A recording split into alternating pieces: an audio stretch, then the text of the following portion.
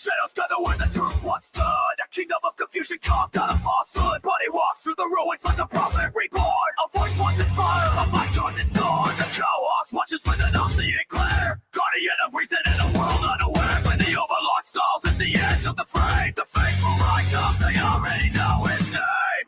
I'm here to resurrect the second coming of common sin. I come to wake the sleeping, the church will bring the fed. No idols, no illusions, no hollow in your bed. He's here to resurrect the second coming of common sense.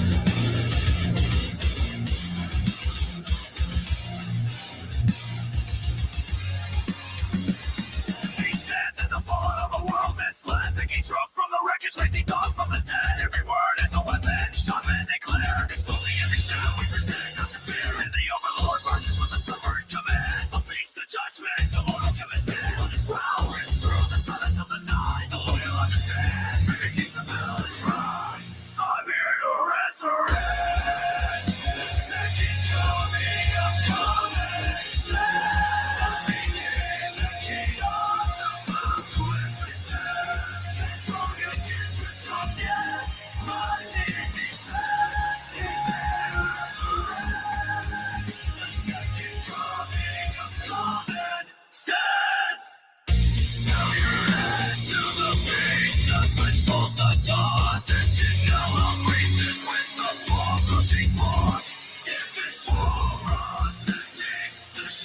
to consume the world cracks open, usher it up.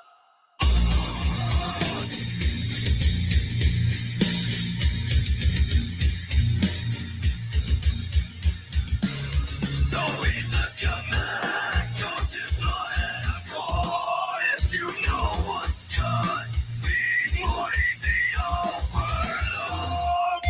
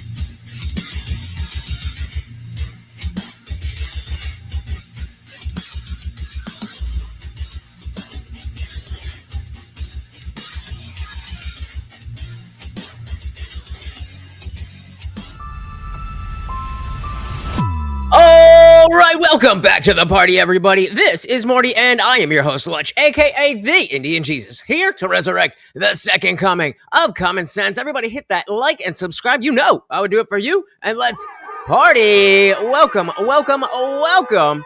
How are we doing? Probably better than me. Oh, man, oh, man. Last night was quite a night. I didn't even plan on streaming, and then it was like whatever 7 o'clock or something. I'm like, let's do a little roll up and chill. 9 hours later, they're still going. Go lay down more. But it is a good thing that you want to come up here? It's been such a long time since you came up and hung out here. All right, I got a Morty in my lap. There we go. Yeah, we did, however, hit the weekly goal, which means tomorrow night is movie night.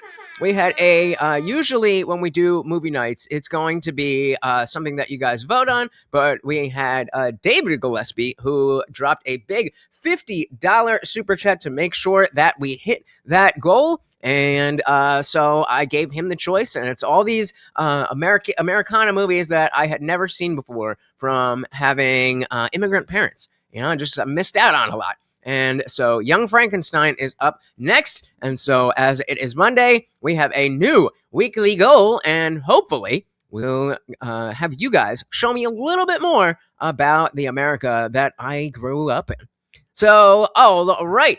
Shout out to Nick Shirley. Nick Shirley is back, baby. He is back. He went to Cuba this time, talking about, just trying to show what Cuba actually is like. And you may or may not know that Jake's nephew, Hassan Piker, recently also did a trip to Cuba. But that trip was like, he specifically said the government reached out to him. The Cuban government reached out to him and was like, hey, we want to put you on this propaganda tour.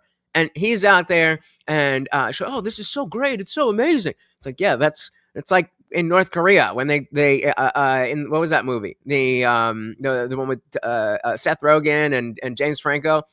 They go in the grocery stores. You see them all over the place, but it's just the window. And so that's exactly the same thing. Our boy Nick Shirley went out and did the real journalism to see what was good. And he was supposed to be out there for the whole weekend. But as we will see, he gets chased out within 24 hours. So we will see what he figured out, as well as the message he had after he was almost kidnapped. And so usually I go through this stuff before to make sure we got a good show, but I trust Nick Shirley, and I have not seen a lick of this. I have not seen anything at all. So let's dive right in. As always, guys, if you cannot hear the video, please do let me know. What percentage of people do you think are suffering here in Cuba? La mayoría. La mayoría. What's your thoughts on communism? ¿Qué piensas de comunismo? De lo más malo que ha existido en la vida. The worst thing to ever exist is Porque communism. realmente Because in reality, ninguno es comunista. no one is a None of the gas communist. stations are even in operation right now because there's quite literally no gas. And we stand out like sore thumbs here, so they're wondering why. Hey, shout out to Ag. Welcome, welcome, welcome to the party. Very good to see you, sir. And yes, guys, please hit that like and sub up. It is absolutely free. Share the video as well. It does not even matter if you think anybody's going to click on the link. Just by you telling the platform you want more people to see it, they will show it to more people. Welcome, welcome, welcome, sir. Now because there's quite literally no gas. And we stand out like sore thumbs here, so they're wondering why we're here with cameras, interviewing people. They want to know what's happening and what people are saying. That's why people are not talking to us much. They're asking why we're trying to leave the hotel early. Cuba right now is facing one of the largest humanitarian crises in the world. Cuba's government is a one-party communist-ruled country, and they are facing massive food shortages, daily blackouts, and a lack of medicine. And right now, a U.S. blockade is restricting oil and gas from coming inside of the country. That was one thing that my dad would always talk about because of their relationship to Venezuela. And there's people in my family who are, I'll say, connected to Venezuela. He would always talk about how, like, if you were in Cuba, it was like being in a time machine going back to the 50s because there's no new technology or, namely the cars, just a culture shock. Communism and socialism on the rise in the West. I wanted to see what life in communism is really like firsthand, as Cuba has been living underneath communism for over 60 years. Upon arrival, I completed all required documents and had received a visa for journalistic activity. However, once I landed, all my camera gear was seized, and within 24 hours, I was planning my escape out of Cuba after their intelligence followed me all day and a 2-star general came searching for me at the hotel. Now let's go see the reality of Cuba and eventually plan our escape out of Cuba. Where are the people at? ¿Dónde está la gente? No hay nadie aquí en la calle. No hay nadie aquí en estas casas. No one's ¿Dónde está la gente? the houses. Where are the people? The people is that there's no gasoline. Not easy to move. Anyway, we have a lot of limitation for work. None of the gas stations are even in operation right now because there's quite literally no gas. When the United States captured Maduro, their main supplier of gas and oil was shut off. So the country right now has hardly any gas. And if you do want to get gas, you have to wait in a line from the government. The guy that we're in our taxi with right now, he said his position to get gas is $1,200 in line, and gas from the government costs around $1. But gas, if you were to buy it on the black market, costs $10 per liter. That's $40 per gallon. Yeah, so that's crazy. So remember, as the LA mayor's race is going on, Karen Bass was, the reason that that the oil is such a big deal is because we and you guys know I'm not a foreign affairs expert, but the reliance that Cuba has on Venezuela, I don't know, it helps us. We want them to feel the pain so the Cuban government will capitulate to whatever the fuck it is. And Karen Bass is explicitly trying to go against that and bring oil and gas to Cuba. It's like, I understand that the people there are suffering, but it's on a different level. It's on a global scale. You can't worry about that. I mean, that's just, the government's fault. You're some mayor from LA. To buy gas here in Cuba. Before they captured Maduro, was there gasoline in the gas stations? Always. What easy. Nowadays it's really bad. But it was easy to get gasoline. And so a lot of people are going to be like, see, Trump, you're hurting all of these people. But the fact of the matter is, as I'm sure we're going to see, the way that they live is already so substandard because of how much the government steals, that creating a different lifestyle altogether is what those people actually want. And it's not about we as the U.S. going in and doing what we want, but in actuality, like that guy at the beginning said, no one is really a communist. And so, yeah, maybe things were better, but they were not good. Every day you can go to the gasoline station and buy it normally. It was normal. But nowadays, it's really bad. ¿Y cómo está sobreviviendo la gente aquí en Cuba? Just imagine the reality of it. With 1,000 sacrifices and 1,000 daily struggles, the average Cuban citizen is the one really going through absolute hell here in this country. It's so interesting being here in Cuba because everything is just like empty. It's almost very like North Korea like when you come into a massive plaza and there's not even cars. Listen, right now you can't even hear a car in sight. And they have all of this other portraits of people and past leaders of Cuba, yet there's hardly anyone even here. It's very strange here. I don't know if I don't know how widespread it was, but definitely when I was in high school, it was very popular to be wearing Che Guevara shirts. And like I didn't know who the fuck that was, but just very, very weird how much that stuff is common. And like, I mean, this was also around the same time where everybody was putting the anarchy symbol on everything. But fucking weird. Saying that this is even more quiet than during COVID, during the pandemic. Less people are even leaving the streets than during the pandemic. That's how bad the crisis is right now. And the Cuban people simply just don't have money, and they also just do not have the resources like gasoline to be able to go out and continue their normal lives right now. We headed to a nearby hospital, and from this moment on, we noticed we were being followed by Cuban police and their intelligence after the word got out as asking people about communism. Inside of a communist country, there's no such thing as freedom of speech or freedom of the press. In fact, if you speak out against the current regime or against communism, your neighbor can then report you to an area inside of the neighborhood where the government or the police will then come after you, and you have the risk of being imprisoned for speaking out against the regime. And that's very similar to, the surveillance state that is created under a communism. And directly here, when we had the COVID lockdowns, there was incentives to snitch on your neighbors, and it creates a low trust society. And so whether or not the infrastructure of the government is good or bad, then living around a place where you can't trust your neighbors, you can't trust your family members, is that even really civilization? Then come after you, and you have the risk of being imprisoned for speaking out against the regime. And what's the reality of living inside of communism? ¿Qué es la realidad de vivir en comunismo? Son presidentes todos, son jefes todos. Presidents of everything, the bosses of everything. Así que funciona. Hay mucha gente que está muriendo. There are a lot of people dying comunismo. Because of communism. Por eso mismo, porque no hay Exactly. There's no medicine to give to the people. pastillas, no hay nada para darle a la gente. And what would be your last message to the people about living life in communism? Bueno, el último mensaje que daré es que lo más malo que hay aquí en Cuba es el comunismo, que viven todo en comunismo. The worst thing in communism, and the worst thing in Cuba is communism. So whatever we see throughout this video, we can attribute it back to either it is bad because of communism, or it's bad, but it's not the worst thing that you'll find in Cuba. Eso es lo más malo que hay aquí en Cuba ahora mismo, el comunismo. ¿Y qué piensa ahora de su propio presidente, Canal? Bueno, yo pienso que no tiene la capacidad para ser presidente, porque nos estamos muriendo de hambre. Si no trabajamos, nos morimos de hambre. And do you believe that it's the responsibility of the government to give food to the people? ¿Crees que es la responsabilidad del gobierno para dar comida a la gente? Yeah, if it's a communist, then absolutely. If you come to America and you say, well, if I don't eat, then I don't, or if I don't work, I don't get to eat. It's like, yeah, that's how this works. But there, that is not the promise. The promise is that we will supply everything and it'll be a utopia. You'll never have to worry about it again. Psych!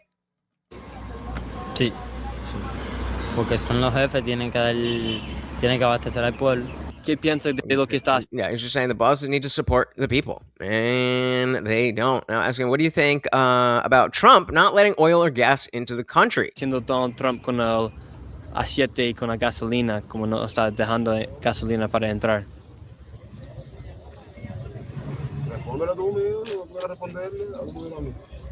See, like people are very scared to answer. I was wondering. I was like, okay, if the guy's going to be weird, why not just cut away? But this is exactly what he was talking about, in the sense that, if anyone around him hears him speaking that, or obviously at the, his face isn't blurred in real life.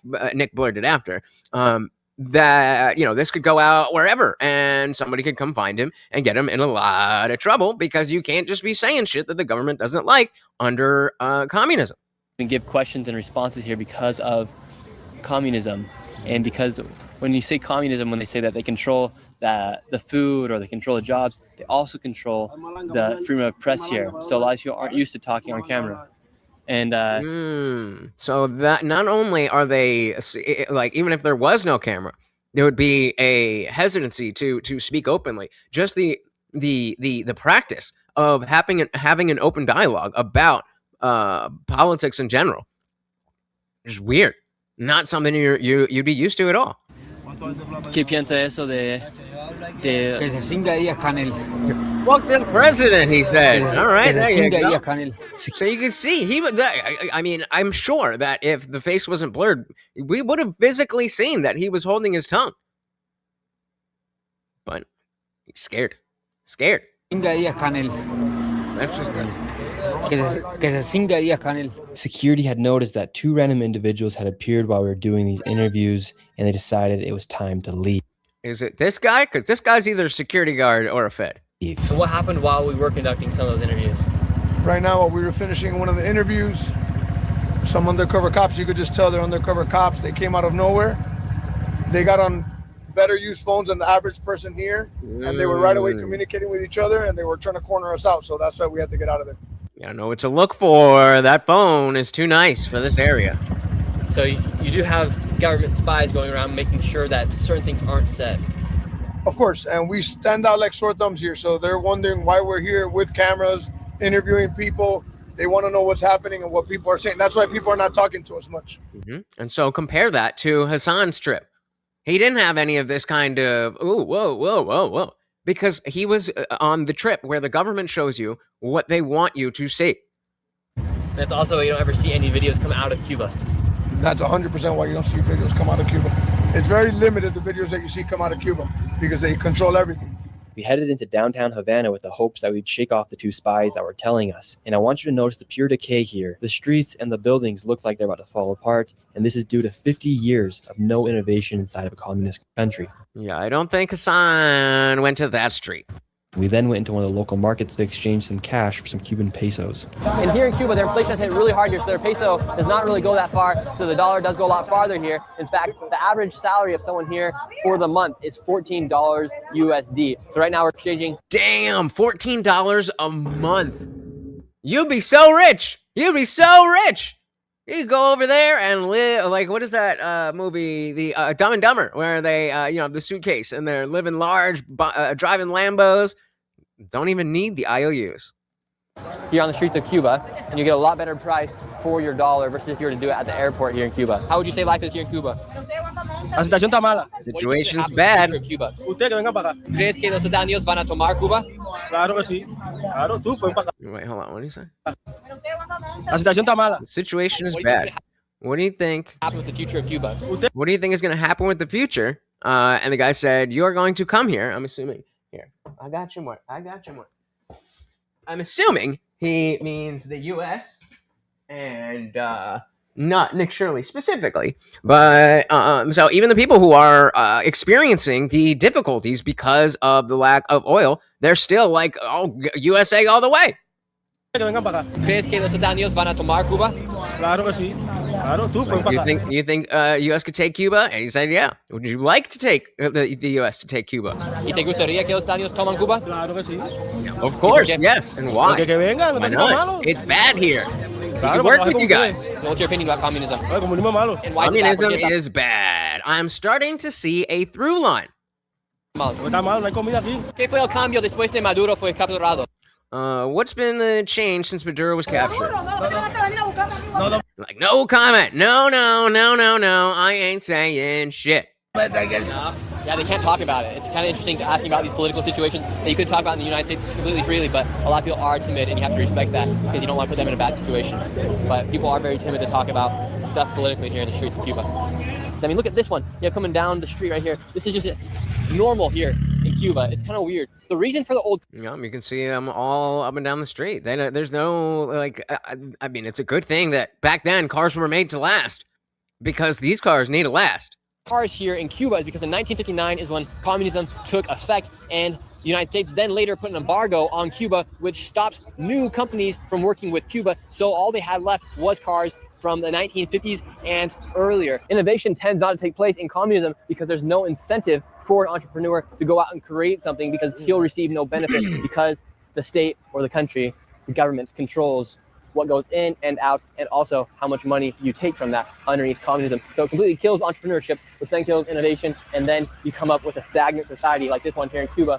Yeah, and so all of these Americans who are living in under the benefits of capitalism have so much privilege and so much positivity from that they are looking at the chinks in the armor and saying, oh, well, your armor's not perfect. We should go like that guy being Cuba, and just go out there with no armor, because then there's no chink in the armor. That's their logic. Very stupid. Where they have not developed any much further than since around the 1950s. All these buildings here are still standing from the 1950s, but they have not innovated, or there's nothing new here inside this country. It's actually kind of sad to see. This man right here will explain just how dangerous it is to speak out against communism inside of a communist country. How's life in communism? His life really, Dad. What's the reality of it? El comunismo. Yeah. Communism. I can't talk about that. Where the fuck is everyone? No, vaya, no te puedo contestar esa parte porque no. Vaya, no sé qué decirte. La gente aquí, the people here, no pueden hablar sobre el comunismo o hablar en contra del gobierno. Aquí tú hablas en contra del comunismo y te meten preso. Te desaparecen. Lo que pasa es que la gente tiene miedo a hablar. ¿Me entiendes? Pero aquí tú hablas y te desapareces. So if you speak bad about communism here in Cuba, you'll be taken to prison and you'll just disappear. Te pueden meter días preso. ¿Me entiendes? Jail for days. Es imposible para hablar. You might never return. ¿Sobre comunismo? No tengo nada que decir. Again, Yeah, no what's super comment. interesting about talking about communism. They cannot speak bad about communism here inside of Cuba. She's bad. She's bad, Because of the though. lack of oil inside the country, there's constant blackouts that are taking place each and every single day inside of Cuba. And it's even affecting the education of the children. In fact, right now, inside of Cuba, the main university, the university that Fidel Castro attended, is currently shut down. And so right now, the children and the university students of Cuba are having a hard time getting education. This is the National University of Cuba. I mean, this is a huge stadium they have. Tons of seats, a track, and a football pitch, but it's all just has not been maintained whatsoever. Just the vents are all rusting and eroding. Why would they? Why would they? The government doesn't care about those specific vents. The people don't have any agency to be able to do anything about it. So why would it be different? ¿Qué tal la vida aquí en Cuba? How's life in Cuba? Más o menos. All right, there's a problem with the transportation. What would you say? But again, we have to understand that this child likely has never experienced anything other than Cuba. The biggest problem is, ¿qué diría que es el problema más grande para un joven? Biggest problem for the youth. Lights. ¿Cuántas veces al día se cortan la luz? How many times a day do they cut out the lights? Casi todos los días, de cualquier hora. Shout out to Let's Chief. I'm pretty sure that's his first language. I speak better English than I do Spanish because I grew up learning English. That's typically how that works. So welcome to the party. Out the lights. Casi todos los días, de cualquier Almost hora. every day. It can be at any hour, at any time. Yeah. How do you live? Like that would be annoying enough for someone just trying to chill out and enjoy a movie or play soccer after dark. But imagine having to do schoolwork and shit and like just go out. You're fucked. Do that as a young child. ¿Cómo se vive eso mientras que estaba un joven? No muy bien. El tema de la luz, no, además el Lights estudio. affect studying. Muy bien. So the lights are affecting your entire life. Entonces los luces están afectando toda tu vida. Cuando viene, a veces no viene más hasta por la mañana, o la quitan general en Cuba entera. So sometimes when they come back until the morning, sometimes they cut off all of Cuba. We left the university and did the most touristy thing we could do, and that was to hop into a 1950 Chevrolet and tour the city of Havana with one of the local guides. We did this in the hopes that we would have less people following us. However, it just brought even more attention to us when we got back to the hotel. How come here you guys still use old cars from the 1950s? Porque estos son coches tradicionales. Traditional cars from before the revolution. Coches del 50, 1950 to 1959, and we worked for the government. De patrimonio de la humanidad y trabajamos para una agencia del gobierno. So you guys work for the government still? Del gobierno. Trabajamos para el gobierno. And this is kind of a random question, but do you know what a Tesla is? ¿Sabe qué es una Tesla? No. No. Nope. No idea. No idea. This man has the luxury. That is one thing communism can do, is give you the luxury to never have to ever see a Cybertruck.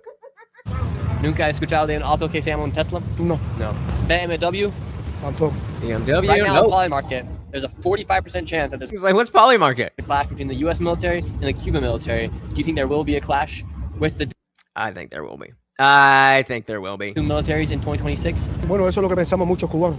That's what a Eso lot es lo of que pensamos Cubans muchos think. cubanos porque queremos la mejoría de nuestro país.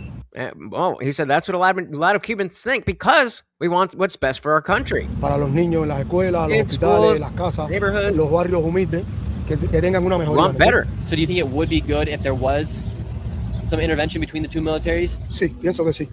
Pienso que Yes. sí. Nosotros lo que queremos es tener la tranquilidad. Just ¿Qué want piensa pasaría? And so like, I can understand that perspective. That doesn't inherently mean like, oh, okay, well, let's go and invade and do this, that, and the other. Like, I can understand that somebody is looking at their surroundings and seeing this is not what I like.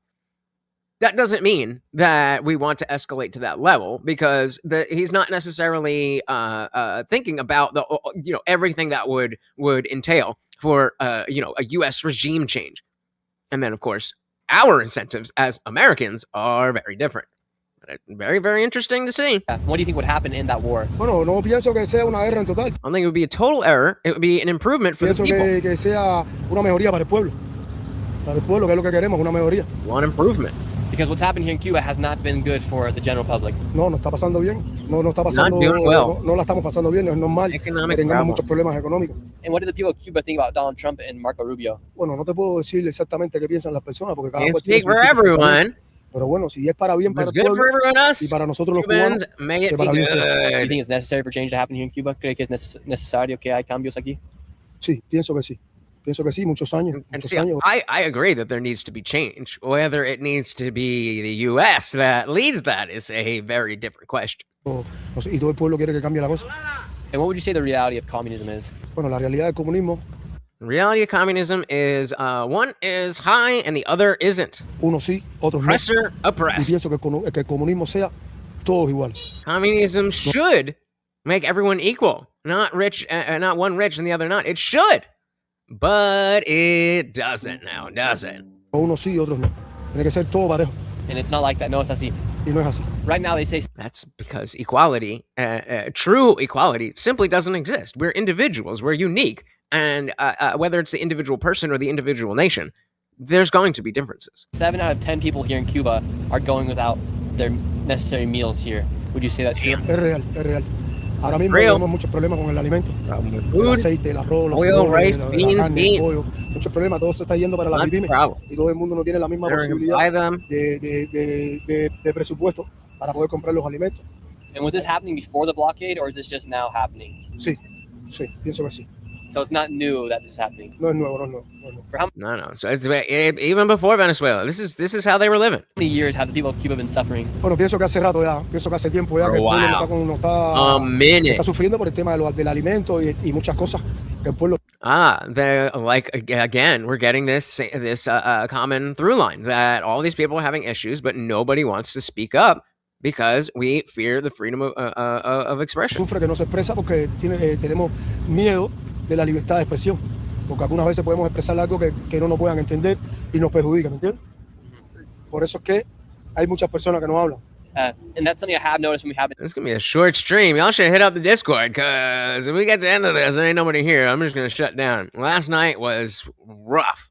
Talking to people, a lot of people are scared to talk about the current situation here in Cuba because of communism, essentially. Hay muchas personas que no quieren expresar lo que sienten porque tienen miedo a cualquier tipo de situación, a que puedan ir presos, go to jail for expressing yourself. Muchas cosas como ha pasado. Hay personas que han expresado lo que sienten y han tenido problemas. People have tried problems with the government. And how much does it cost right now for gas? Ahora tenemos $10 un litro de gasolina y la estamos comprando en mercado negro. And how much? Ahora mira, no hay gasolina en ningún Cuba. Por eso que ha subido los impuestos. Yeah, just like you said before, for $10 a gallon if you can get it from the gas stations, but you can't, or you have to line up, be 1200th in line, or you could buy it on the black market for 10 times as much. Ha subido todo por el tema del petróleo y la gasolina. What would be your message to all the people in the world about what's actually happening here in Cuba? Queremos una mejoría. We want better. We need better. Para que el pueblo esté bien. And this is where there you go. We want better. We need better. Communism is bad. Things began to get some things are that simple. Really weird. As we arrived back to the hotel, this man began following us. He was all alone and he kept moving as we moved. Security noticed him telling us. We played it cool and left the hotel a few hours later, and after one interview on the street, we caught the web of spies following and monitoring everything I was doing as this man exposed the raw reality of Cuba unfiltered. What happens at nighttime here in Cuba? ¿Qué pasa aquí en la noche?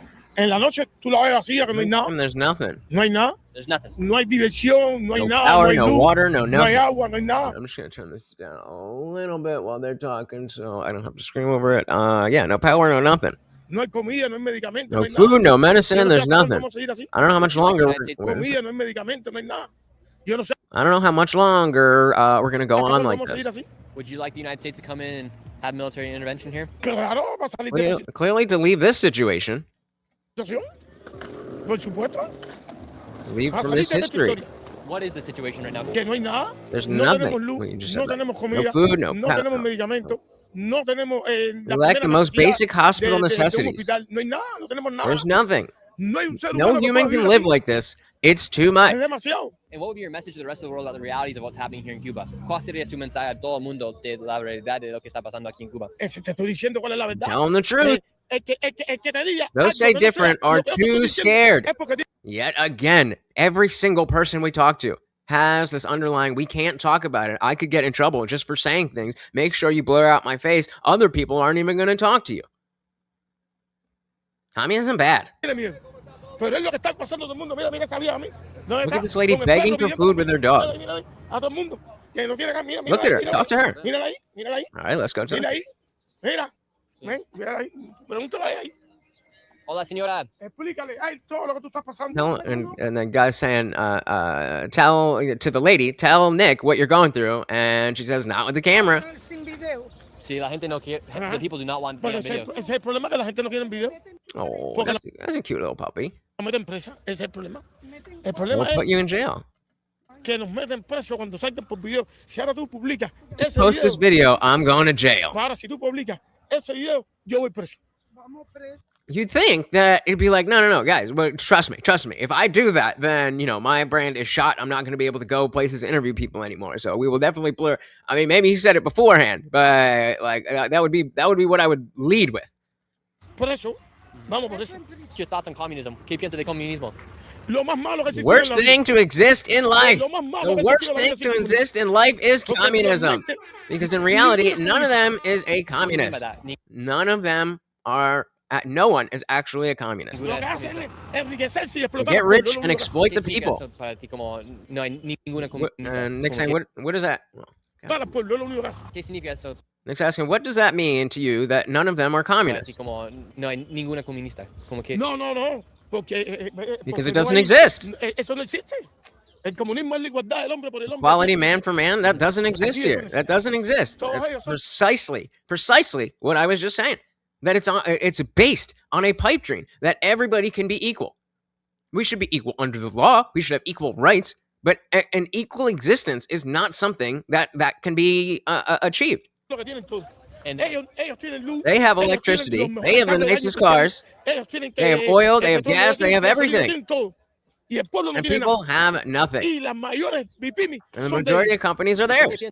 Shout out to the real. Welcome to the party. Yeah, I mean, equality, equally poor. But even still, that's not the case, because that's exactly what he's saying. The people might be equally poor, but the leaders, and a lot of them are calling them bosses. They have all the stuff. That's not equal, because equality cannot exist. Welcome to the party, sir. Nixon, why do you think people defend communism? We've seen it doesn't work. The only ones who defend communism are with the Castro family or Hassan Piker,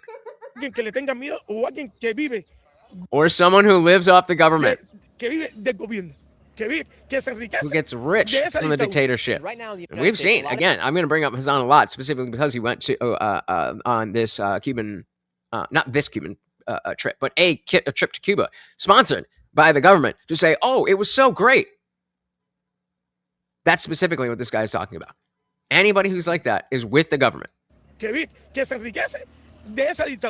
right now in the United States, a lot of people think that communism and socialism is the way to go. What would be your message to them? Because they think capitalism has failed them. Mucha gente en los Estados Unidos ahora creen que comunismo y socialismo es la manera de donde deberíamos ir. No. Eso es lo peor. ¿Qué sería su mensaje a ellos? Lo peor. So what's your message to them? The worst thing you can have, happen in life is socialism and communism. Well, dilly fucking dilly.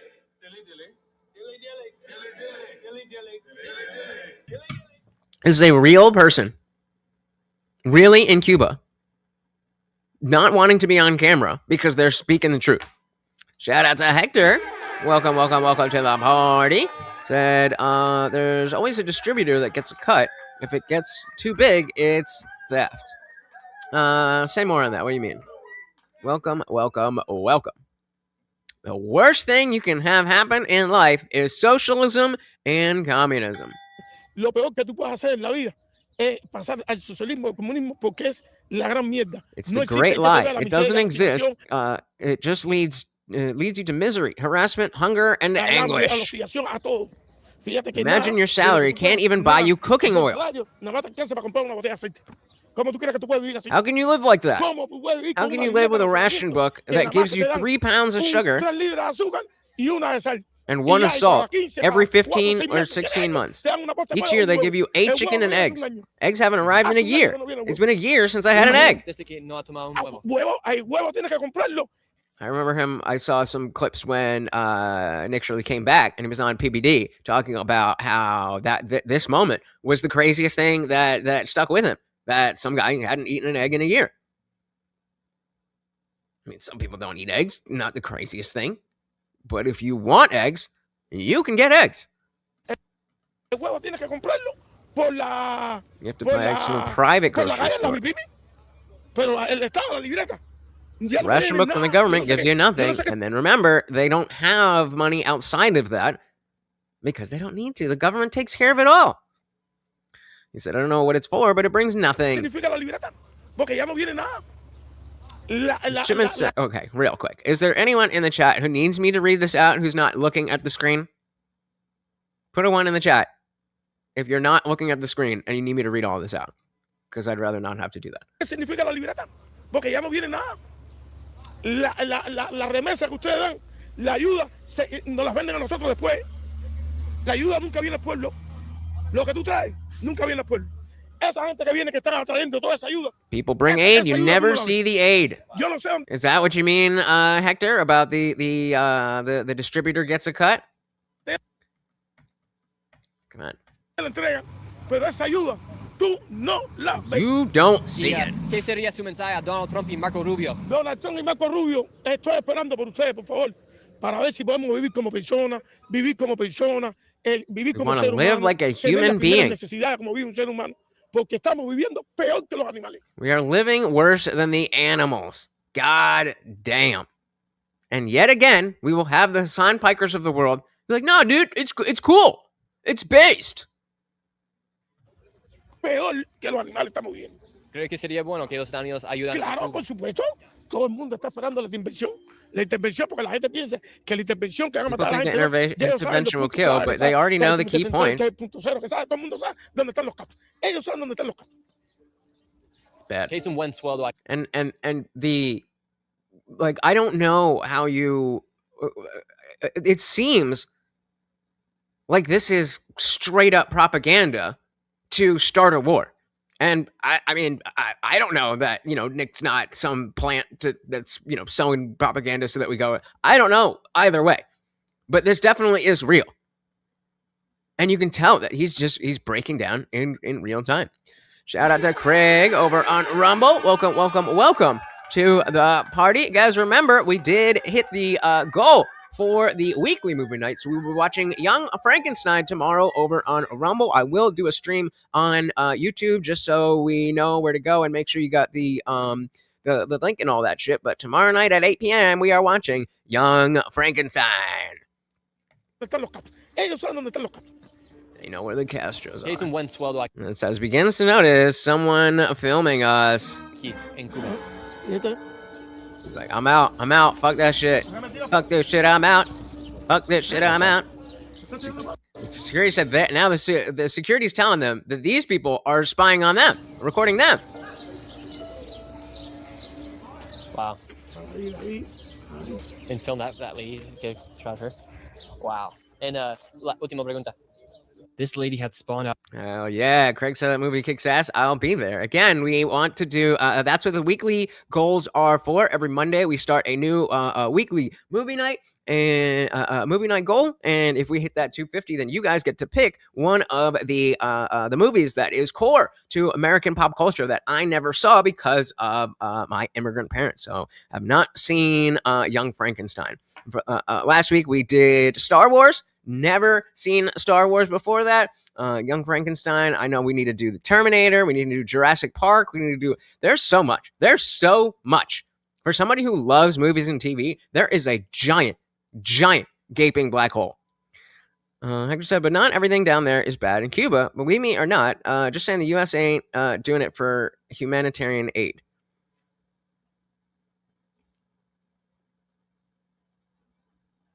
Not well. I mean, sure, not. I don't. So again, say more. You're kind of giving me half a thought. What do you mean?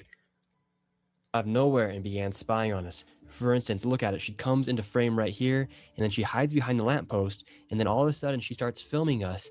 And then when she goes to the other side of the lamppost, she then begins to act like she's on a phone call. However, she continues to point her camera towards our direction. The guy I'm interviewing then notices that she's filming us. He goes and confronts her, and she runs to the other side of the streets. She then turns the corner, and my security guard follows her to see where she goes. And who does she meet up with? She meets up with the man. The same guy! And so it might not even be that these are like government spies. There's incentive for just regular people to be snitches, as we were talking about before. Of the hotel. And after we had confirmed that we were being followed by Cuban intelligence and their spies were spying on us, we hurried back up to our hotel room and made a plan to escape Cuba. She makes her way through the woods to him, and then he goes, no, Lexi, don't sit here. Boom, sits there. So they're together, 100%. Come back to the hotel, buddy's there. They're 100%. Shifty. Option 2 is, there's no more flights out to me. So Wiltos asked a good question. Why would he upload this if the people get jailed or off for saying stuff? I think the majority of people who are saying the things, he's blacking out or blurring out their faces. But that is the basis of this kind of journalism, is so that we can see what is happening. So that's the whole reason of going there, is to show how scared people are. 100% on. So you think we gotta leave tomorrow morning? If we're gonna deal with the pressure at one point, which I think we're going to anyways, we do it trying to leave early at the airport where there's public eyes. Damn, so they were supposed to be there the whole weekend, and this is that night. We're in Cuba, we're in Commie Town. So Commie Town. Think we can get out tonight? I knew that guy was saying, I was like, he's either security or a Fed. Thinking about making a call to see if we were to do that, how far would the U.S. Coast Guard need us to be? There are problems now. So these advantages, This is literally the North Korea of Latin America, and we have spies on us. Yeah, 100%. Yep. 100%. We're not paranoid. I'm 100% convinced. Like they're saying they got a more fair medical system and very good medical research down there. Fair enough. Not as the fact that they don't let a lot of media outside of Cuba, then I am not too sure about that. But hey, I'll take your word for it. But if we grab our bags right now, we make an escape. I mean, to just hit on that point, Canada has a more fair medical system too, and people come across the border for American healthcare all the time. They're gonna say, "Hey, they just took off." They're gonna shut this whole bitch down looking for us. And to make things even worse, Cuba was having their May Day march just outside our hotel in the morning. Damn. So that is not, and unlike the ones you see here, these aren't paid protesters that got assigned when they got there. These are people out all around the hotel, military and Cuba government was surrounding the hotel, protecting the streets for the march the next morning. Yep, Craig said, I thought the guy that got interviewed just said that their medical system there sucks. That's what I thought, but I'm just paying attention to what we're paying attention to, and I don't have anything to say that he's wrong, so I'm not going to argue. But it doesn't seem like that is much of anything in the grand calculus of everything that we're looking at. What counts as fair? I don't know. I'm with Craig. I'm gonna listen more to the people that live there, but just because I see it on a YouTube video doesn't mean it's true. Hector said, I talk bullshit with the more fair thing. Thanks for calling me on that. It's only as fair as your social status. That doesn't seem very fair at all. Even in a hyper-capitalistic system like we have here, then the you still have if you're just an illegal alien, if you get your leg broken or something, you get wheeled into the ER, your social status doesn't matter. I mean, they're gonna want money at the end, but they're gonna treat you first. I don't know if it works that way down there. Government was surrounding the hotel, protecting the streets for the march the next morning. My thoughts. So tomorrow they're going to have the march for the May 1st march. Yeah. It's a big march. So it starts at 6. They're either going to come for us by 3 or 4. So we have to be out of here by then. Yes. Shout out to Matthew. Welcome to the party. Yeah, it's super fair if you're of the elite class, which doesn't seem too fair, but also doesn't seem all that much different than how it works here. But just the bottom is kind of cut off. So we'll take care of the poor and the illegals. But if you got money, you're probably gonna get much better treatment. Yep. Elites get what they want. And so it's funny that people have an issue with that social hierarchy in a capitalist system. But we can see that not only do those issues where the elites live one way and the people live a different way, not only does that exist under communism as well, but all of the issues are exacerbated. And instead of the elites under capitalism living here and the people under capitalism living here, we have under communism, the elites living up here and the people living down here. It's just irony when we see Americans who are living almost as close to the type of life as the elites, but not exactly the same, asking for this type of government. Shout out to Rowdy Gowdy. Welcome to the party. Very good to see you, sir. It was actually very overcast, and I was hungover as fuck.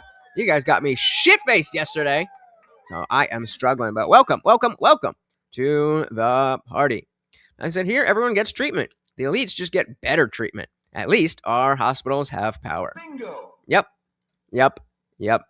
As regarding the medical research, it's incredible, better than the whole EU in terms of dementia treatment, for example.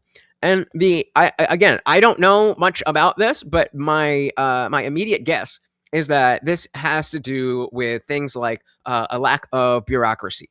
And so in America, bureaucracy is a dirty word.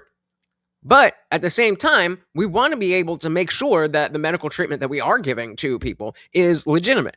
And so maybe the FDA and the CDC have way too much power, but we are glad that there was some level of what's the word I'm looking for? Of, just checking to make sure it's legit. you can get pretty far with experimentation if there's no overwatch, if there's no oversight, and you might fuck up a whole bunch of it, but we found this thing for dementia treatment. So I'm just skeptical. I'm just skeptical based on what we're watching. They come for us by 3 or 4, so we have to be out of here by then. And whether that's us bouncing around the city in a pair of 2 and one off on their own, and maybe I'll be back up. We have to distract them enough. By the time it's our time to board on the airport at 8 a.m., they're too occupied doing this march thing. We took a bit of a risky move and headed down to the lobby to act as if we had no idea they were spying on us and act very casual. So security puffed on some Cuban cigars. I drank some water. Security chatted up with some of the people working at the... Act natural. Water's natural, right? I'm just drinking my water. Act natural. Either Real said, in America, there's opportunity. There is none in a place like Cuba. They shout out that they still have hope, but they're hoping for us to come and save them. And as an American, I don't really want any more military actions than we need. But we'll see.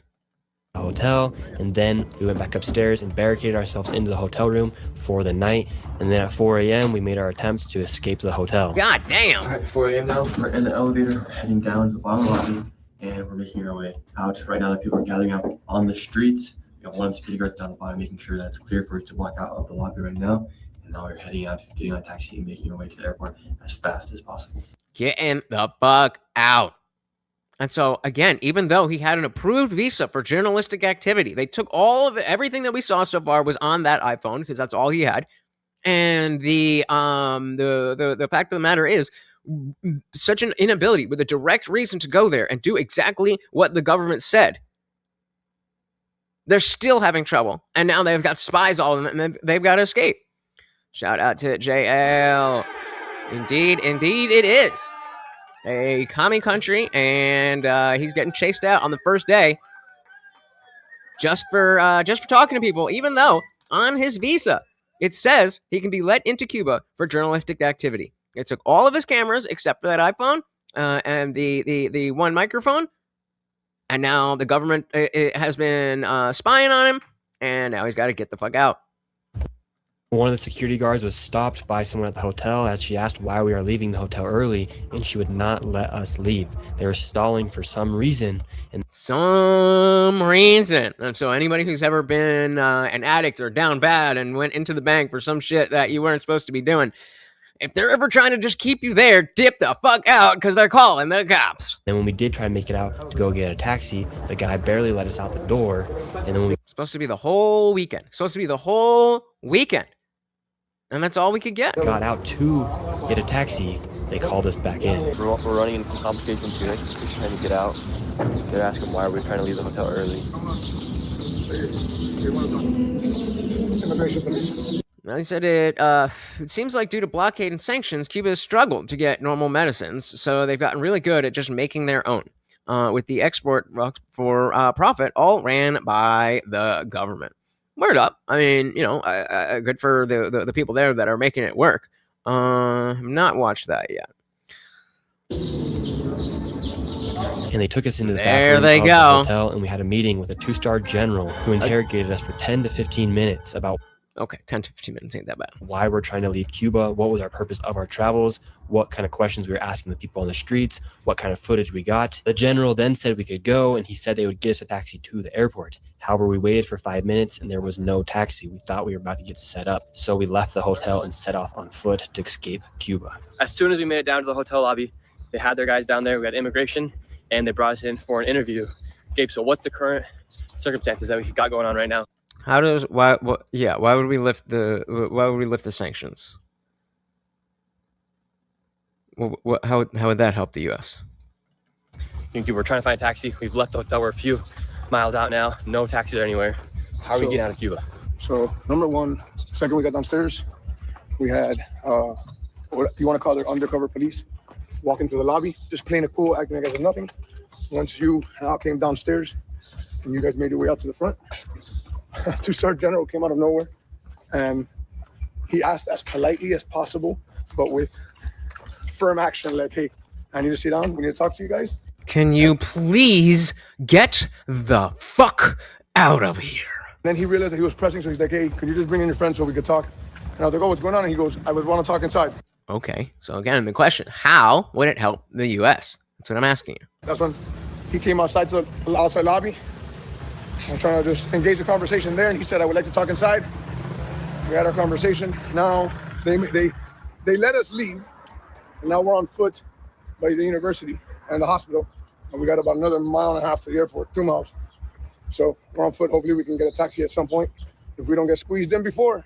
Oh wait, are you saying when you say it would help just not the U.S., do you mean it would help them and not the U.S., or are you saying it would help not only the U.S.? Those are two very different statements. Now they said, why would we lift the sanctions if they're still refusing to stop being authoritarian shitbags? Well, that's what I mean. I don't know.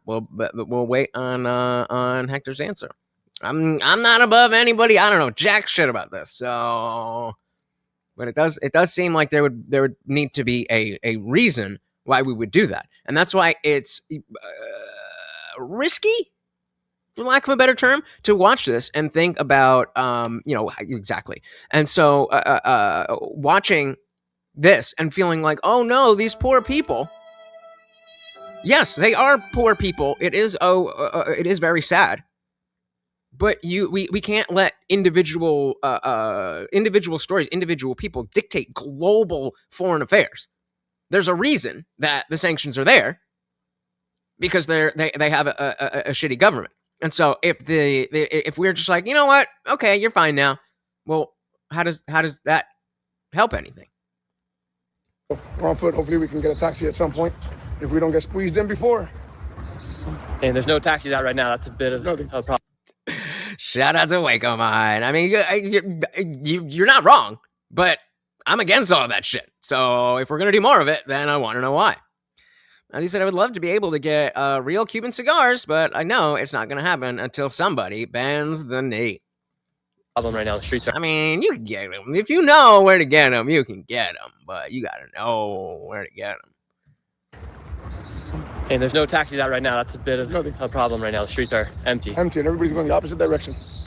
By the grace of God, we found one taxi driver in all of Havana who agreed to take us to the airport. The only problem, it's a tricycle that only goes 10 miles per hour. All right, we got our taxi. Any car could just catch up to them and fuck them. All right, it's our taxi to the airport.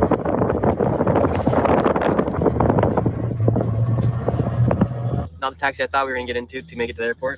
This is our taxi we have right now. It's the only option we had available. We're going to try to find another car taxi because this is taking too long to get to the airport. And our flight's going to leave without us in right now. We currently have the entire government of Cuba telling us that we're trying to leave the country.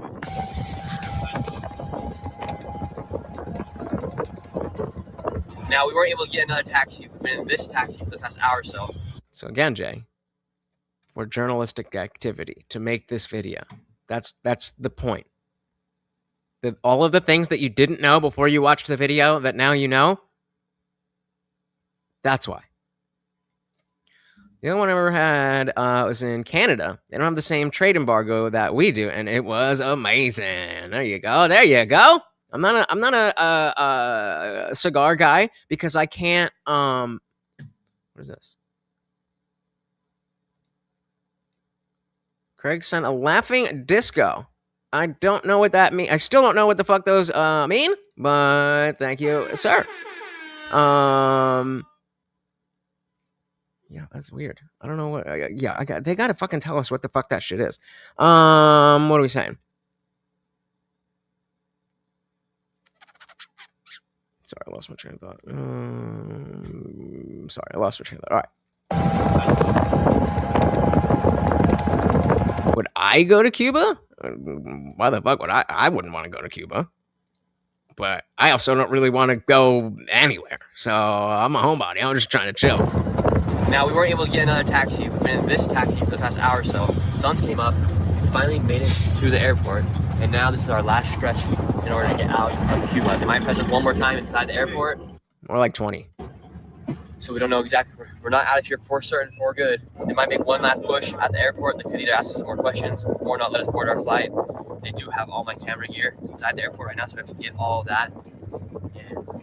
And everyone's on the know that we're trying to leave Cuba right now. We'll see if they let us board our commercial flight. We made it to the airport, and now I had to go get my camera gear that they had seized just 24 hours before. They questioned me for another 30 minutes. They then took one of my security guards, questioned him as well, and then they ended up letting us get onto our Oh my gosh. Muchas gracias. Gracias.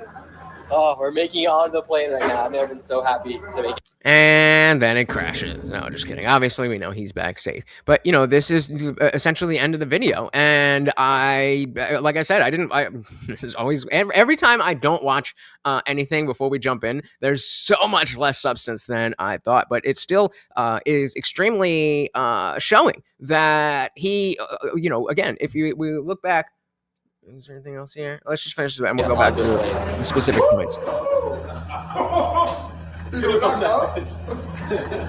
I got pulled up by two guys. They wanted to do the smooth approach, like, hey, what's going on? Why are you guys here? Why are you guys leaving so soon? You guys got here yesterday. After going back and forth, and I was done with the small talk already. I was like, bro, something's going to happen. Let it happen already. And he's like, I'm like, listen, we had a 2-star general at our hotel at 5 in the morning. You guys are here now. We were pressed all day yesterday. What's up? And he's like, even the president knows that you guys are here. The president of Communist Cuba knew that we were here. Oh, wait, hold on. So, wait, Craig, you spent money on that? Because I'm trying to, I don't, it doesn't show me anywhere what that is, or it doesn't go into the, like it's supposed to say, like, chat revenue. And it says 0, so I don't know. It's someone else told me that they, you get them from experience points and stuff. Yeah, let me know if you sent in money for that. Weird. Shout out to David Gillespie. Welcome to the party, and of course, got us over the mark of last week's weekly movie night goal. So tomorrow we will be watching Young Frankenstein, 8 p.m. Eastern. Well, that's what I'm saying. I want to make sure that if somebody's spending money, then we're going with the rules. But I don't know how to verify any of that. So, I mean, Craig's here. He can let me know. But if you guys know how that works and how any of that stuff calculates and all that stuff, let me know. But yeah, I don't think I don't think it goes to me. So here's what you do. Save your jewels and whatever and all that stuff for other people. If you want to send in a donation, send in something that will, a super chat, a Venmo, one of those things. Okay, Craig, so I was given 300 points to YouTube. Okay, yeah, it's free for. So okay, we'll do treats for those things. Hey, thank you, sir. So, okay, jewels will not count towards the goals, but they will get Morty a treat. Thank you. So, very, very much, sir. All right. Yeah, so I want to finish this up, but we have, all right, so we're basically here. So, even in the beginning, it says specifically on Doc Emmergear was received a visa. Journalist, this is his visa to get into the country. And it specifically says journalistic activity. Present your completed check. It's valid for 90 days. All that stuff. And then as soon as they get there, for journalistic activity. However, once I landed, all my camera gear was seized, and within 24 hours, I was planning my escape out of Cuba after their intelligence followed me all day, and a 2-star general came searching for me at the hotel. All right, so YouTube Jewel Gifts are a monetization feature for creators that convert viewer-purchased virtual jewels into rubies, which are then paid out as real money earnings, typically valued at 1 cent per ruby. These gifts appear as interactive animations on the vertical live streams. We don't have a vertical live stream. To boost engagement, allow fans to show direct financial support. So, I mean, yeah, I'm going to say I don't trust them I don't trust them to be, doing what they're like. As you can see, it's not showing up. There's no chat. There's no nothing. I saw a little thing at the top. Very easy to miss. I don't trust them. So I would say, unless you're getting them for free, then don't send them here. If you'd like to help out the channel, it would be way better to do something that is that we can all see. That is with real money, so everybody gets what they want. Unless we clear that up and there's a way that I can keep track of that and everything, and because then I'm gonna have to have a list of every single gift and how much each one is, and let's not go further into the dystopian world where we're not doing fucking dollars anymore. We're already bad, but I do appreciate it. Thank you so very, very much. I just want to keep everything fair. Yeah, I know. Shout out to Spartacus. Welcome. I do pop up in horizontal chat, but that's what I'm saying. There is no vertical stream. I'm not doing both. There is no vertical stream. So I'm very confused. Very confused. Yeah, there. But I mean, hey, if you're getting them for free, then they definitely do help out. But I would say do not spend money on jewels or rubies or whatever on this channel unless we get something. So Hector said, I just want to correct something. The Cubans got their people educated in East Germany, which had the best contemporary medical system, and the Chinese were supporting from then on as medical suppliers. Gotcha. So they have.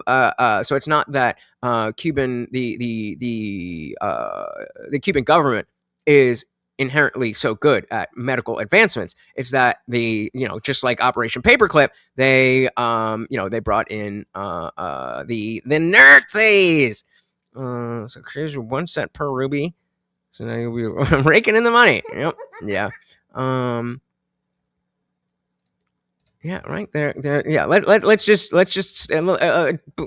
spend your money on those. Don't spend your money on those because there is absolutely no way. There is absolutely no way that it is a better use of your money than the super chats where they already take 30%. They either also take 30% or they find some way to take more than 30%. So that's why we should go through Venmo and Cash App. In case you forgot, we are right here, and we are. Oh, there we go. I see a high five. Let's see. Yeah, again, then it doesn't tell me. It doesn't tell me what that costs or anything. How am I supposed to know how to do that? There we go. And so, yeah, David's saying it here in the, where'd it go? Wasn't it? Oh, because and then it doesn't even say, so the gray one that says sent high five for 100 joules doesn't even show up here, so I can't even pull that up. So, yeah, yikes. Yeah, StreamYard is, StreamYard. Can't get money for StreamYard, but Venmo, Cash App, any of those things. Okay, so we're not paying that. Craig said, have you heard of Super? TSN uses it. The money is instant to your account and you get 90%. The chat shows up on YouTube. Super tip. Is that I have heard of those, but that's where you got to go to a different website to enter it in, right? The problem is that on a smaller channel, it's kind of the fact of the matter that it's right there is why people donate. The fact that it shows up on the screen, I know you said that they do that, but when most people are watching from their phones, so then they got to go off the stream and so it's also probably something that I've got to pay for. Let's just stick with the basics, guys. Let's just stick with the basics. Thank you very, very much for the jewels, rubies, gifts, stickers, whatever the fuck they are. Love you guys. All right, so that was the whole trip. Let's see what he has to. All right, depending. I think this is still in Cuba. This might be the hotel when he got back. I don't know why he'd be in a hotel unless he had to travel. So what the fuck? Unless we'd have to travel somewhere else. But let's see. All right, depending when this comes out, or if it does, We are currently being told by Cuban intelligence here in Havana, Cuba. I came here. I've been wanting to make a video. No, I think you're talking about Streamlabs. So this StreamYard is what I use. That's the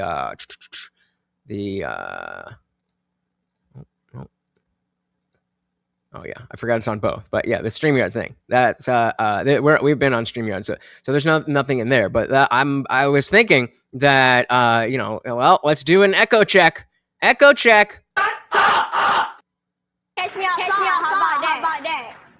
Since that keeps echoing, and I've been going back and forth with them for literally months to try to get them to fix that, because I want to be able to have the music play, have good quality. I really just need to upload there's just so much to fucking do. But point being, I am potentially thinking of moving over to Streamlabs, but we will see.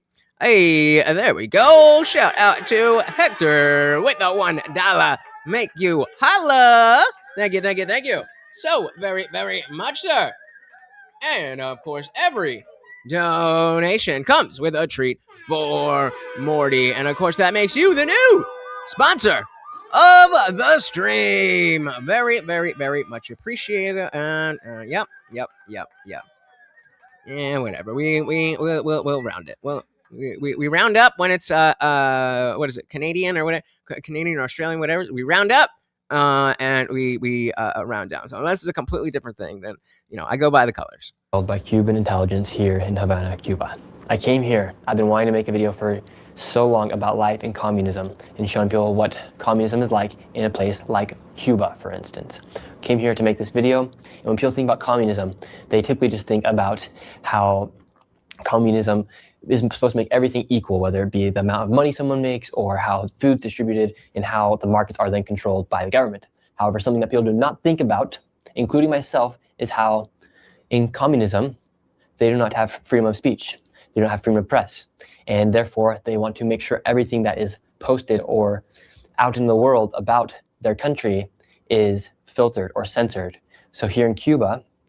Okay, so this is before he left. And so those of you asking, well, why would you do that?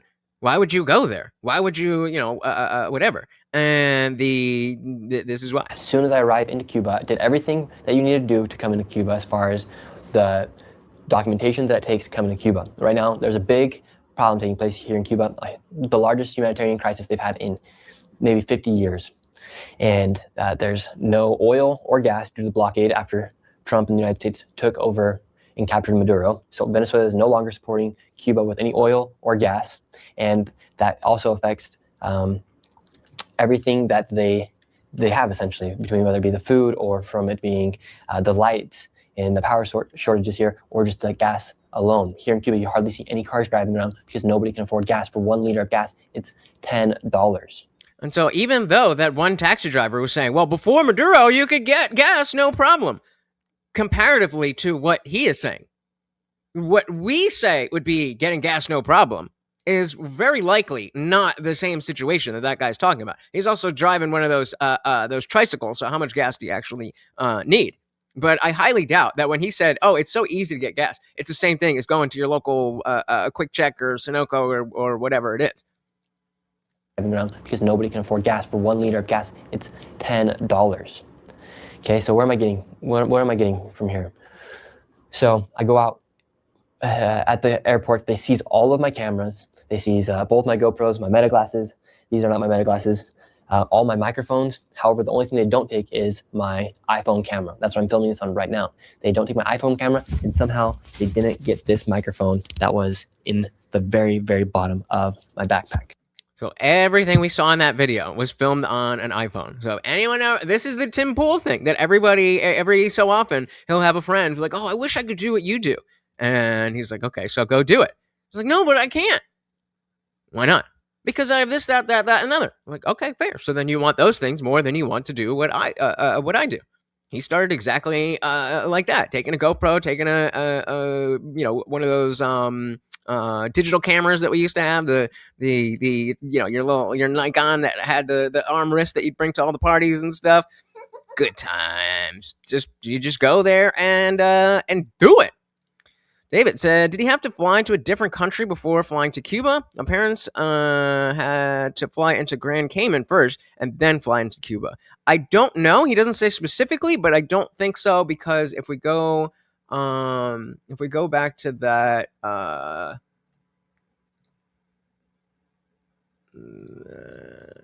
his visa. Come on. Uh-oh. The Cubans are attacking us. Our documents and had underneath. Oh, God damn it. Okay, so traveler information. Trying to see if it says anything specific about flying. No, so this is just to get into Cuba. So I don't know. I think it's probably smart of him to keep his travel plans not super public. But I do not know. But this again is while they are still in Cuba. So we saw the whole trip. We saw the whole trip. And this was recorded, but while they were waiting, we saw them, blockading the doors. This is likely when this was recorded. This microphone that was in the very, very bottom of my backpack. So we get out and we go start to make the video asking Cubans about life in communism, showing what's going on with the blockade, showing kind of the downfall of Cuba. You all right, bro? One sec, I'm working on getting this out. Oh, okay. He's reading a. Now he just had like a brain fart. Just like, where are we at? Oh yeah, Cuba. No, they're dealing. They're that's a face of a man dealing with some shit. That happens. When I used to do more of the vertical streams on my phone. You're talking, and then the notification comes in, and you're like, you're trying to not address it, but you want to see what it is, and then you spend so much of your brain power trying to keep talking and not looking at the thing that you don't remember what the fuck you're saying. Crazy. So he said they seized everything besides his phone and that one microphone that was in the bottom of the bag. Seize all of my cameras. They seize both my GoPros, my Meta glasses. These are not my Meta glasses. All my microphones. However, the only thing they don't take is my iPhone camera. That's what I'm filming this on right now. They don't take my iPhone camera, and somehow they didn't get this microphone that was in the very, very bottom of my backpack. So if they had found that microphone, they would have taken that too. And I think just because of the fact that it is a cell phone primarily and not a camera primarily, they didn't take it. But yikes. And let's not forget, he was there on a visa for journalistic activity. Goldark said, Nick is my #1 GOAT. Yeah, right. I was thinking that too. I'm trying to think about how I want to ask this. I want to put up a poll and ask you guys if you think he is a plant. It just seems like maybe this is a bad sign of the press in America in general, but it just seems like he's too effective. It seems like there is somebody, not that there is, but it would make sense to me if there was somebody who was bankrolling him or helping him get the word out or whatever from the U.S. government because they want to go and invade Cuba. I don't know. But I want to know what you guys think. Shout out to Quality and Deference because vagina. Welcome to the party. Very good to see you. I was gonna do a short roll-up stream last night, and I was gonna text you and be like, because of the fact that it takes an extra step to get the stream on to Rumble. I'm gonna text you and see. I was like, I'll be on for 45 minutes. I ended up for 9 hours. 9 hours we streamed last night, but we did win a movie night. Shout out to everybody who donated to the weekly goal. We have a new one started. But tomorrow night, 8 p.m. Eastern, we will be watching Young Frankenstein. Welcome. And he's a plant. He's an animal. But I don't know. I'm trying to think of how to ask you about this. Like how, because no, we're not sure either way.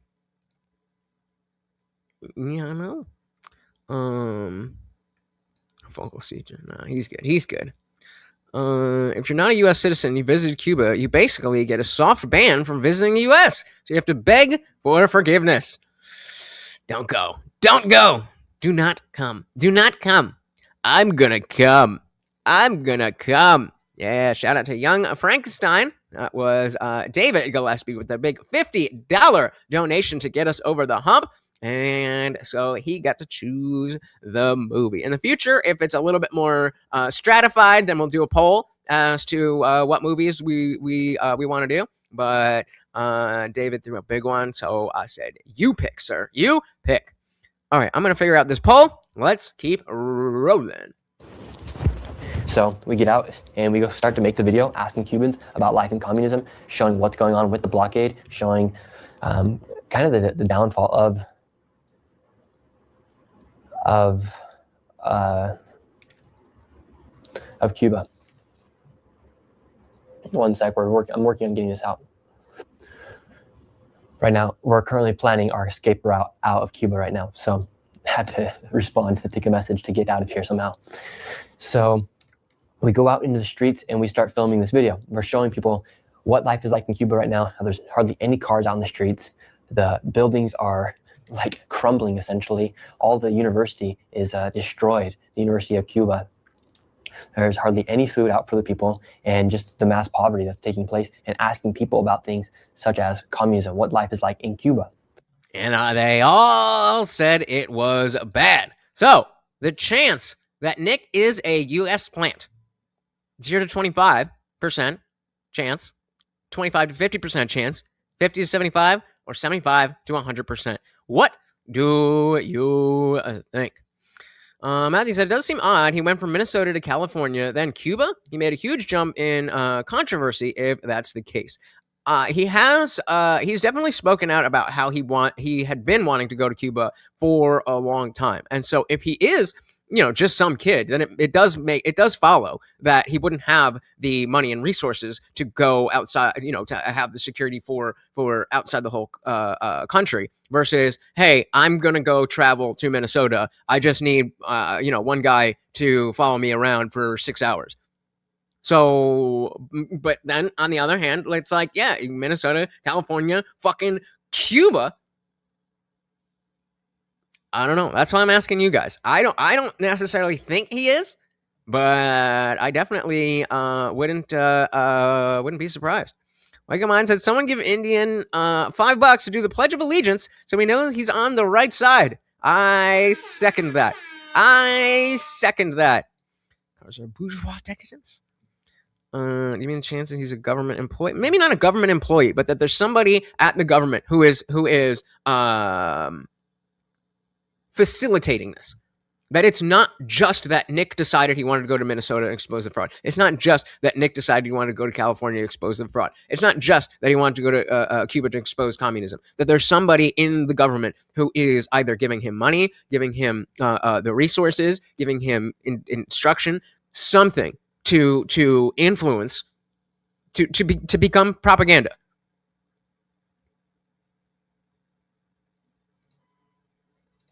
What do you think? So we are tied at 40% for 0 to 25 and 75 to 100. Hey, shout out to equality and deference because vagina. What? Oh yeah, we don't gotta do that anymore. There's no more birdies. Thank you. Said pledge you. Damn pledge. I haven't said it in a long time. Pledge allegiance to the flag of the United States of America and to the republic for which it stands, one nation, under God, indivisible with liberty and justice for all. I feel like I forgot something. I pledge allegiance to the flag of the United States of America and to the republic to which it stands, one nation, under God, indivisible with liberty and justice for all. No.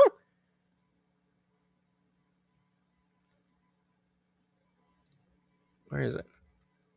Oh, wait, they changed it? I don't want this. What the fuck? I pledge allegiance to the flag of the United States. We never said that. We never said that when we were kids. We never said that when we were kids.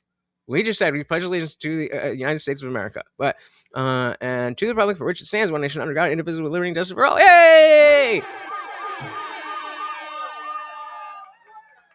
I haven't said that probably since. God damn. It had to have been grade school. It had to have been grade school. Really? Oh, well, that's a much more interesting. Interesting. That's a much more interesting aspect than the okay, well, I don't care too much about it. But so did you say to the flag in the pledge? We never said that. Really? That's surprising. The newest Israel. Quality said the newest version says "All hail Israel" somewhere. Thank you. And of course, that makes you the new sponsor of the stream. Thank you. So hold on, we're gonna have to look that up because we never had that. Batman. Thank you.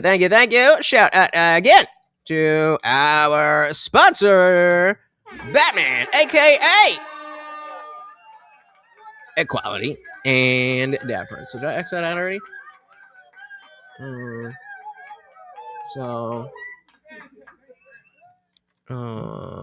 Actually, let's ChatGPT this, because then I can ask more specifically. When I was a kid saying the Pledge of Allegiance, we never had the phrase. Oh my God. Phrase to the flag in it. But a lot of people are saying they did. Is this a Mandela effect? Or was my school just different? Let's see. Let's see where that gets us. I for sure never said that.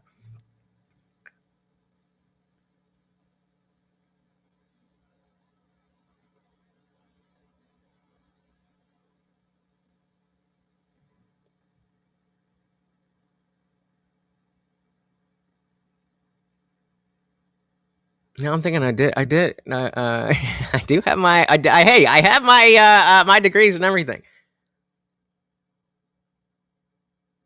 Maybe we did say the flag, because we always stood and put our hands over our hearts and looked at the flag. I don't know. Like I said, I haven't said that shit since elementary school. So if I exactly. Now that I'm thinking about it, I pledge allegiance to the flag. Yeah, that does sound more natural. And all of you are saying it. Yeah. Okay. So brain fart, but imperfect. There you go. Especially last night, right? All right. Where are we at here? There's hardly any food out for the people, and just the mass poverty that's taking place, and asking people about things such as communism, what life is like in Cuba. I never fucking say fuck. I never fucking say that word. Well, when we're doing one interview near a hospital where there's a huge line outside the hospital, because here the hospitals aren't even working. Essentially, the lines are taking forever, and with their hospital and the government controlling the hospital, that also affects the power. So right now, you currently have surgeons doing operations with flashlights.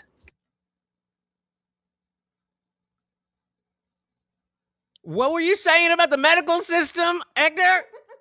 What were you saying about the medical system? I will take the big bright lights over a fucking flashlight.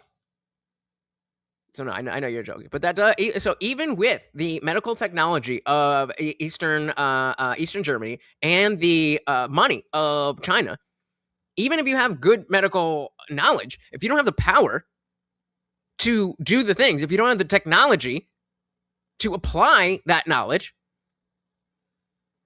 doesn't really help. No, I was just messing you. I know you.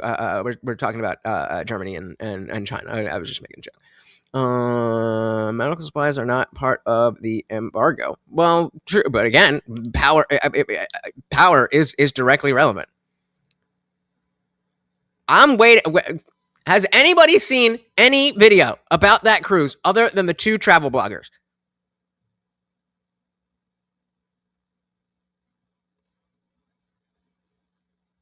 Didn't think so. I think that shit's fake. I think it's a hoax. The hantavirus cruise is a hoax. Agree or disagree? I think the hantavirus cruise is a hoax. You tell me when there would be an entire ship full of people stuck and quarantined and not making videos about it. Weird. Yeah, Clark said socialism sucks. Who knew? All the people throughout the video, they're saying the worst thing that can happen is communism. That the equality of communism cannot exist. Where? I've not seen. There's two videos. There's two people rather that are making videos. They're both highly paid travel bloggers. I've not seen anything of people just stuck on the ship. Oh, we're stuck on the ship, and blah, blah, blah. People are searching. There are yeah, okay. So you saw one, right? I said there's two. So if you saw one, that means there's one more for you to see, and then there's nothing else. Don't you think you would see more than just one 2 days ago? That's fucking weird. Yeah, that's the one that we're talking about.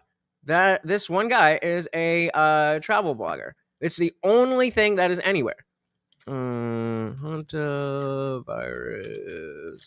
cruise ship. And they all the so let's just do whatever. Tonight, the cruise ship MV Hondius is docked off the West African nation of Cape Verde. Officials revoking permission for passengers to disembark. The ship said rodent droppings or urine or saliva. So this is just the doctor and stuff, promotional stuff from the ship. Nothing here, nothing there.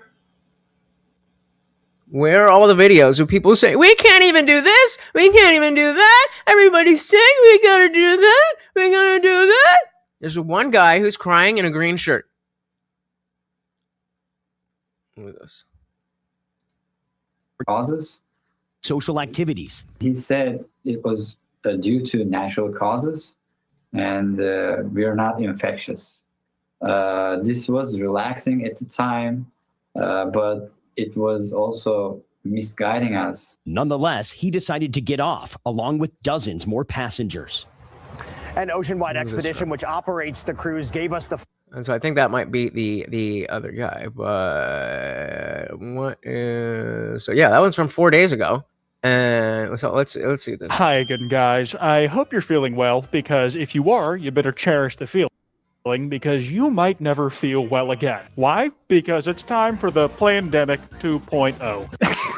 On May 5th, 2026, 7 people on the cruise ship were suspected of having the hantavirus. And by that point, articles were coming out that 3 of those cases were already confirmed death. And I gotta be honest, this whole thing sounds like the worst vacation ever. The voyage started in Argentina all the way back in early April this year, and apparently a ticket to get on this cruise was gonna run you somewhere from like $16,000 to $25,000. The cruise ran a month long, and at the point that we were all finally hearing about it, these guys were apparently supposed to dock at Cape Verde. Well, I mean, no, hantavirus is very real, but I'm saying this specific example. But ended up anchoring in place outside of the port because of the level of risk posed by the outbreak on the cruise. At Cape Verde, they took some medical staff on board before they eventually left to go to the...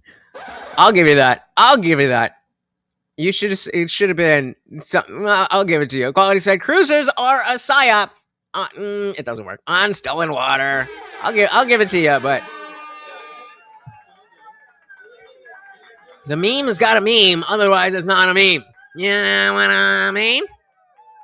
cruise. At Cape Verde, they took some medical staff on board before they eventually left to go to the Canary Islands, where they were opposed by the local government because of the risk posed by docking. Not in the penis way. That's how we usually talk about docking on this channel. Sorry, had to get out of my head. The hantavirus itself, first and foremost, has a wicked sounding name. It's practically begging for me to fearmonger over it. Like, it's one of the few disease names that, without ever having known that it's a disease, sounds like it'll kill you. It's not one of the ones that has to ravage communities on a mass scale and it has to have affected somebody close to you to come off as something dangerous. Apparently, the hantavirus is found in rodents for the most part, and the way that it gets into animals that aren't other rodents, including humans, is through direct consumption, like eating contaminated food or getting an infected rodent's poop, pee, blood, fur, and or spit into your system. For those who contract the hantavirus, the prognosis is not great, with a 30 to 60% fatality rate. It causes a thing called hantavirus pulmonary orthonovirus, but we're going to just talk about it as hantavirus for the sake of this video. The good news is that human-to-human contact rarely occurs with the hantavirus, with only one known hantavirus observed to be able to transfer from human-to-human contact, that one being the Andes virus found mainly in Argentina. Do you want to take a guess which hantavirus was confirmed to be on the cruise ship? Okay, I've talked a lot of doom one from Argentina. But before you go doom spiraling too much, getting hantavirus requires you to be in very close proximity to infected rodent poop, its other bodily fluids, and fur. It sounds like it's generally just its infected DNA. I don't want to make it... All right, hold on. We're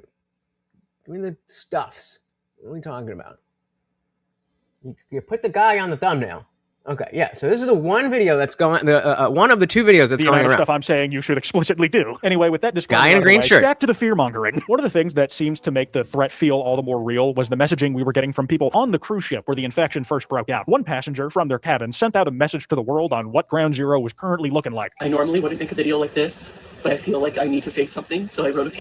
So, like, that's what I'm saying. We should be seeing hundreds and hundreds and hundreds of videos like this. This is the only one that I've seen. And then in that last video, I've heard other people who specifically are talking about, I watch cruise videos all the time. Like, that's their niche. So it's not just like, you know, just general news. There is a niche for this. And so people go on cruises and people care about what do the rooms look like? What do the bathrooms look like? What do the food look like? What does it look? What are the views? What are all of these things? People document that stuff because people are looking for it. This guy specifically is a travel blogger, so he's making money on the fact that he's posting because of the fact that he's on the ship. But even if people aren't getting paid, where is everybody crying like, oh my God, you don't understand how fucking bullshit it is. Everybody smells and water everywhere. We can't meet, whatever the fuck is going on. Silence. This is the only, this is one of the only two videos that, well, this is the only video that I've seen. I've heard people say that there is a second one, might be the one from the other video. But where's the rest? Only 2 people on the whole ship made a video? Things down. I am currently on board the MV Hondias, and what's happening right now is very real for all of us here. Listen, I can... Is it though? Is it though? Immediately empathize with this guy in the position he's in. It has to be scary. He has to have internet access to give us this update video. And because of that, he's not only seen in person 7 people suspected of contracting the hantavirus, but also like a little under half of them die. And now he's stuck on a boat with everybody.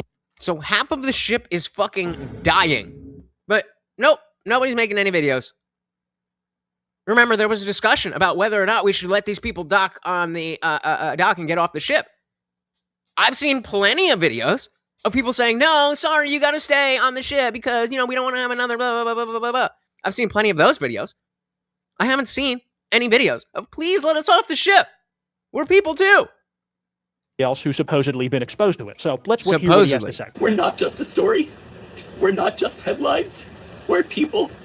People with families, with lives, with people waiting for us at home. Listen, man, I understand the fear that you're feeling. You have a family you want to get back to as quick as possible. But is that really such a good idea right now? I get it. You're scared, but so am I. Some of y'all already got off the boat and went to the airport and went back home. If you got a family, then certainly you don't want to potentially bring back the plague to them with you, right? The incubation period for the hantavirus is something like 45 days. And I can understand that being stuck in the place we were first showed the disease as breaking out is probably terrifying and visceral when you're dealing with it right in front of you. But that's exactly why I don't want to do that myself. So I'm asking you from the bottom of my heart, hold the line. A lot of uncertainty, and that's the hardest part. All we want right now is to feel safe, to have clarity, I think it's too late for me to call the boat your new home now. I believe the boat is already docked at Tenerife at Spain. But if it were up to me, I think I would have been happy to like drop you all 150 Nintendo Switches with all the games you could ever hope to want currently out on the machine. Hell, I might even personally donate my Steam Deck if it meant keeping you all out there for just a little longer until like we knew it was safe. But I truthfully get it, man. This is a okay. So so the MV Hondius is the name of the ship. So just in doing a basic search, we're seeing news. Okay, and this is the second guy. This is the same guy from the first video that we just saw. So we got green shirt and we got this guy. CDC director, all these things. What if we go to shorts? Where's the fucking thing?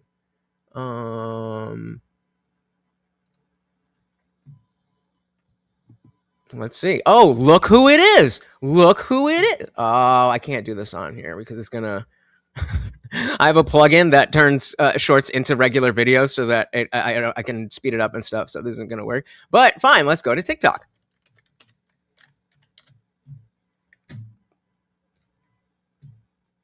Hey, we got the Harris Wall.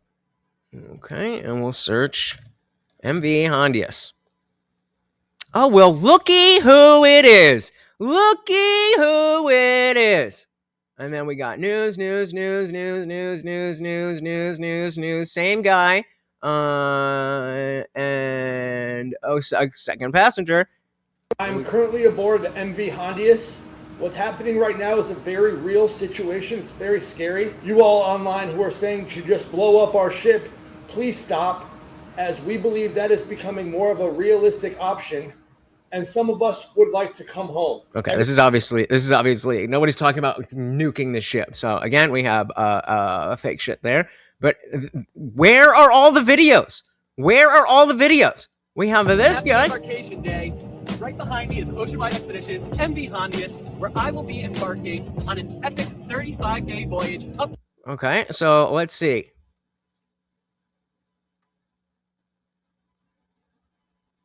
So it looked like, everything going fine from there. Then we have a thing here.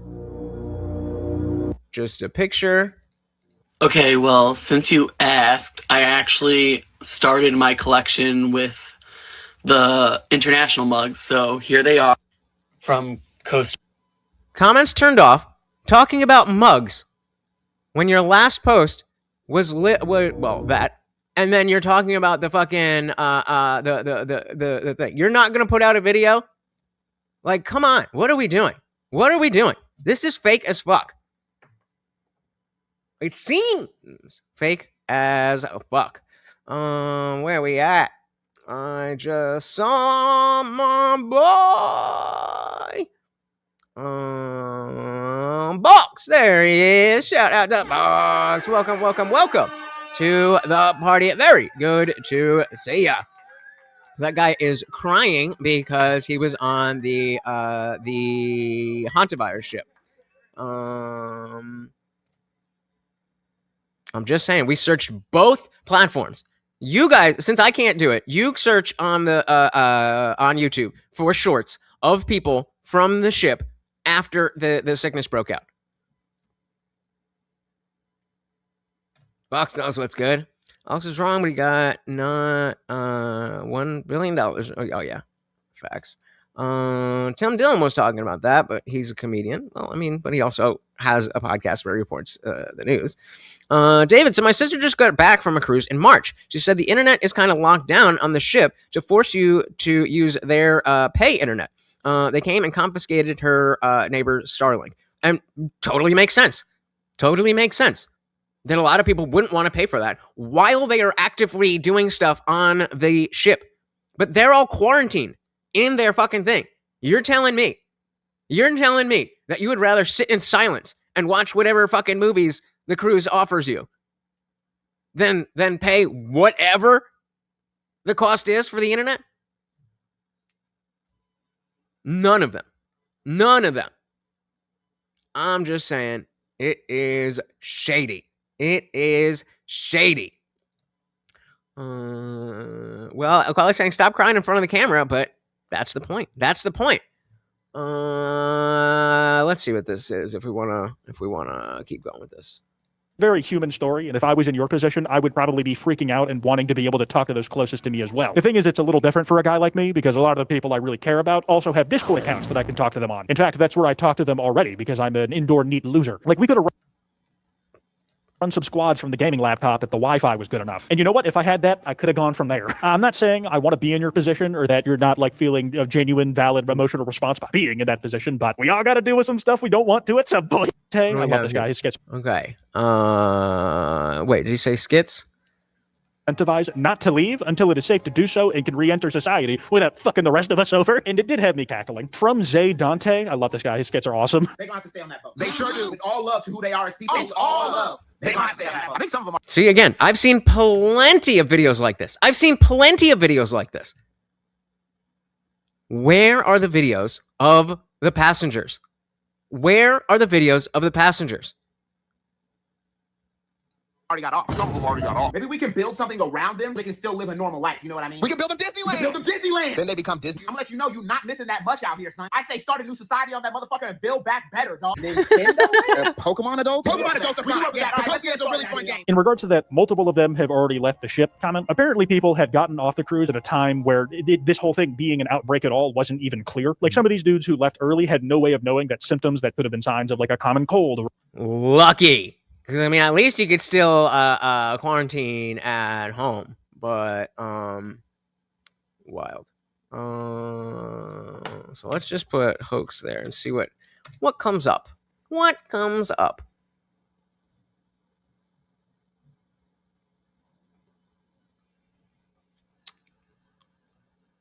All news videos. Let's say uploaded today.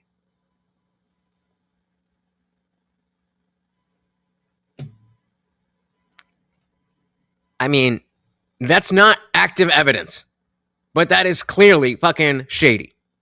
Clearly fucking shady. All right, we'll back this up a little bit and finish this up.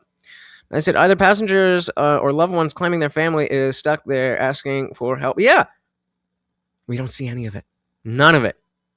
Streets, the buildings are like crumbling essentially. All the university is destroyed, the University of Cuba. There's hardly any food out for the people, and just the mass poverty that's taking place, and asking people about things such as communism, what life is like in Cuba.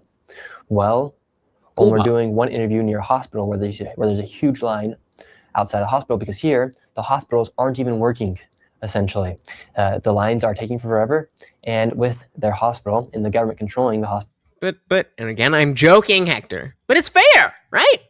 I'm joking. That also affects the power. So right now, you currently have surgeons doing operations with flashlights because there's no power inside of the hotel in the hospitals. Right now, I'm in the only hotel in Havana that has 24/7 electricity, 24/7. Because same place where Hassan Piker stayed because he went through the government. Let's actually do that. I want to check this. This is the only one that has that access. That's the reason why I booked this hotel was because their website was the only one that was operating 24/7. All the other ones weren't. So that's why I was able to get this hotel. And anyways, we're filming this video, and when we're next to the hospital, we see undercover cop roll up on us. And my security guards that are with me, they detected him, and then all of a sudden there's another one. So we hopped back in another taxi, we left the scene, and we thought we were good. They didn't tell us, and we left. But since we left the airport, we had been getting told, or the word had gotten out that there was a journalist inside of Cuba. There's only 2 flights that come in here every single day. So it wasn't hard to spot out who the journalist was. And that's what my tourist... Did you call out Hassan for the same thing?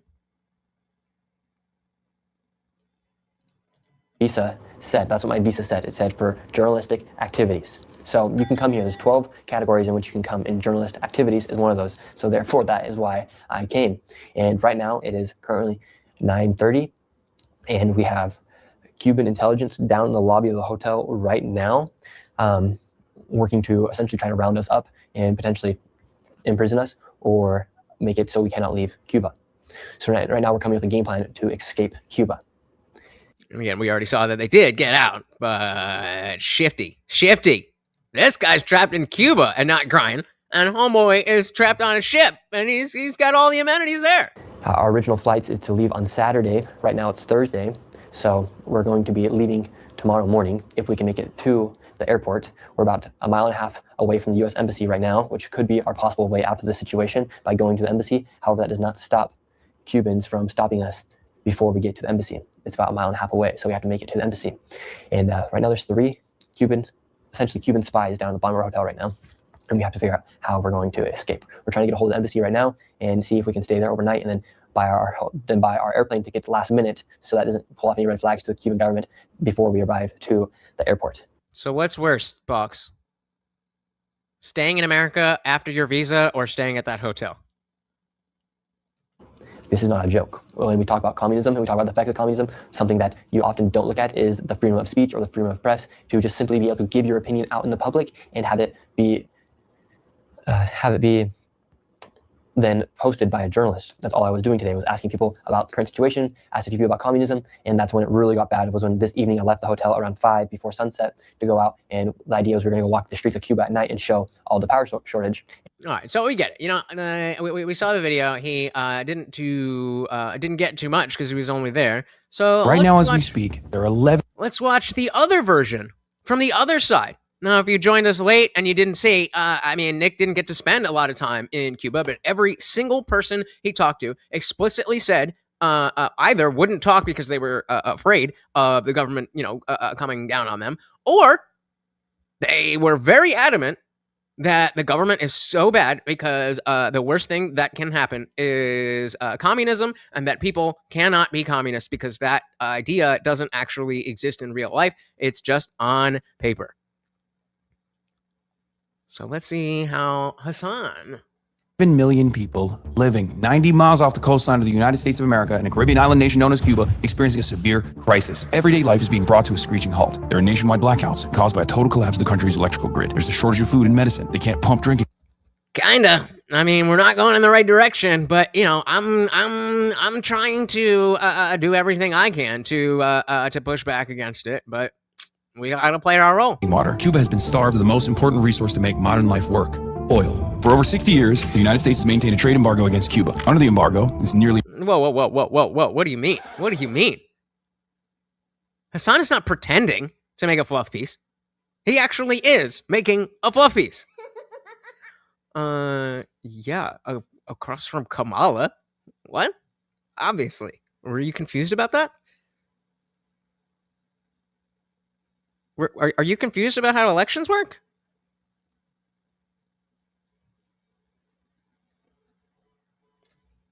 There you go. Clay said he escaped Cuba with Tony Montana. Say hello to my little friend. Never seen Scarface. Impossible for foreign companies to invest and do business in Cuba while trading with the United States. For years, I've wanted to visit Cuba. I wanted to learn about the problems caused by the embargo. I wanted to see a socialist society in person. Last month, I took the opportunity to go as part of a humanitarian... And in case you're not up with the slop tubers, he is wearing a $5,000 outfit. mission to bring aid that my government won't. I'd be accompanying Progressive International alongside hundreds of others from around the world. Activists, journalists, artists, and politicians will be coming to the island by boat and plane to deliver over 40 tons of necessary supplies, food, medicine, and medical equipment. And what did the people say on the ground? Well, you send all this aid and I don't know where it goes, but it doesn't come to us. Bullshit, bullshit, bullshit. Stop. So yeah, aid goes there, but not to the people. Miami, Florida. Is Delta United? No, it's a special plane. Oh. It's just Terminal G is where they said we have to go to. Oh.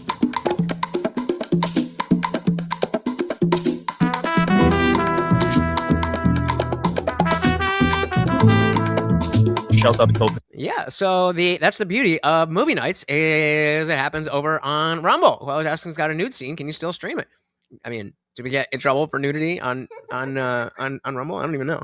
But hey, worst case scenario, we take a little strike over there. We learn to get rid of the nudity. But yeah, I don't think Rumble really cares about that kind of stuff.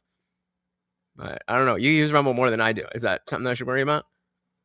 Copyright? They definitely don't care. But Bank, Answer Coalition, Rest of International. They set up a flight with medical aid, solar panels, food, numerous things that the Cuban population desperately needs right now. We are basically the last leg of this international convoy that's coming from all around the world. We're now officially on the 3rd month of Cuba being without oil, and the energy grid collapsed in its entirety a couple of days ago for approximately 29 hours until they were able to bring it back up. They're basically operating on 1 HP right now. The entire country is, and it's a total man-made disaster. It should not happen. My goal here is to basically show you guys what the reality looks like on the ground. So if you came in late, you can just roll the tape back, catch the replay, and see what the people on the ground who talk to somebody who is not specifically contacted by the government for this trip say. We're here. Havana, Cuba, baby.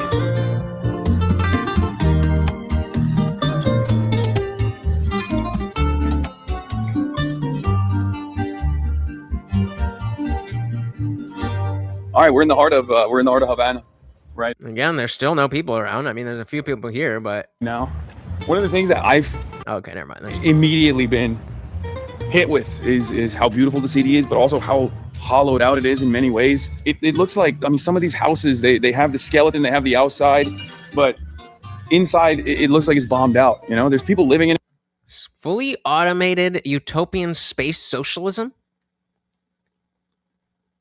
I don't think Hassan is right in not any world, any universe. Claudia, thank you so very, very much. You have a good one. I just want us to do well, the bare minimum, in my opinion, yet so hard for some reason.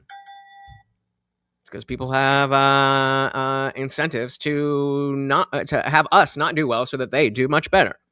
The far left and the far right and libertarians all say that Dems and Republicans are the same. I agree. I just think those are still better than the far left or far right being in power.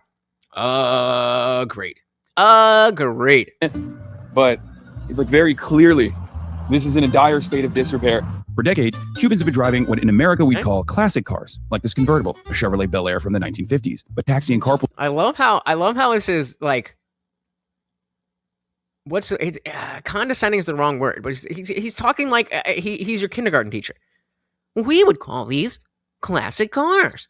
But here, we have a Chevrolet Man from 1950s. Drivers like this guy wait in long lines for gas, if Oh, wow. Isn't this so crazy? they can get it at all. Hundreds of them waiting here all night for simply 5 gallons of gas. And ever since COVID, fewer tourists have been coming to Havana.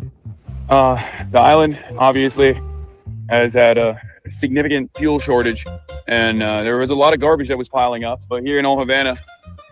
Patronizing. Thank you. Yes. That's what I was looking for. He's so patronizing.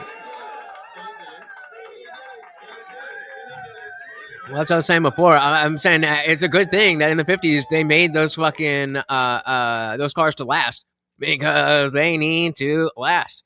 And yep, it takes gas to run fucking garbage trucks, so they just fucking burn it. They've been able to basically scrounge up a little bit of fuel and are not only doing a little bit of construction work, but also apparently picking up some garbage along the way as well. We're going to be heading to a hospital right now. We're going to be talking to a doctor about what the energy infrastructure and the lack of oil on the island has done. Because that's a good question. That's a good question. That is a good question. Why can't Chinese cars make it to Cuba? Because obviously American cars aren't going there, but they can, and they do. A lot of people associate Cuba with the old 1950s cars because of the U.S. embargo and Cuba's long restrictions on importing new private vehicles. But for years now, Chinese cars have been entering the country in significant numbers. Brands like Geely and BYD have sold thousands of vehicles there, especially for the government. So, yeah. People probably aren't getting them, but all the fucking... All right, well, you can see so many classic cars. Isn't Chinese cars can't get there. It's more that Cuba spent decades with very little access to new cars of any kind, and Cubans became extremely skilled at keeping old vehicles running. So I guess that, yeah, you know, the idea that if your car's still working and it costs an arm and a leg to get a new car, but you can fix your car, fix the car. This is what a government tour looks like and feels like in North Korea. Yeah, this is what a government tour looks like. It feels like North Korea. Bingo. Yep. Wouldn't be surprised. Wouldn't be surprised. Yep. Yep. To healthcare in general, obviously. Since the early days of the Cuban Revolution in the 1960s, the government has promised its citizens free healthcare. As a result, the Cuban healthcare system flourished for decades. Cuban doctors were sent on medical missions around the world, providing care to those in need. And even Okay, now get to the part where they're doing it with flashlights. under the embargo, Cuba became a pioneer in biomedical research. But the energy crisis has put all of this at risk. Dr. Juan Guillermo Sanchez Acuña is the chief of maxillofacial surgery at Havana's General Calixto Garcia University Hospital. He described for me what it was like to have his work totally disrupted by the American oil blockade. So this, of course, is going to be someone that the government approved that can talk about this. As we saw in the other video, the people are legitimately afraid to speak. We saw that one guy who's, even though his face was blurred out, we were literally, let's go back to that. What percentage of people do you think are? Where's the one guy that was? That was a kid. Well, let's listen to this guy again. Touristy thing we could do, and that was to hop into a 1950 Chevrolet and tour the city of Havana with one of the local guides. Yeah, does anybody know if Spanish is Nick's first language? Because someone else said it. He speaks way better Spanish than he does English. We did this in the hopes that we would have less people following us. However, it just brought even more attention to us when we got back to the hotel. And how come here you guys still use old cars from the 1950s? Porque estos son coches tradicionales antes del triunfo de la revolución. Coches del 50, del 59 y quedó de patrimonio de la humanidad y trabajamos para una agencia del gobierno. So you guys work for the government still? Del gobierno. Trabajamos para el gobierno. And this is kind of a random question, but do you know what a Tesla is? ¿Sabe qué es una Tesla? No. No. No. ¿Nunca he escuchado de un auto que se llama un Tesla? No. No. BMW? I was saying before, like, oh wow, what an amazing existence not to not have to know what a Cybertruck is. Right now in Polymarket, there's a 45% chance that there's a clash between the U.S. military and the Cuban military. Do you think there will be a clash with the two militaries in 2026? Bueno, eso es lo que pensamos muchos cubanos. Eso es lo que pensamos muchos cubanos porque queremos la mejoría de nuestro país. Para los niños en las escuelas, los hospitales, las casas, los barrios humildes, que tengan una mejoría, ¿me entiendes? So do you think it would be good if there was some intervention between the two militaries? Sí, pienso que sí. Pienso que sí. Nosotros lo que queremos es tener la tranquilidad. ¿Qué piensa pasaría? What do you think would happen in that war? Bueno, no pienso que sea una guerra en total. Pienso que sea una mejoría para el pueblo. Para el pueblo, que es lo que queremos, una mejoría. I'm saying doctors make money for the state in Cuba. But I have a feeling that when we go back to Hassan, he's not gonna mention that. Because what's happened here in Cuba has not been good for the general public. No, no está pasando bien. No está pasando. No. Yep. Has not been good for the general public. Come on, I'm gonna let this thing play out, and then we'll come back to the chat. No está pasando bien. No está pasando. No la estamos pasando bien. Es normal que tengamos muchos problemas económicos. And what do the people of Cuba think about Donald Trump and Marco Rubio? Bueno, no te puedo decir exactamente qué piensan las personas porque cada cual tiene sus distintos pensamientos. Pero bueno, si es para bien para el pueblo y para nosotros los cubanos, que para bien sea. You think it's necessary for change to happen here in Cuba? ¿Cree que es necesario que hay cambios aquí? Sí, pienso que sí. Pienso que sí, muchos años, y todo el pueblo quiere que cambie la cosa. And what would you say the reality of communism is? Bueno, la realidad del comunismo, unos sí, otros no. One is high and the other isn't. The elites and the people. Y pienso que el comunismo sea. It should make everyone equal, but it doesn't unos sí, have. otros no. Tiene que ser todo parejo. And it's not like that. No, es así. Y no es así. Right now, they say 7 out of 10 people here in Cuba are going without their necessary meals here. Would you say that's true? Es real, es real. Ahora mismo tenemos muchos problemas con el alimento. El aceite, el arroz, los frijoles, la carne, el pollo. Muchos problemas. Todo se está yendo para las pymes. Y todo el mundo no tiene la misma posibilidad de presupuesto para poder comprar los alimentos. And was this happening before the blockade, or is this just now happening? Sí, pienso que sí. So it's not new that this is happening? No es nuevo. For how many years have the people of Cuba been suffering? Bueno, pienso que hace rato ya, pienso que hace tiempo ya que el pueblo está sufriendo por el tema del alimento y muchas cosas. Que el pueblo sufre, que no se expresa porque tenemos miedo de la libertad de expresión. Porque algunas veces podemos expresar algo que no nos puedan entender y nos perjudican, ¿entiendes? Por eso es que hay muchas personas que no hablan. And that's something I have noticed when we have been talking to people is a lot of people are scared to talk about the current situation here in Cuba because of communism, essentially. So if people are scared, well, let's let him finish. People want to express how they feel because they're scared. If people are scared, then why would you expect that a doctor who's working for the state, who has a lot more to lose than someone who's not in that position, would just, I'll talk to Hassan Piker. Muchas personas que no quieren expresar lo que sienten porque tienen miedo a cualquier tipo de situación. Go to jail or have their house taken. A muchas cosas como ha A pasado. lot of Hay things personas can que han happen. expresado lo que sienten y han People have tenido tried in the problemas past con el and gobierno. had problems with And the how much does it government. cost right now for gas? Ahora tenemos $10 un litro de gasolina y la estamos comprando en mercado negro. Eyes following and monitoring everything I was doing as this man exposed the raw reality of Cuba unfiltered. What happens at nighttime here in Cuba? No, ¿Qué pasa aquí en la noche? En la noche tú la ves vacía, que no hay nada.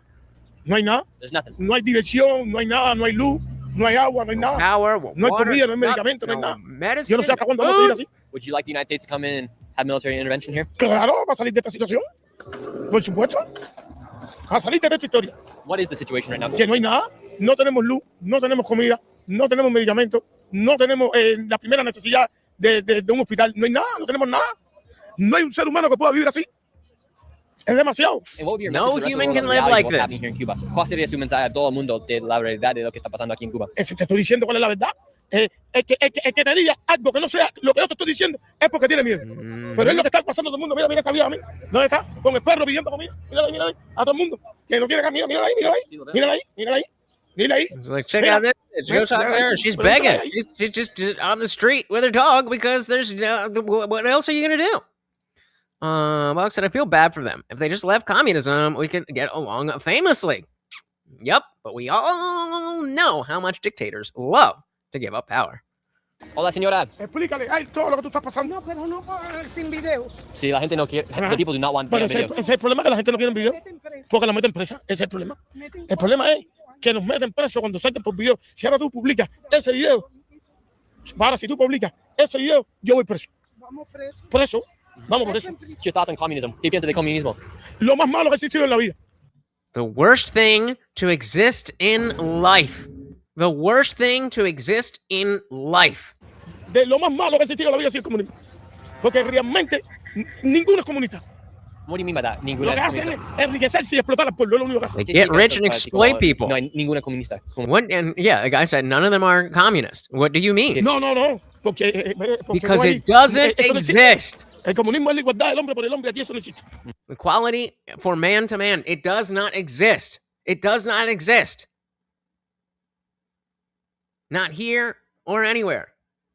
All right, so let's go back to this now. Let's see what we got. So let's see if this doctor is reflecting those types of ideas. The Cuban economy is completely paralyzed by the energy problem. If we don't have any oil, if there's no power, nothing can be produced. Okay, one thing. Shout out to Hassan for putting the voiceover. I fucking hate. Because again, that's why I asked before. There wasn't a lot of people here, but I was asking before. I was like, is anybody listening but not looking at the screen? Because I was having to read out everything they're saying. So yes, I believe it's the impact that the energy situation has had, this energy blockade on the activity that one performs. Sometimes you're in the middle of an operation and the power just suddenly goes out, right? And we simply continue operating. And the patient, she didn't have her surgery last week because the power failed. And we're going to operate on her this Monday. But today the hospital is having some situations with the anesthetics. For example, there is no isoflurane, no propofol, nothing to reverse the anesthesia. In other words, we're working under very, very difficult conditions.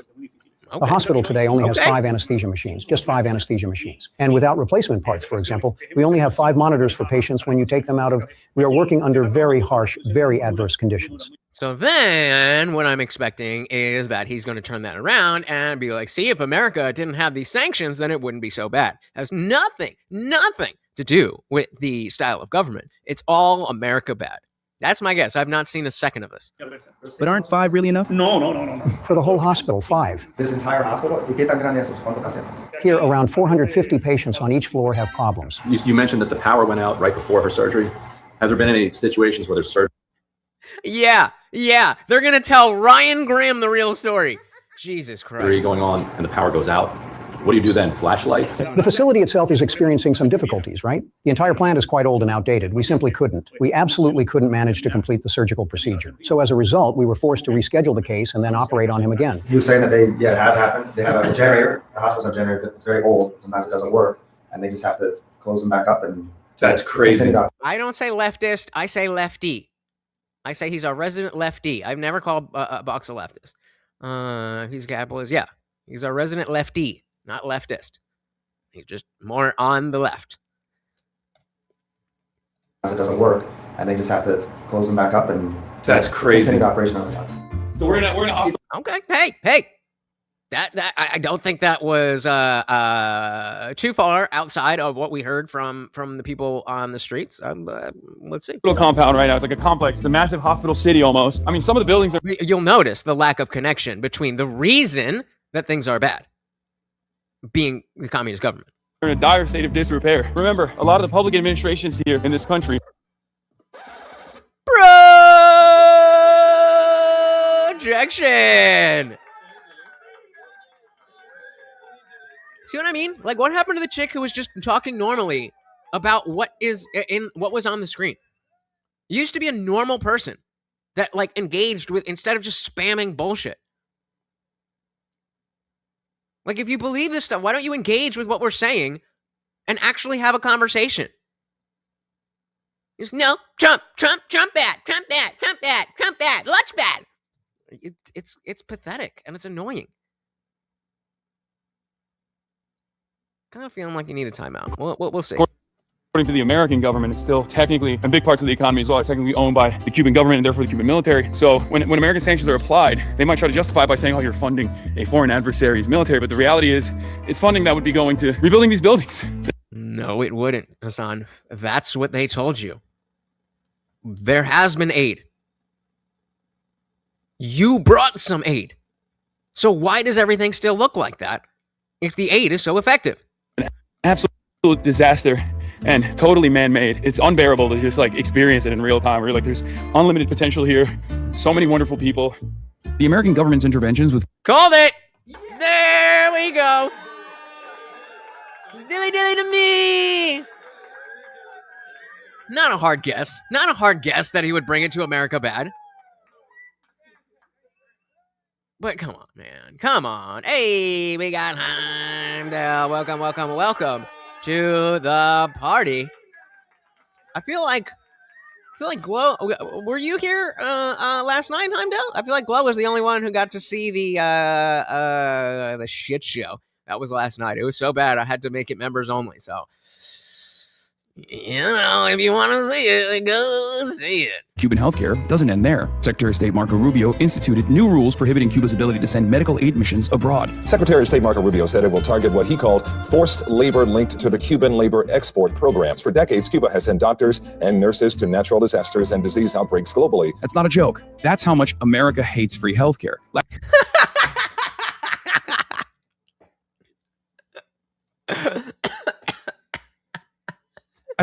Year, I interviewed Dr. Jose Armando Aronte, who's the director of international medical missions, when Rubio first announced his intentions to force countries in the Caribbean to kick out their doctors. Since then, numerous countries have caved to the American demands, including in Jamaica. I was fortunate enough to meet up with Dr. Aronte in person and ask him how this made him feel.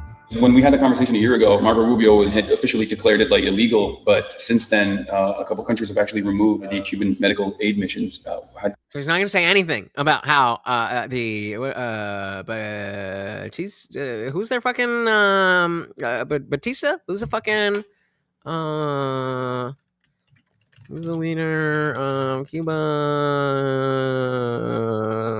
Oh, Canal. Yeah, that's what the other guy was saying. I'm sure we're gonna hear about how he is mismanaging the aid that comes in, right? Oh no, we're just gonna hear America bad. How does that make you feel as someone who's participated in this? I'm feeling very bad because I was, for example, I was in Jamaica, you know. The main issue is that the people will suffer a lot because the lack of a the health professional from Cuba. I don't know if you remember, I told you that the Cuban medical health professionals were covering the 100% of the region in Jamaica. Of course, the leaders of the country, I know that they have, they will receive.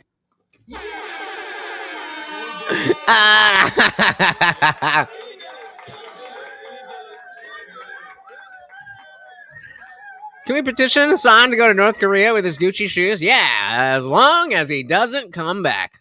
And he would it would literally be The Interview. That was the movie. It would literally be the movie The Interview. They show you what they want you to see. And now, of course, if I'll be honest, I wasn't expecting that level of honesty in terms of the hospital conditions, but I didn't think that, of course, they have the built-in excuse of blaming America. It's not because their government is mistreating their people. It's because their government is so bad that we have to have sanctions on them, and that's America's fault. Okay. Forever the medical care in a private facility, even in the United States or other countries. But the people, the low-income people will suffer a lot with the lack of medical care. The health is a human right. And that's no political issue. That is a human right, and it's very important.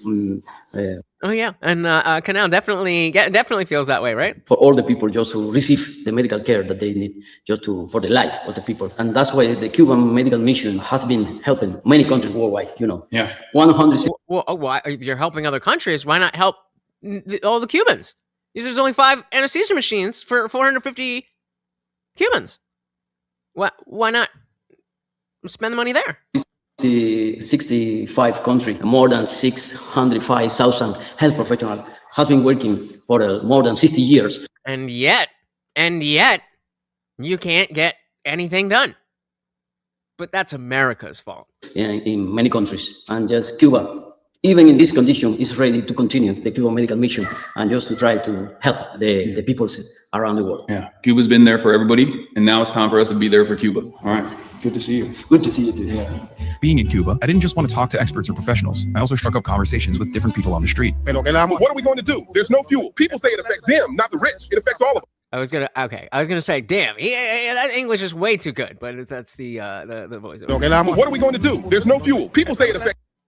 Is it a little racist? Is it a little racist that he got a very black, a very black sounding guy versus the other doctor? Just saying, if I was doing voiceovers for people speaking a different language, I would just use one person to do the voiceovers. You don't need a racially matching voiceover. Weird. Conversations with different people on the street. What are we going to do? There's no fuel. People say it affects them, not the rich. It affects all of us, the majority, the common people. Because if you don't have power, what are you going to do? Well, we're just surviving day by day, like all of us Cubans are doing, despite all the significant economic challenges that we currently face. Trump is a big son of a bitch, man. I just don't get it. Some say he's good, but for me, he's not. Trump has no decency. He doesn't. But he can be president of the United States. He says he owns the world. Since he owns the world, he thinks he owns Cuba. I feel outraged with him, because he's the one governing his country and wants to govern the world. And international law allows all countries in the world to have their freedom. And he wants to violate and has violated the freedom of all Cubans and other countries. And so, of course, we see this type of rhetoric from Americans.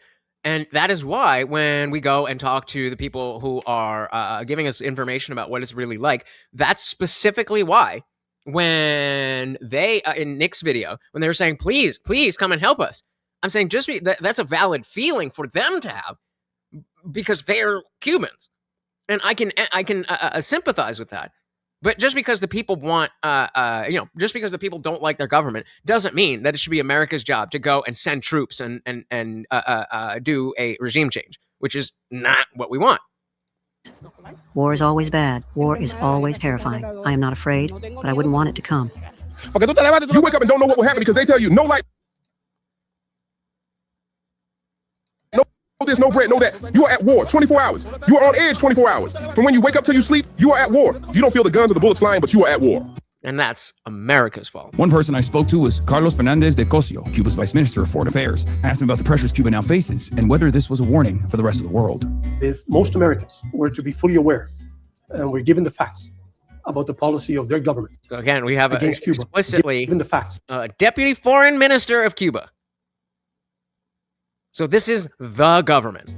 About the policy of their government against Cuba, they would express their opposition more clearly. Life in Cuba has been increasingly become difficult. It was already difficult in the past because U.S. pressures on the Cuban economy. But if you cut, not Cuba, any country, of the availability of fuel, immediately you start to have impact. And America bad! One can see today the panic that is created because of the closure of the Hormuz Strait in the Persian Gulf.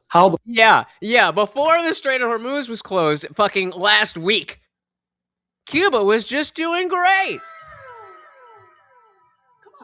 Prices of oil have increased. The problems are countries that are importers of fuel, and a significant part of one comes from that region of the world. Oh, are you not keeping up with the legendary series? Of course, when he's in Cuba, he's wearing $5,000 outfits to flex on the poors. But now, he's started wearing a suit on his stream every single day because he wants to appeal to the awfuls, the affluent, white, urban, liberal females. I wish I was joking. In fact, let's prove it. Let's prove it.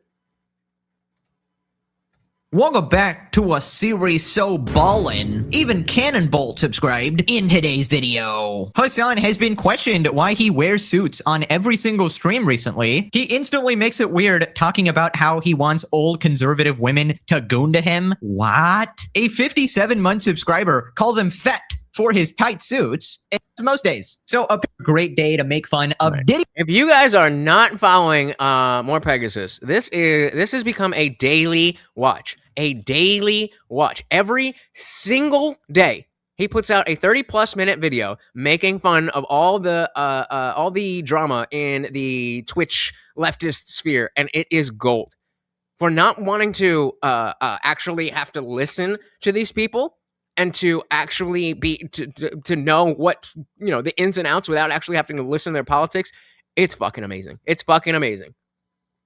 Piker. Oh wait, that's most days. So apparently Hassan has been wearing a bunch of suits on stream, with or without shoulder pads, we don't know. And somebody naturally asked him why, because he's streaming 10 hours a day in his lovely $3 million mansion. And as Boggs pointed out, he went to Cuba in fucking an open button down and nothing else. So you'd probably want to be, you know, somewhat comfortable, but he's constantly wearing a suit. So anyways, he responded. Why are you always in a suit? I'm a suit guy now. This is it. I'm in my suit era. I think we already, the Cuba trip was 2 weeks ago. 2 weeks ago. We already established that. Part of the reason why I'm in a suit all the time is because, What's a review bro suit? you know, moms and dads are watching. 2 reasons. 1, it makes my head look bigger. Number 2, a lot of conservatives come in here to watch lately to see what's going on. And as a chatter correctly pointed to, wearing a suit, basically like lingerie for old conservative ladies. Yeah, they love that shit. Gets them horny. And in their horny moment, they just are a lot more receptive to what I have to say. This is how we spark the revolution, ladies and gentlemen.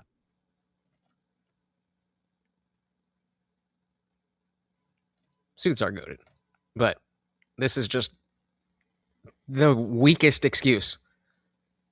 I mean, you don't need an excuse, but it's so weak to be like, oh, I'm gonna get the old ladies. This is how we do it. Bro, honestly, can you go a single fucking day without being a colossal weirdo? Like, it's really not that hard to be normal. So he goes, wearing a suit is like lingerie for old conservative women. Bro, first off, you're just a weirdo, okay? You're always talking about old women. We know that is basically your prime demographic now. A bunch of cat ladies, like 40-year-old Taylor Lorenz, 50. This is what I mean. That's just don't. She's just spam blasting. You're just spam blasting. All right, you need a timeout. You need a timeout. Should we do 1 minute or 5? 1 minute or 5. Whoever answers first.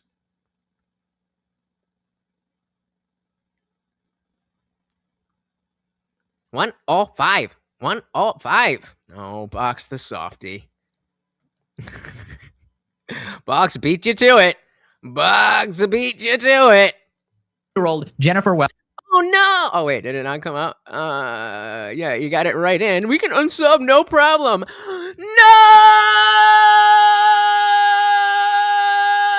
What will I do without all the money that you give me? What will I do without all the great arguments that you present? What will I do without all the spam bullshit you put in my chat? Oh, honey, sweetie, baby. You're telling me a man just said that? I told you. Either gay or a woman. I can unsub. That's why I watch you every single day. Fucking pathetic. Ladies, like 40-year-old Taylor Lorenz. Now, put a 1 in the chat if you think that she'll be back after that 1 minute. 50-year-old Jennifer Welch. You got all these old extra points if you say what I think that she's going to say. Cat ladies thirsting after you, so it makes sense that you would want to appeal to such an audience. But second off, this is not like an old women thing. I think in general, suits are generally attractive to women. Maybe not you though, because you do look fat and look like you can barely fit in one. But yeah, in general, suits are supposed to be appealing, but not to just old women or whatever. Anyways, we already know his type is old people. He was thirsting after 53-year-old trans woman, Laverne. For some reason, he's a big fan of people that are decades older than him. Okay, this can't get back to her, but she's so fucking hot. It's crazy. We know who we're talking about, right? Vern Cox, ironically. Oh my god, bro, she's so hot. She's so hot, says Hassan. Oh my god, bro, like she is so hot. She is so hot. Like what are you doing? Are you gay or are you virtue signaling? I mean, I think Vern Cox did great in Orange is the New Black. I love that show. Told you. I told you. Well, again, I don't know. It's feminine coded, female codedness. Yeah, so it's either female or gay. And it's funny because she'll never address it. She always just fucking dances around it because she doesn't want to be pinned down. We know. Once we know that you're just some lonely girl who has nothing to do, or some lonely gay guy who has nothing to do, and just goes in the chat, what can I say that will get attention? What will I'll unsub to you. Please do. Please do. All of our lives would be better if we can forget that you exist, which will happen if you don't say anything in the next 5 to 10 minutes. Decades older than him. Okay, this can't get back to her, but she's so fucking hot. It's crazy. Anyway, and when I found out that she's 53 years old, I could not fucking believe it. She said black don't crack. Yes, that is part of it. But I think HRT also, oh my God. Holy moly. It is crazy, dude. Ugh. Like I said, if I saw anyone in wild chat getting mocked, I would step in to help every time, right or wrong. What? It is crazy. Wait. Are you saying that if somebody said something stupid in chat and the entire chat was like, no, you're wrong and here's why, and they were correct, that you would step in and help the person who was wrong because they're wrong? Why?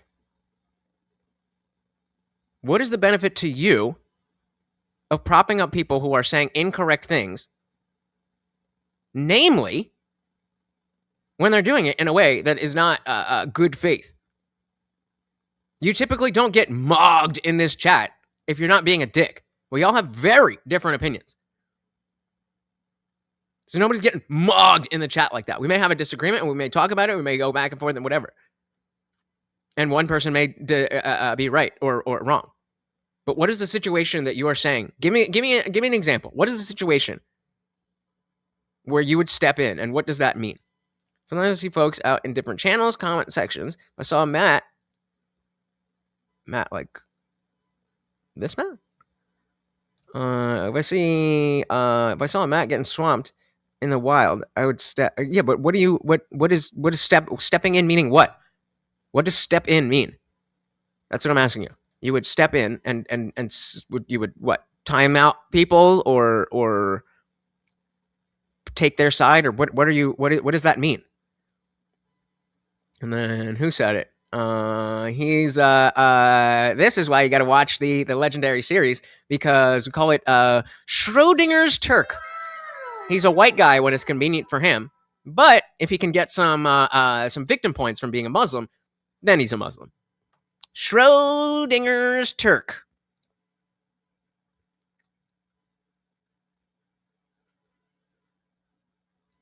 Oh, okay. So now you've just told me that your opinion is not relevant to the situation and to ignore you. That's what you've just told me. You're moderating my chat, not Waco's chat. So if you're going to be disruptive to what I'm trying to do, then I'm not going to listen to you when it comes to timeouts. Told on yourself, buddy. Told on yourself. Holy moly. It is crazy, dude. It is crazy. Now, you said you have a very narrow window of attraction. What is that narrow window? I can't say. But, I do like the bit of honesty where he admits that he's trying to make his head look bigger. His absolutely comically small head. And I really do wonder, does he have his shoulder pads on today? Yep. This is, I believe it was Vogue He's wearing shoulder pads. Why?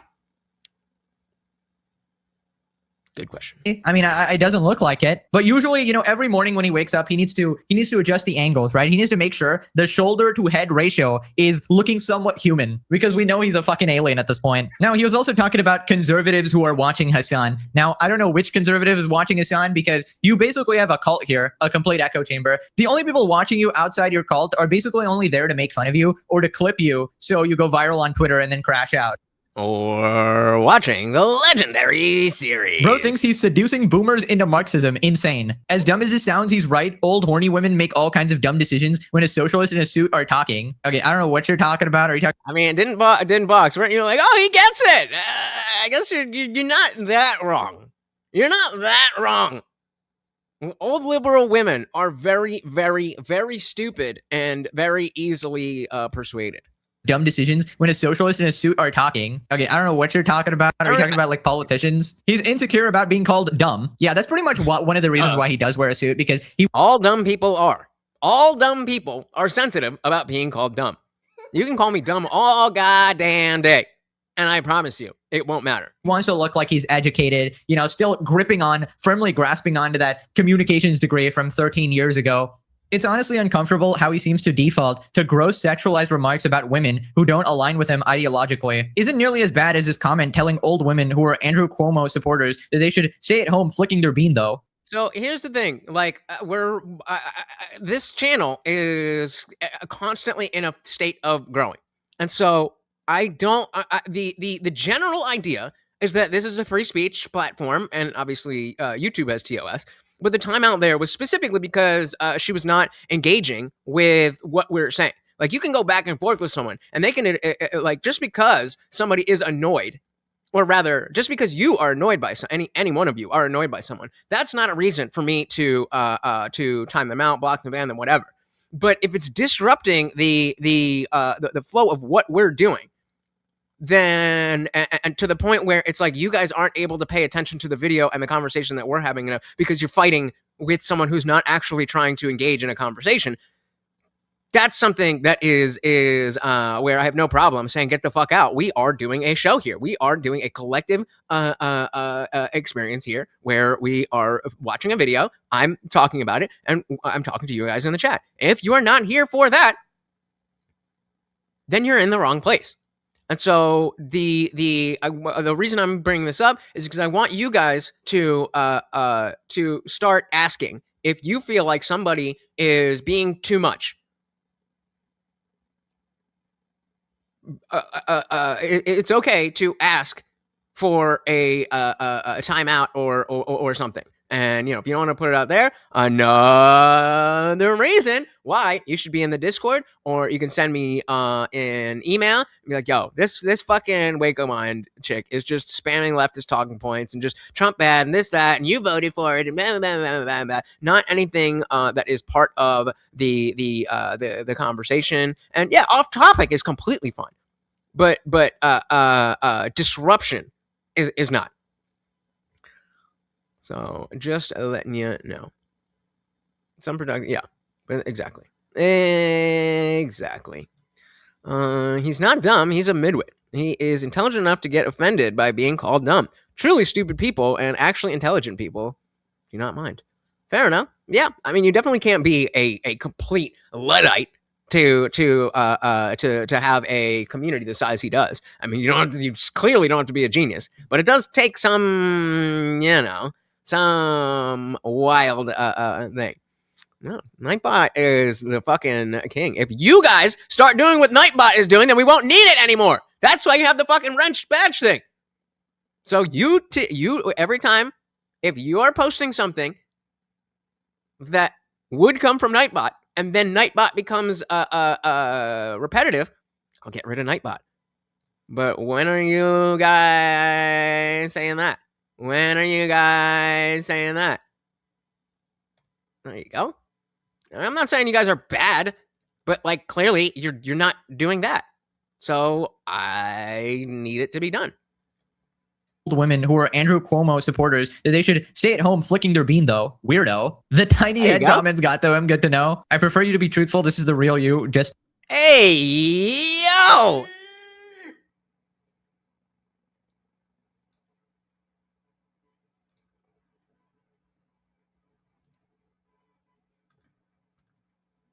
Well, again, I mean that's specifically for mods. I know you said you wanted to be a mod, so if you do, if you do want to be a mod, then yeah, remind people. Just say the things. Keep an eye on. No, not one. We have what? How many? 3 different mods here. Not one person has said anything about the time left on the goal. Dick's picked that up. Dick Johnson is like, hey, we only have this much time. So just do the things, and then I won't need Nightbot anymore. Speakade, what is this picture, bro? Please tell me this is AI. Sean Head making fun of him for. Wait. There was I don't know. What is this picture, bro? Please tell me this is AI. It's not AI. Oh. Sean Head making fun of him for being 40 and wearing clothes like a dude in high school really got to him. He's using his woke cock to rid the women of the MAGA virus. Dear God, please, sometime. He'll, you know what? He'll appreciate a screenshot here. We'll give him a full screen. So there we go. He'll appreciate that. Dick rides hard for the channel. Yeah, I mean, shout out to Dick. Cock to rid the women of the MAGA virus. Dear God, please. Sometimes I regret opening Twitter. What the fuck? That's a bar.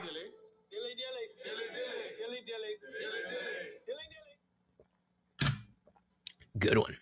And true.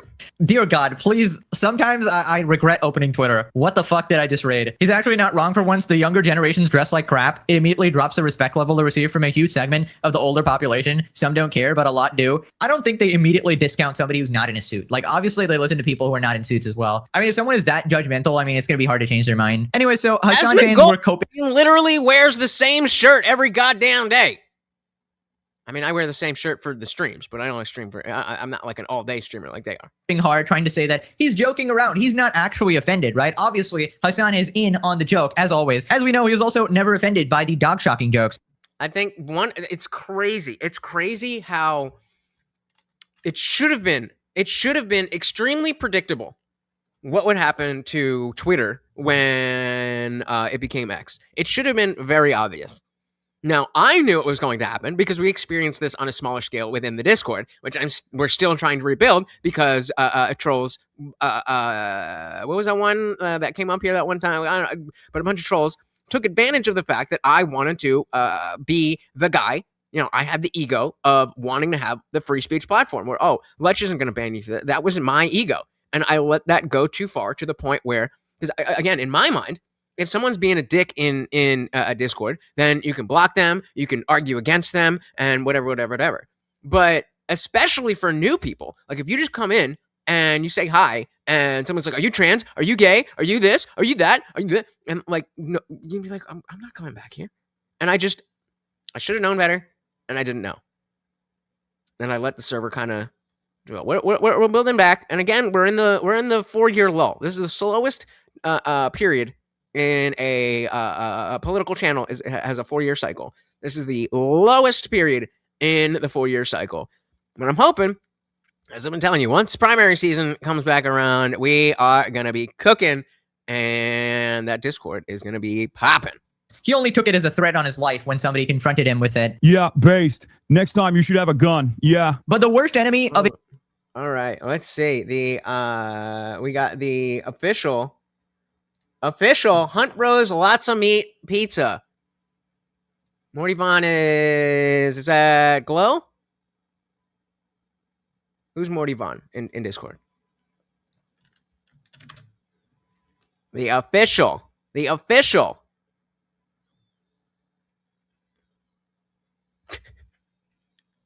Not bad. But I mean, this ain't Nino. This ain't Nino's pizza. This looks basically like a Papa John's pizza. No shade, but I mean, hey, Jersey, we do it right. Maybe, maybe not here. Yeah, babe. Just generic Italian name. David. Okay, yeah, sorry. But yeah, I mean, it doesn't look bad. But yeah. I wouldn't pay more than $10 for that. Actually, yeah. How much was that? The meats, lots of meats pizza. How much? If it's under $10, that's fair. I'll take that. Because like that's the thing. Even mid pizza is still pizza. Like bad pizza's here, mid pizza's here, and great pizza's up here. So like, if you're not getting great pizza, then it's just pizza. Yeah, we're going hard on pizza last night, and then I ordered some, and I still have half a pie. Talking jokes. He only took it as a threat on his life when somebody confronted him with it. Yeah, based. Next time you should have a gun. Yeah. But the worst enemy of a Hassan Piker fan is another. Yeah, in case you missed that one, that was when somebody walked up after he shocked his dog and was like, "Oh, hey man, can I get a picture?" And right in the last second, he pulled out a picture of Hassan dressed as Raiden shocking Kaya. Only took it as a threat on his life when somebody confronted him with it. Yeah, based. Next time you should have a gun. Yeah. But the worst enemy of a Hassan Piker fan is another Hassan Piker fan who's stupid enough to accidentally expose everything. So essentially a 57. And David said, this is the picture of Hassan.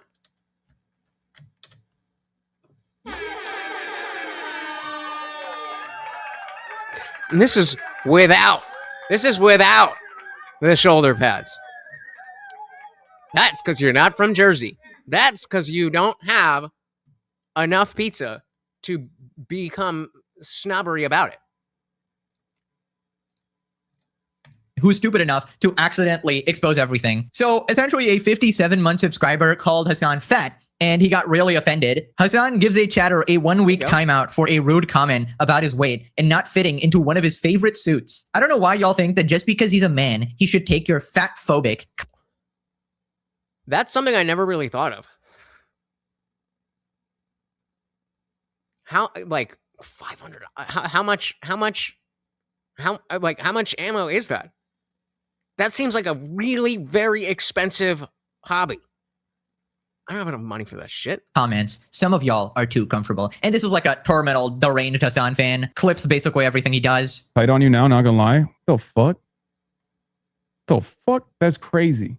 Bro, some of you are insane. It's literally not. Projection. But also, what a rude fucking thing to say. Imagine if that was the case. That'd be crazy rude to say. I can't argue with retards, okay? You're retarded. Fatso, yeah, you look like you're about to burst at the seams. Okay, week off or a ban? What are we thinking? 57 months subscriber. What are we thinking? 57 months. 57 months subscriber.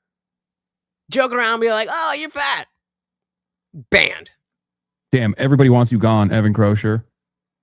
I'll give you a... Bro, I was on... Imagine the difference between what we just experienced after this chick is in here for months. Just bullshit after bullshit after bullshit after bullshit. From being a person who used to engage. We would have disagreements. But she used to engage in the conversation. And then ironically, when we were watching Star Wars, she was in the chat and just talking like a normal person. I don't get it. I like to give the trolls enough of a little bit of a leeway to understand that, like, oh, you're going to get better. You're going to get more attention from me not being a troll. So if you stick around a little while, and even if you're trolling, if you say something good, I'll pull it up. So I want you to say more good stuff that is relevant to the conversation. Let's see if she left yet.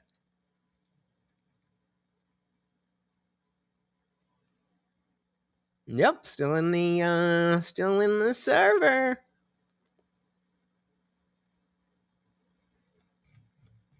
I was gonna say something. Yeah, no, I mean Korma. Yeah, exactly. Love you. Everybody wants you gone, Evan Crozier. I'll give you a... Bro, I was honestly... Yeah, we all have our days, but that is typical for him. That's typical for him.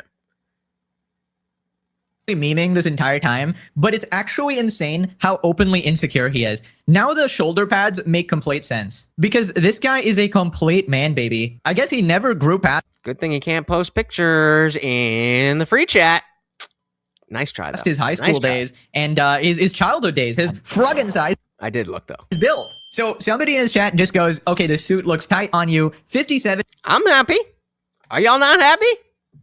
I'm having a great time. Hector, you have a good one.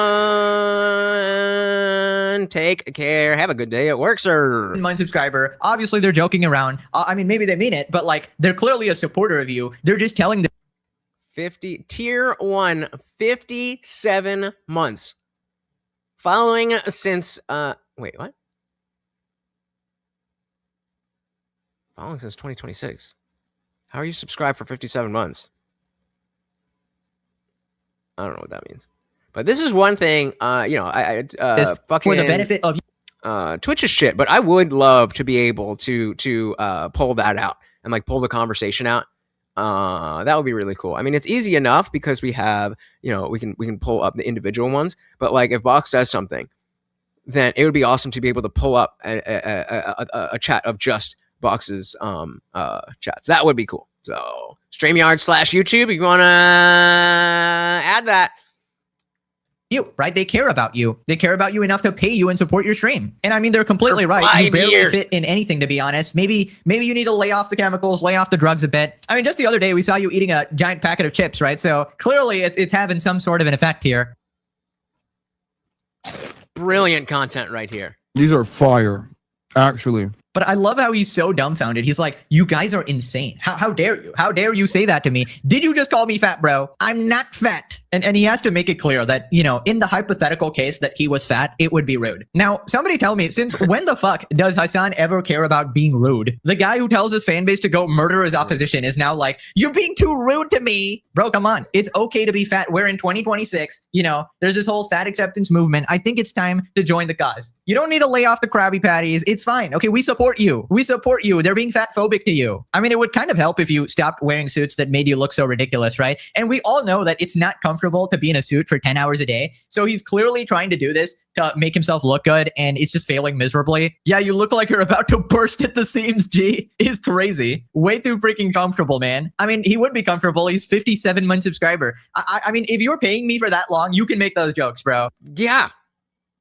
You don't even have to pay me, and you can make those jokes. I'm not a little bitch like that. He openly says that he has body dysmorphia all the time, so it's not even him playing around. Viewers know that he doesn't like that shit. Okay, you heard it here first, guys. Never call Hassan Piker tubby. Never call him fat. Never do it. He will crash out. Chat regularly speaks to Hassan exactly like the incels, not just with body insults either, that they claim to have a problem and it's shitty and pathetic. They'll try the just joking BS, but that's what they turn around and do with content creators like Cinna too. Guys hate being called fat, actually. Shocking to chatter, I know. That's probably why he's doing it, to piss him off. In fact, maybe he's only subbed to Hassan to constantly rage bait him. And you can see even in the clip that because he subscribed to Hassan, he didn't get permaban, right? He's had body Yeah, and I mean, like like I said, for now, because it's a small channel, I can easily keep track of what you guys are saying. But like, once the chat's moving like that, then like, how the fuck, how the fuck am I supposed to keep up? Morpheus since childhood. Oh, we know, we know about Froggen Hassan on the horse. Maybe that chatter isn't aware. It's a rude thing to say to someone you don't know. Certainly a too comfortable moment, bro. I'm so done with these fucking Hassan fans going, are you being too rude to Hassan? Have you seen what this giant fucking devil does on a daily basis, bro? He literally calls people PDF files with zero evidence. Stop. He's so cute. Like, do they not have eyes? It's okay. Well, I guess he's right about the suit. What about Destiny? You know my thoughts on Destiny. You've been here long enough to know my thoughts on Destiny.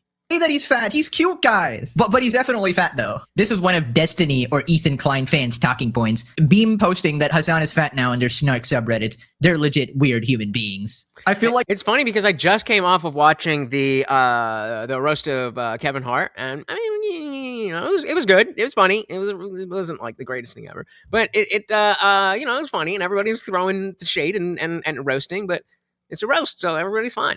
And like, compare that to what a weenie. What a weenie. He's just a little weenie.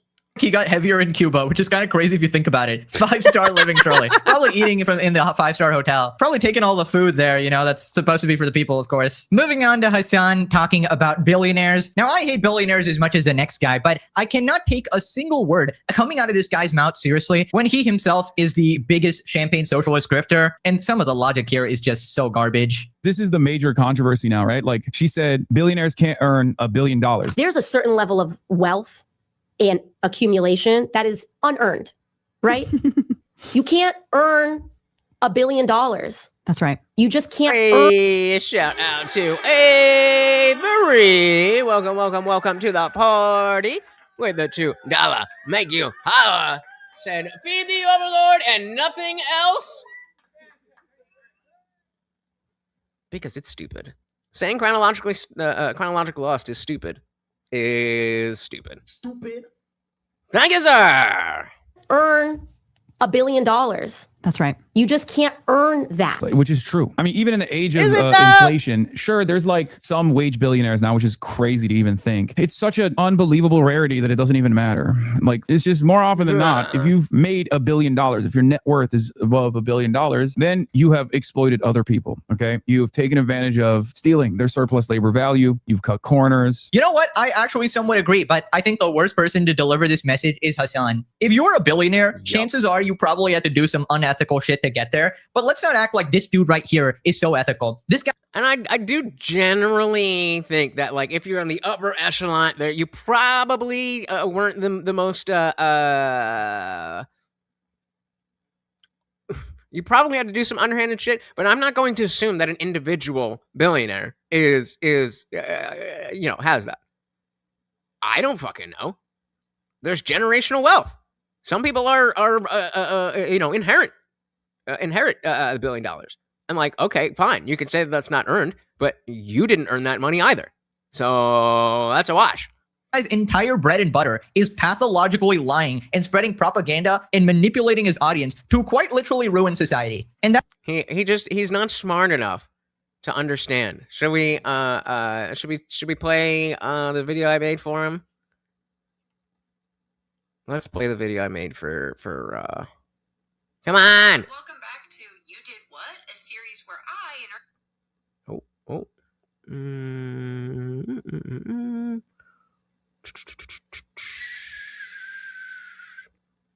I forget what were we talking about? Fuck. Hold on. Avery here is my boy, so I'm gonna assume he's just trolling me, but either. Let's see if you guys agree with me or Avery. God damn it.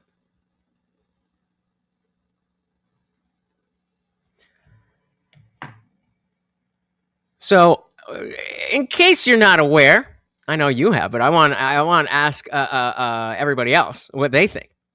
So as you guys know, on TikTok, I talk about my TV and movie stuff, and I recently watched Chronologically Lost. If you're familiar with Lost at all, then you know that there's a lot of timey-wimey stuff, and that there's flashbacks and this and that and that and that. And so I love Lost. I've seen it 4 times through, and it's just there's a lot to it that is just, it's hard to put together because of the way that everything plays out. And so Chronologically Lost is a re-edit of the entire show that starts at the earliest point, and then they in the show they go back in time. And so because that's back in time, then you see that first, and you get to see it, and then the main plot of the show is broken up by all the flashbacks. But by the time you get to where they are on the island, you've already seen all the flashbacks. And so this is why I say you should watch it at least 3 or 4 times regular before you watch Chronologically Lost. But if you're watching the show and you love the show and you want to better understand the story, then Chronologically Lost will do that. Shout out to Avery again.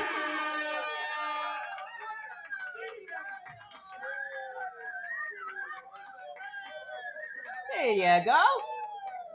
Thank you, sir. Said you got me into TikTok. Now you have to watch Game of Thrones. What if I've already watched it like 6 times? It's TikTok. TikTok. Jesus Christ. But yeah, I've watched Game of Thrones like a million times and lots of videos about it. So you should check out my TikTok. No, but I fucking love. I love Game of Thrones, and obviously the last season was garbage. But the thing to understand is that when we were watching the finale and the final season, we were expecting, okay, they're gonna pull this together. Something's gonna happen, and then it just never did. And so when you rewatch it, then you already know that that it's going to be shitty. So you're not expecting anything great, and so you can just enjoy it for what it is. Avery said, "Okay, seeing as how you've already seen Game of Thrones, now you have to watch Severance." I'm pretty sure I've talked about Severance more than any other show on this channel. Of Game of Thrones?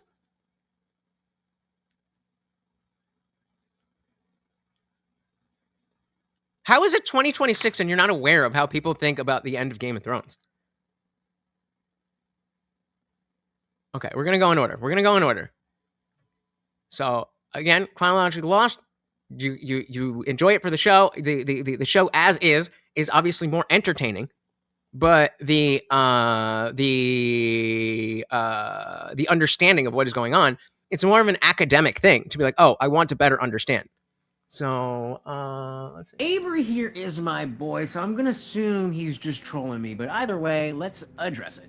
Follow along for deep dives on movies and TV. Avery says, I love Lost, but one of the main parts of the show is the mystery. In response to me watching Chronologically Lost, where everything is in chronological order, and there's not much mystery, because I've already seen it 4 times. I think I know Avery well enough to understand that he's just trying to tease out what I'm saying, but just in case, I already know the answers to the mystery because I've seen the show multiple times.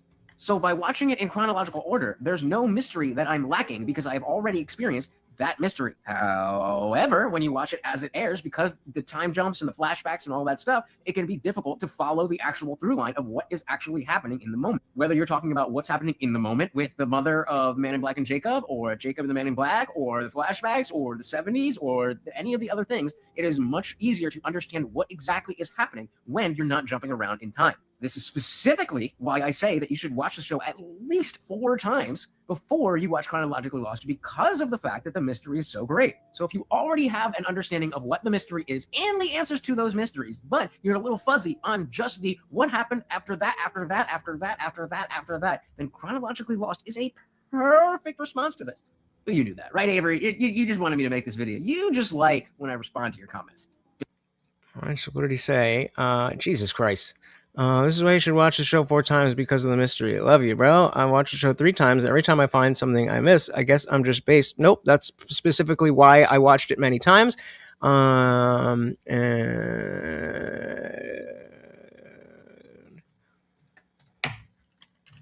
already did. Multiple times.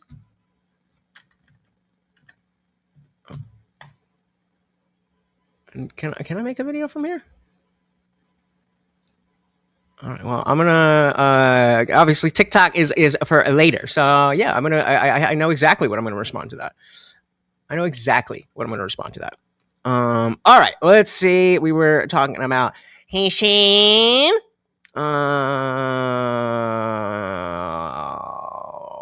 Right.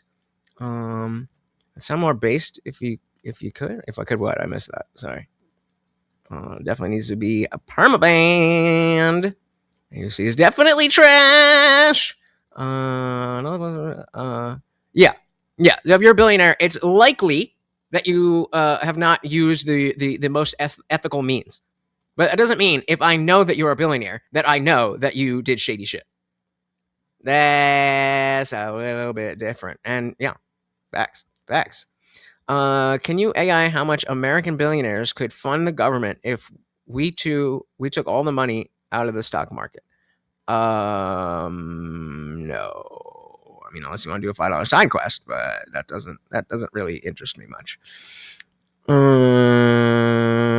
All right. Well, look out for your response video. propaganda and manipulating his audience to quite literally ruin society. And that's basically how he got his wealth and how he became a multimillionaire, besides his daddy, who was a billionaire, who probably gave him a small loan of $1 million. And it's funny that anytime Hassan is criticizing these people, whether it be landlords, capitalists, or billionaires, he's quite literally talking about his own family. He's talking about his mom and his dad. And, you know, and that's the difference between, I mean, there's many differences between people like him and people like me, but just in the realm of having, you know, growing up nice. Like, I didn't grow up rich, but I definitely grew up, you know, not having to worry about money and stuff like that. But I'm not out here, you know, talking shit about that lifestyle and the ability to do that. He is. And that's how you know that these things are ideologies of privilege. If you have any foot in the real world, you understand that this shit doesn't work. It is correct that some wealth is technically unearned, but the problem is who decides that, right? The funny thing is that sort of logic applies to them as well, because both of these people are multimillionaires, and I would argue they did not earn this money. They're not working as hard as the construction worker out in the heat 10 hours a day. I mean, some people would argue that sitting on your ass 10 hours a day is unearned work. How about we take the— And not to mention that it is the people who are out there working on the fucking roofs who are giving money to the millionaire. And that marks the end of the open stream. The okay, so we're gonna kill Twitch. Rumble is still up, and the chat is going to members only. We are starting a new 1 hour after party. Go! How do I do this? Boom, boom, boom. All right, members, or rather non-members. You got 5, 4, 3, 2, 1. Boom. So again, you can join membership. Starts at just $2.99 a month. You can also get individual if you just have a little thing to say. Then your super chats will still come through. But shout out to the disciples. Millions of dollars away, right? How about we usher in true communism, true socialism, redistribute the wealth? And the fact of the matter is, I can't believe I even have to explain this elementary shit, but the market is what's deciding your worth, right? I'm not saying it's right, but this is how it is, right? If somebody makes a drug that cures cancer and they earn $1 billion from it, right? Because it's affecting millions of people around the world, chances are a bunch of people are going to try to pay for it. They're probably going to upcharge the shit out of that. Now, is that unearned wealth? Now, some would say absolutely unearned because you're surcharging it. And some would say that, well, he fucking cured cancer, he deserves $1 billion. So who the hell is deciding this shit? And the funniest thing is most people take part in— Nope. Remember we were saying that she never got one of the gifted memberships. That's the hilarity. The hilarity that I would be negatively affected by somebody who's not engaging in conversation, not giving me money, actively annoying me and the people that I like here. Well, I'll unsubscribe. Then do it. Then do it. Hey, shout out to the Low End Dog, starting us off with the after party go, and of course, a treat for the Overlord, a little snacky poo. Thank you, thank you, thank you. Thank you very, very much. I don't know what I'm saying too. Thank you very, very much. Not too stupid. Even though we specifically laid it out about 1 billion times. You're probably right. No, honestly, I don't think she's stupid. I think she's just like lonely and like this is the best way that she knows. Like Box is saying that she's in other chats. And so this is somebody who doesn't have anything to do or anything to offer. And so the only attention they can get is just trolling. Shout out. Oh, we got to update the sponsor of the after party, Glow and Dark. Thank you so very, very much. So who the hell is deciding this shit? And the funniest thing is most people take part in this sort of exploitation, right? Apple is worth like $1 trillion.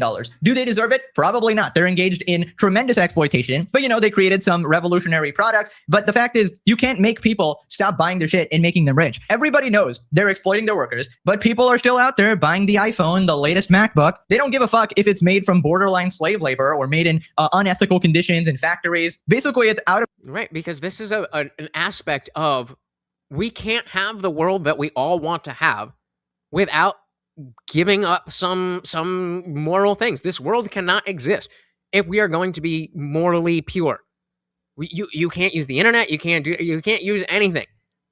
And so, okay, you can decide that you want to do that, but you can't expect everybody else to do it. This is the world that we were born into. This is the way of life that we were born into. And so if you want to do drastic change, you have to show why we need that drastic change. Okay, slave labor, good thing to change. But then you also have to show how you can change it without disrupting the entire economy, the entire society, civilization itself. It's just like, no, we should just all be nice and perfect. Yeah, we should all be nice and perfect. But that's not a political ideology. Now, is it? I mean, I guess technically it is, but it's not a very good one.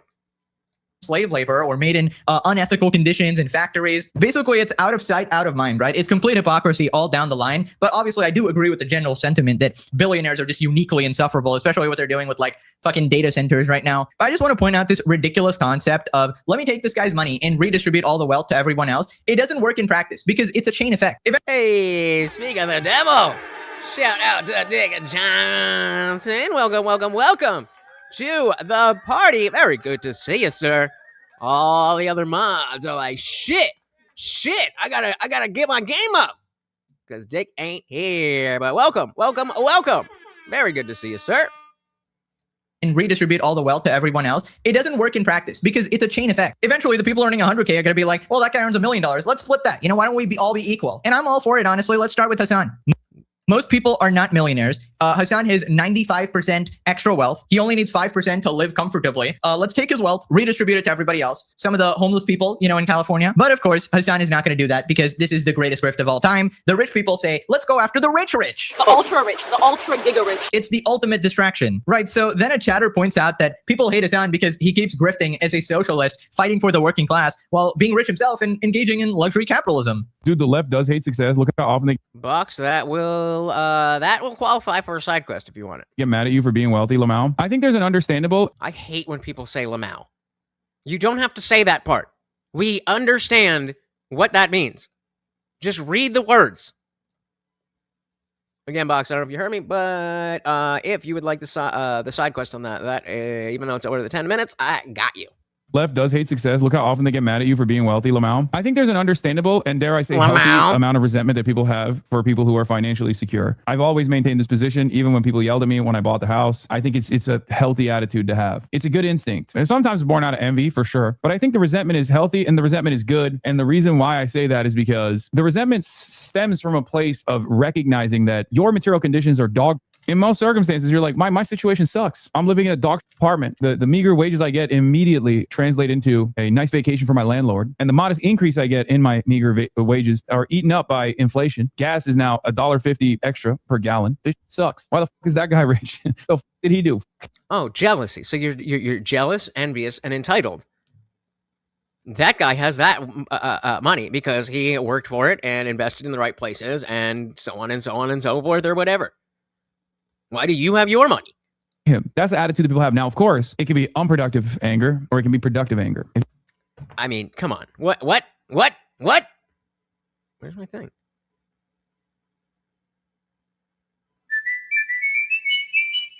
Why do I keep moving my shit around? Projection! The things that those people say breed anger, unproductive anger. How can I be okay? The attitude that people have. Now, of course, it can be unproductive anger or it can be productive anger. If you spend a good deal of your time yelling at like random influencers, myself included, but certainly just like random influencers on the internet about how they're the real movers and shakers in society, well, then you're an idiot. That's unproductive. Yeah, also, he was the one that got Zoran Mamdani fucking elected. No principles, just positions. Of course, it's unproductive to be mad at me. It's actually more productive to be mad at everybody else. I mean, amazing. This is a Hassan Piker masterclass. So he goes on a 2-minute rant of, yeah, you know, it's very healthy to be mad at me. I actually totally understand it. No. You're completely right. I should not be this rich. And you're poor. Obviously you're mad. You're broken poor. You're obviously mad. I, Hassan Piker, totally understand your plight. Okay, cool. So, so are you gonna like give your money away? You know, try to help some people? No. Yeah, again, in case you didn't see, last night we hit the weekly goal, and David dropped his fucking dick on the table with a big $50 donation to get us over the hump. And so he got to choose the movie tomorrow night, 8 p.m. Eastern on Rumble. I will also have a stream here so that, in case you forget or whatever, we'll be here. Of course, the Discord will know, but I'll be here. And, it'll just be a regular stream. I'll be upstairs, but it'll be a regular stream. But there will be a second stream that is on Rumble where we will be able to watch the movie just like we did with Star Wars. Have you heard the saying on the left? No bad tactics, only bad targets. Bingo. No principles, just positions. That is exactly what that means, just in different words. No bad tactics, only bad targets. There was a clip from there was a clip from Destiny, who was, I don't know who he was talking to. He was talking to somebody, and the person that Destiny was talking to was like, "Well, why can't we take this based on the legal something or another?" And Destiny's like, well, because it's not illegal. So if we did it, and basically saying we should make up evidence to prosecute somebody because they're on the other side. No bad tactics, only bad targets. Oh, you fucking idiot. Rip Bozo, take the L. I had to switch that to members only. It's not for the public. I need my $5,000 outfits. How else am I gonna pepper the poor people with wads of cash? I need my expensive shock collar on my designer dog. I'm a communist with a Gucci bag. Got my Prado kicks. Gotta have that swag.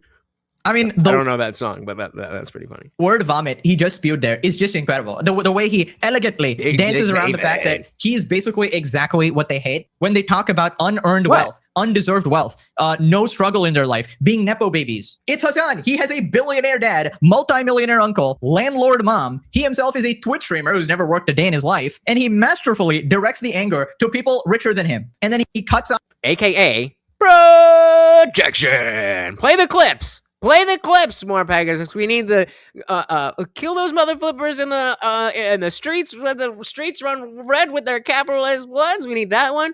And then we need I'm not okay. How can I be okay? I hate you. I hate the woke. I hate the left. How can I be okay? I'm not okay. Off the line, right where his wealth starts. Oh, $10-20 million. That's the line. Everybody. Same. About 2 years ago, I was covering Destiny regularly. Once, if not once a week, once every other week, there would be something involving Destiny where we would cover it. And, I had a lot of respect for the fact that he exemplified his brand. And so he did what he did well. But then just too much ancillary shit. It's like, I don't care if you're good at making it seem like you're good at debate. That shit nasty. Did I not do the banner? Oh, I switched it, but I didn't do it. Sorry, hold on. Let me fix that banner. Yes, but remember, side quest, 10 minutes or under with a $5 super chat. And I would say request it first, and then we'll see if it's good, if it's worthwhile, and then send the money in. So if you have a link or a search term, we'll do that. And then as long as it's, relevant, then not relevant, but as long as it's something I can cover, then yeah, we're all good. I feel like I was just going to say something. I forget. Off the line, right where his wealth starts. Oh, $10-20 million, that's the line. Everybody above that, tax the banner, that's what I was gonna do. the shit out of him. So then he says that he has no power, and therefore you should not get mad at him. That's unproductive. And this is not a take that I have simply born out of a personal desire to stop people from yelling at me. I know people will say, oh, you're just saying that because you're rich and you don't want people to yell at you, rich guy. No, I'm just saying that because I truly have no power as opposed to the real movers and shakers. And with the modest amount of power that I do have, except that I also got the mayor of the biggest and most important city in arguably the world, but definitely in the United States, but I have no power. Influence that I do have, I try to use it for good. Okay, first off, Hassan, you do have a lot of power. You have the power to change several people's lives. All influencers do. When we have hundreds and thousands of people watching. Well, he could, but he doesn't. if you've been following, then of course Ethan Klein sued all the people who stole the content cop, and Hassan didn't help at all. Us near daily. Obviously, we have a lot of power. In fact, you could actually do a lot of good for the world by actually spreading a positive and good message on your stream that doesn't involve, murdering the political opposition. That would be a start. That doesn't involve supporting terrorists or animal abuse on stream. That would be a wonderful start for you. Instead, you just do the opposite, right? Also, as I pointed out, by donating a portion of your wealth, you could permanently change the lives of, 10, 20 people, potentially more. But obviously, he's not going to do that because he's busy fucking LARPing. There's a saying for this, Hassan. Be the change you want to see in the world. If you want to see these super ultra rich people give their money away, we need to start with you, buddy. Like, you don't need that cash. How about you give your money away? I mean, I just find it crazy that this shape-shifting fucking goal, one day he's like, well, I'm totally responsible for electing the mayor of New York City. I have so motion. I single-handedly elected this guy. I changed the world. I elected the world's first socialist. I'm totally winning right now. Meanwhile, next day, guys, what are you coming after me for? I'm just an itty-witty Twitch streamer. I have no power. Like, what do you want me to do? Like, why should I give my money away? I have no power. Come on. What a bitch. No billionaires. No US empire. No UK empire. No more illegal wars. No more genocide. We have freaking had it. Can you imagine being one of these people just fucking typing this all day and literally doing nothing to affect the world at all? Possibly just making it worse by supporting Hassan? Moving on to Asmongold responding to Hassan. Basically, context, Hassan was making fun of Nick Shirley and his ability to speak after they both went to Cuba and had these different experiences. Hassan, obviously invited by the government to glaze communism. Nick Shirley had the complete opposite experience, trying to expose the government for treating its people bad, and was apparently about to be imprisoned. Asmon defends Nick Shirley after Hassan mocked his intelligence in their Cuba beef. What else is new? What else is new?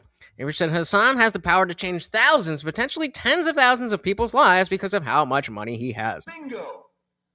And even if we put the money aside, the fact that he has this comes up all the time. We talk, why are we covering this person? We don't give a fuck about that person. We don't give a fuck about that person. But as we saw, there's a lot of people who do. And so anyone that you can influence to do things, you have the power to influence them. He chooses not to do it. Yep, he doesn't give a fuck. He doesn't give a flying fuck. If you know speaking English, deport. Resident citizen, anyone, unless you're like towns or something. Fair. They said Mamdani is a commie like Hussein. Yep. And again, just so you guys, for you guys to read, so that we're all clear. And Asmon defends Nick Shirley after Hassan mocked his intelligence in their Cuba beef. Please tell me he's going to respond to this now and be like, I'm not stupid. So he actually went on a paid. It's crazy that it's like, yeah, Nick Shirley isn't the greatest orator, but I'd rather have somebody that talks stupid than somebody who thinks stupid. And Hassan definitely thinks stupid. What he's thinking is good. It's good-natured. It's pro-American. It's pro-Western thought. So, yeah, I think it's pretty simple. I'm not stupid. He's stupid.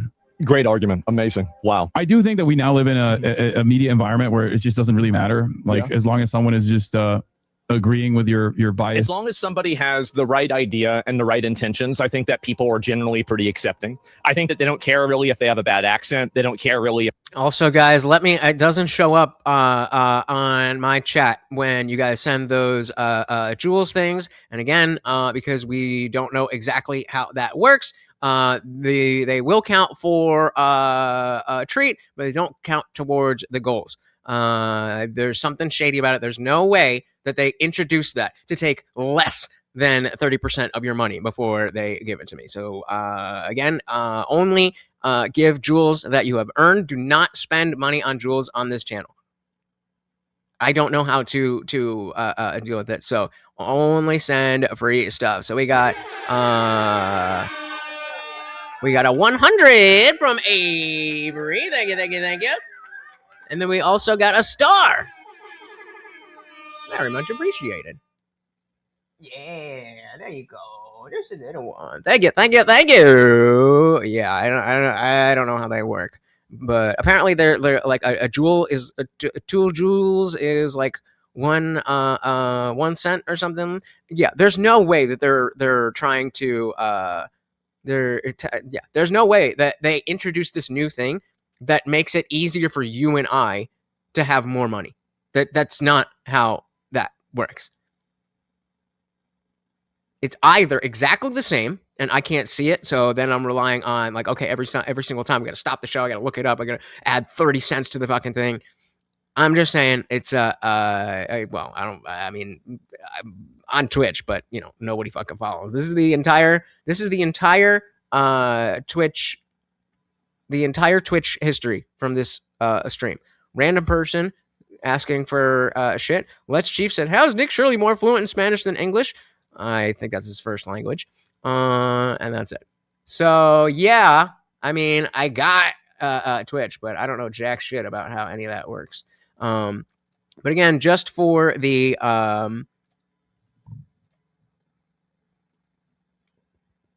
told you.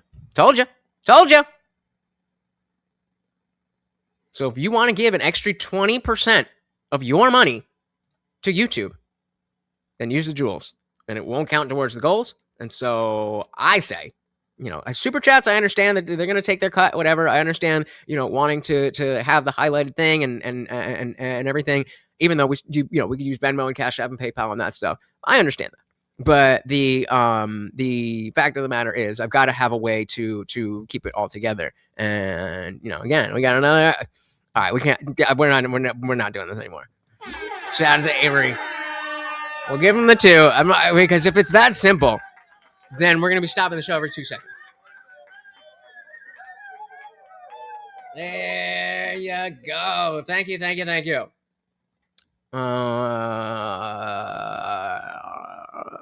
So we'll say, 10,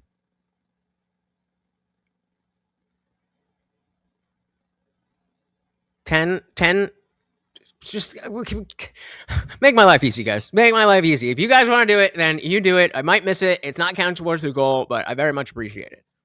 Pretty accepting. I think that they don't care really if they have a bad accent. They don't care really if they have problems talking. They don't care really if they look like an idiot. As long as the right message is getting out there, I think that's what really makes the biggest difference. And I know you were enjoying watching me struggle. I ultimately, Nick Shirley's message is in the right place. So just because his oratory skills aren't on the same level of somebody who streams 6 or 12 hours a day, or 8 hours, doesn't stream that long, 8 hours a day, talking nonstop, like, yes, obviously you're going to be better at talking than somebody who's literally more than 10 years younger than you. How do you know that? I mean, I'm not saying you're wrong. I'm just asking because it does seem like he is much more fluent in Spanish than he is in English. You know, really, maybe he's not a great speaker even then. And so the fact is, like, you obviously have a huge advantage in this regard. And that doesn't necessarily mean that, you know, what he's saying is wrong, though. Also, that shadow was wrong. He never says he's not stupid. He actually kind of recognizes how stupid he is, in my opinion. Avery, shout out. You have a good one. Oh, did he? Okay, fair enough. Fair enough. Kind of. I love how Let's Chief was like, whoa, blah, blah, blah, blah. And then no response. No response. I'm just like, why does he speak like that? Like, probably not his first language. That's not very woke of you. Because if it was something that Let's Chief knew, then he'd be like, no, it's not. But he didn't know that, and he realized that he was just ableist and racist. So he left. You know, like a lefty. Recognizes how stupid he is, in my opinion. The next article Fox News is going to print about you is going to be on your able. How is it not embarrassing then that you're having your expertly crafted, college-educated narratives be completely dismantled by what you consider a retarded 23-year-old? Like, I mean, because that, like, in my opinion, I feel like that's really embarrassing. Like, if this is actually true, and you think this guy's this huge retard, then how does he constantly keep coming up with these ways to unravel all of this? Yeah, I mean, this is the classic case of... And actually get to the government to change things. Hassan once again thinking that his education and communication degree makes him above everybody else. I mean, 13-year-old degree. We really need to remind him that he gets routinely bodied by a guy who had roaches crawl on him. The person he considers the most uneducated, the most simpleton, is actually a guy that is 10 times smarter than him, has 10 times more motion, beats him in every argument, destroys him business-wise, popularity-wise, likability-wise, is more respected as a political commentator than him. I mean, it's completely embarrassing. And honestly, this appeal to authority shit really needs to die. This guy grasping his degree from 13 years ago, trying to be like, I'm actually a well-educated person. I read 1 million tweets a day. And I don't know why Hassan is trying to act like he talks well. He talks like shit. I don't know, like he can say words. Yeah. But it's usually a bunch of gobbledygook and it's uniquely insufferable. If you took a guy who has never heard of Hassan and had him listen to Hassan, he'd be pissed off instantly. His mannerisms are insufferable and annoying. And heaven forbid you make him listen to the Diddy Piker laugh. Wait, oh, he's got a clip.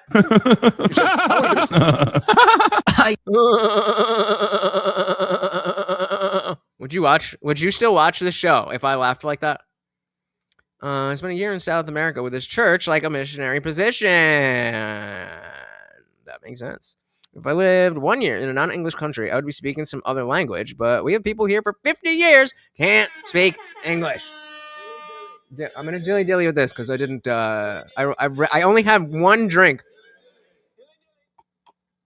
I mean, I'm not really clamoring for drinking tonight, but I like to have a little something. But I got that much before dilution. We'll make it. We'll make it. Well. Deport! Galaf. Also, one of you guys pointed in the comments that when Hassan says medically stupid, he's trying to say regard. And we all know that he really loves that word. I can't argue with retards, okay? You're retarded. I'm being ableist and you're fucking retarded. I guess. I also just noticed that all of his names are so self-aggrandizing.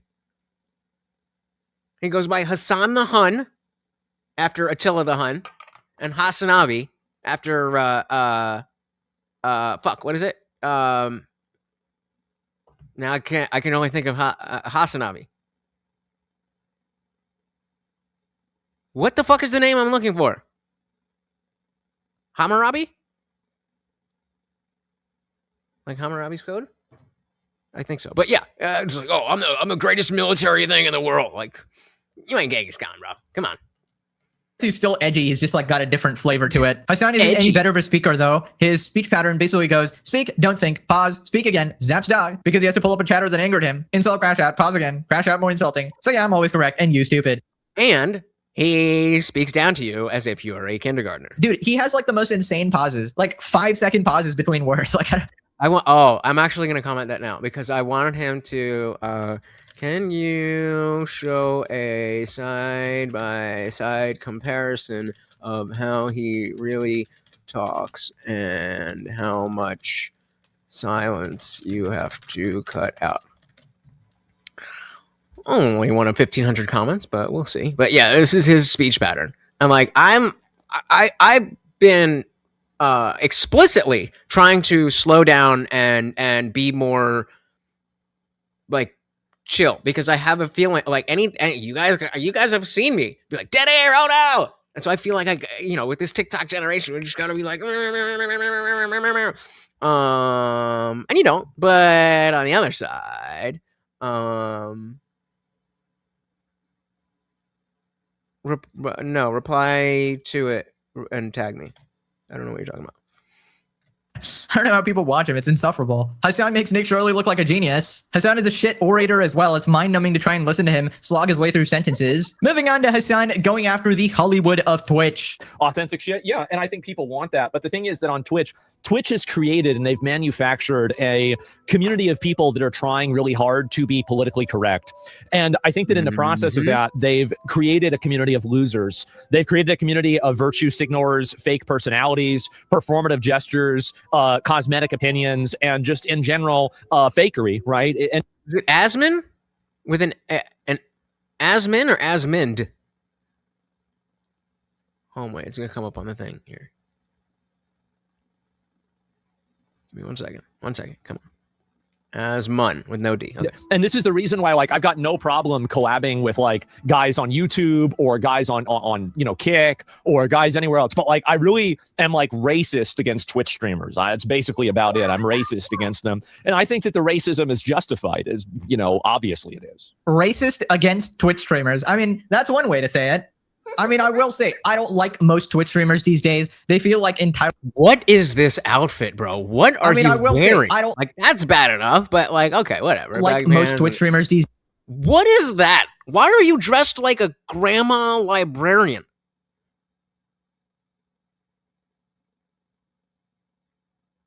And this outfit probably costs more than I make in a month. That's crazy.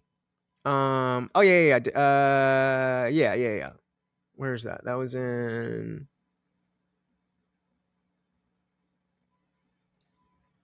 Yeah, just reply to it and tag me. So I guess so that it's there. These days, they feel like entitled pieces of shit. Obviously, there's a couple good ones, but I feel like most of them are just like these man babies who got lucky on the internet, and they're. Bruh, Asmon's facial expressions are gold. No pun intended.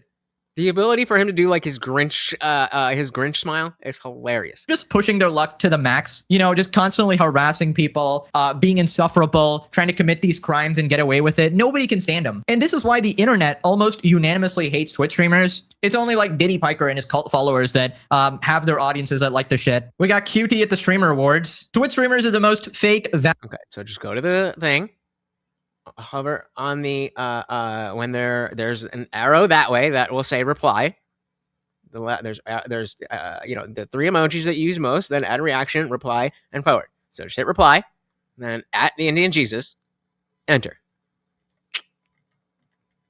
Rapid human beings around, and they deserve to be called out because of their insincereness and disrespect towards their audience. He's really upset that his viewer count dropped 10K from Twitch changing how they count bots. Too bad, Asmon Goal. Time's almost up. The cognitive bias is showing. Attacking Twitch to counter feelings of anxiety. People are realizing you're just not as consequential to anyone as you pretend to be. I wonder how much more he can sustain. And it's sad because maybe not. It's an unfortunate position because he obviously is influential enough for people to follow him, but he's also not that influential where it's like the powers that be would really have an issue. He's been on mainstream news, but no, that's never mind.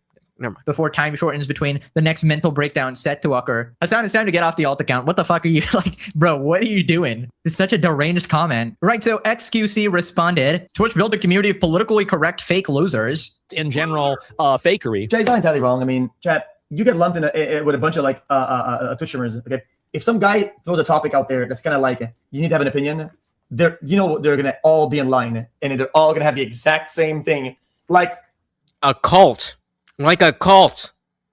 Because they're in a cult. Oh, guys, it so happens that they all think the same. It so happens that they're all exactly what chat wants them to be. They're all exactly what Twitter wants them to be. Like, dude, like, the likeliness of this happening, chat, is fucking, like, it's as, it would be an anomaly. Like, clearly there's a need for conformity, for survival. Like, guys, it's been like this forever. Like, are we fucking dead ass? Guys, you can operate this at a smaller scale. Okay? Hassan does that with his own circle. Like, imagine how it is with people and all of Twitch influencers, like, bro. That's why they call them the orbiters, because it ripples out. It ripples out, and so even the orbiters have their own orbiters. It's bad. Hey, come on, bro.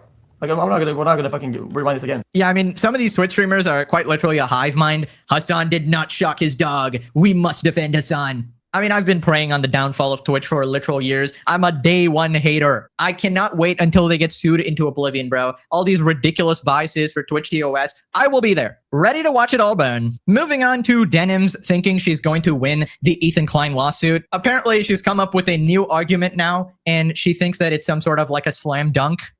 If you don't know what they're talking about a year ago, iDubbbz put out a content cop on Ethan Klein and collaborated with Hassan and all of his orbiters, and then they put the video. Then H3 responded, and all the Twitch people that we're talking about They were all like, oh, let's watch it together and not give it any views. And so now Ethan is suing a bunch of them for copyright infringement.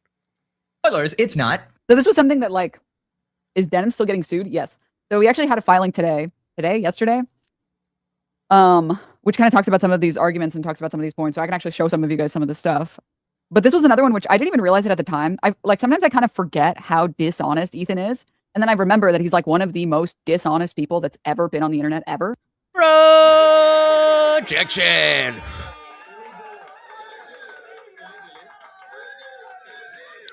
Dilly. Because he also used this quote as like, see, this is clear evidence of malicious intent to steal. And I'm trying to pull it up here. He uses this one particular quote that's me saying, if you want to enjoy it, come enjoy the watch party somewhere else. So that in context is explicitly saying, I want to be able to see the content, but I don't want the original person to get any credit for that. That's copyright infringement. So here, really quickly, this is what the official filing that just came out yesterday said. Like one of the specific bullet points is a replacement for the original. When you're creating a watch party and you're not adding commentary and you're just watching it so that H3 is not getting any views, any revenue from it, that's stealing.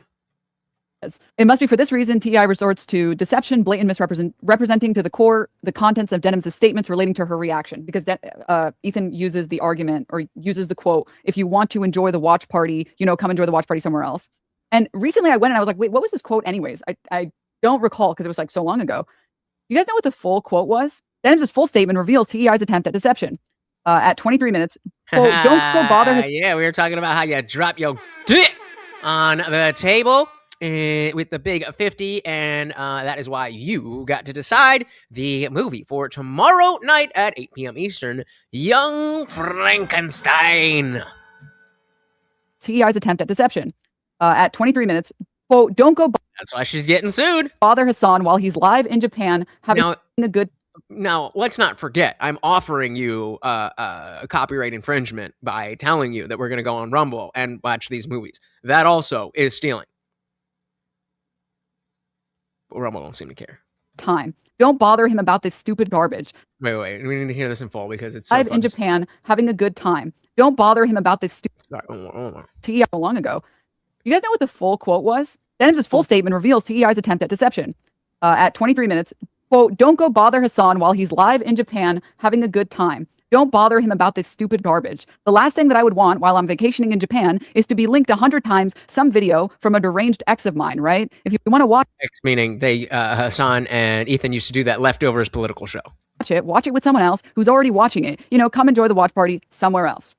Well, Discord absolutely would work, but nobody goes over there. But remember, it's not members only anymore. So everybody gets the disciple role. So everybody can use the voice channels. Everybody can do that. And even at this very moment, if 3 of you were to go into the voice channel, that would end this stream and start the VIP party. But y'all don't be doing that shit. Wow, she really thought she did something. I mean, So her argument is, I was telling you guys to steal it with me so that you don't bother Hassan with it because he's in Japan. What? So you're saying I was stealing because I didn't want you guys to bother Hassan.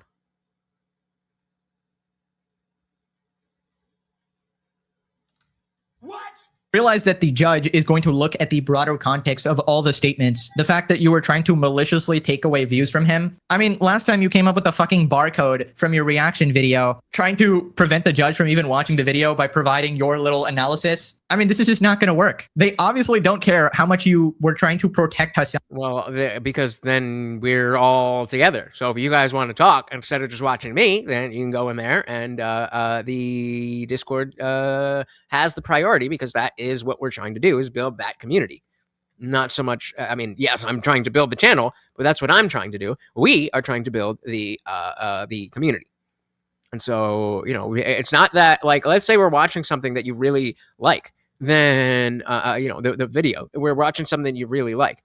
That doesn't mean that we can't continue that if we go into the VIP party. That just gives you more agency by being, on the screen. Next, I'm going to go and start going to Discord. I've been busy and my grandma died, so I've been kind of down. RIP. But yeah, I mean, it just needs people to be willing to be like, okay, I'll just go in and see if anybody's around. Now, most people who are already in the Discord, a lot of us work during the day, so we're not necessarily going to be hopping in just in the middle of the day. But there are people who don't work during the day, or they don't work every weekday, or whatever it is. And so if we collectively make a habit of like, I'm not doing anything, let me just pop in the voice channel, tag @disciples, come hang out. Maybe nobody does. Maybe a few people do. But then somebody sees you doing it, like, oh, I'm going to do that. Disciples, come on through. And then it grows, it builds.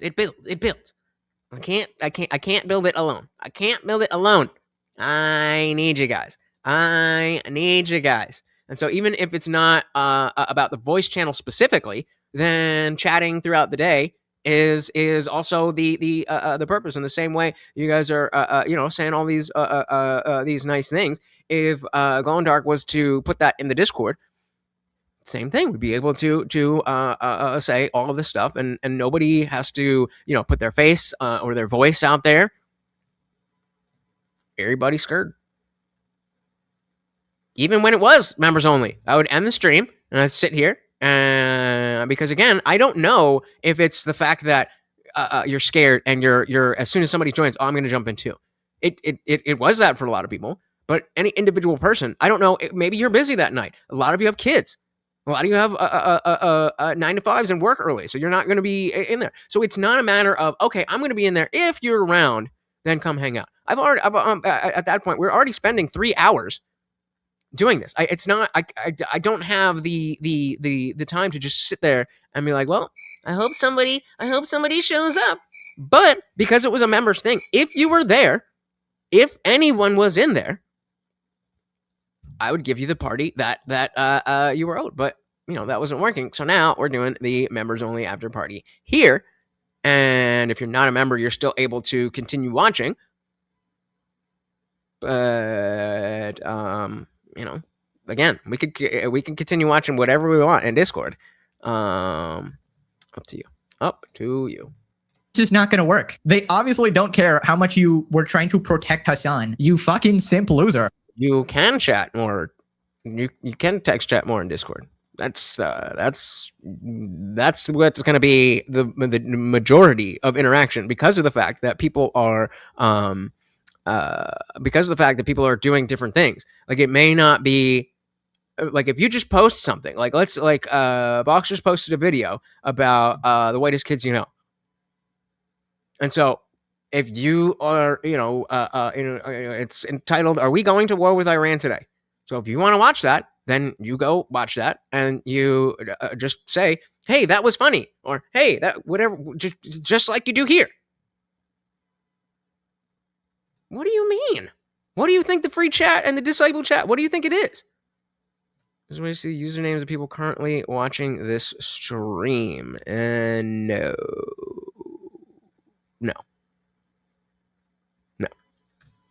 Only the people who chat. The lurkers. They don't want to be seen. They don't want to be seen. Yeah, exactly. Right. That's what it's for. Just it doesn't have to be politics. It doesn't have to be. That's what this show is. But the community is just a community. Yeah, as soon as go in there right now. You're Mortymon, right? Look. No, Mortymon was Dick, or was David. So you're Unzip, right?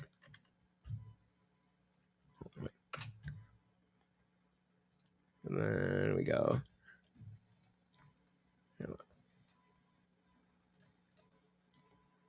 So I'm gonna delete this. Delete message. And we're going to tag at Unzippered Zach. Yo. And wow.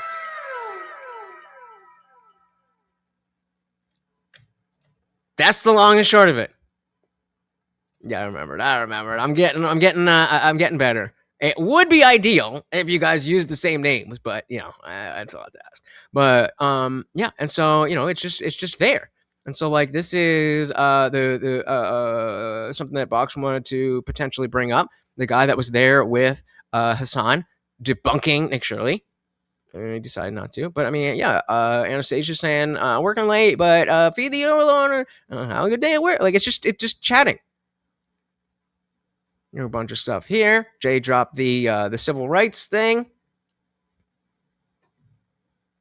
But I mean, if it's not talking, then it's just me, you know, kind of posting these. This means that there was an entire day between when I yesterday at 4:51 when I went live, and then 5:04 today. Nobody even said anything. And so now we got, and Rob's there. We can reply. So now it's going to tag him directly. Or if I don't want to tag him directly, and I can just say, what it do? Showing people how Discord works on stream.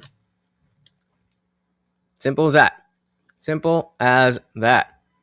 And then, so, yeah, he posts Thursday night, Elaine's and whatever. And if you want to see what that is, then you go click on that. If you have something to say about it, then you say that. In the same way you chat here, you chat there. Except it's 24/7. And there's no TOS. I mean, you can't do like illegal shit. But in terms of, you know, like TOS, oh, they're going to block that. Doesn't happen.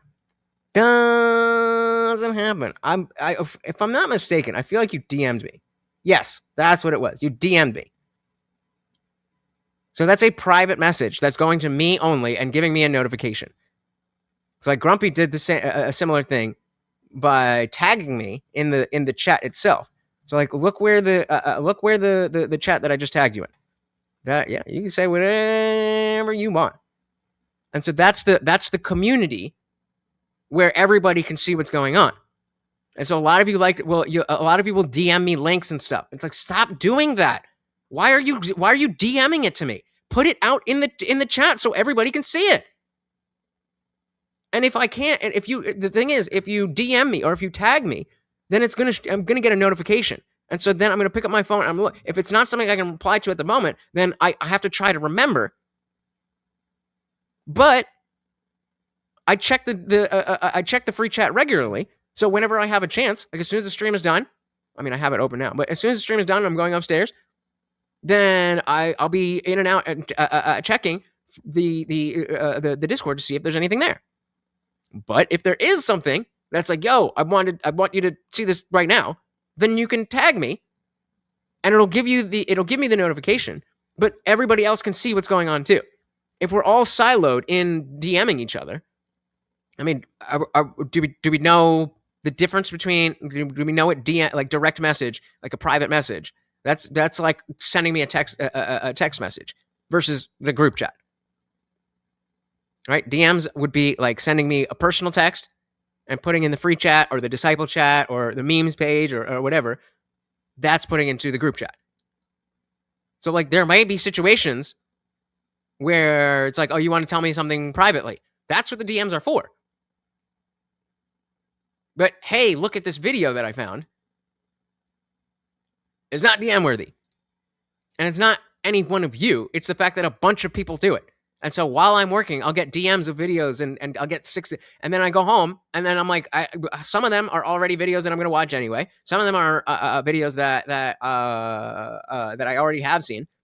But if it's in the group chat, if it's in the free chat or the disciple chat or any of those channels, then when I have the time to look and, okay, let's get into these conversations. Let's see these videos. Then I'll see, oh, okay, Box posted that video. Rob posted this video. And I'll go through them when we have time. and everybody else will also be doing the same thing. And so even though I'm live right now, someone who's not here, who's in the Discord, could be watching that video and talking to Rob about that video. And then I can join in later. Use it like a group chat. Use it like a group chat. I don't care how much you were trying to protect Hassan, you fucking simp loser. And I think I know why she's doing this. She obviously wants more donations for the GoFundMe. 56K. She's asking for $100,000. She's asking for $100,000. Because she fucking oh,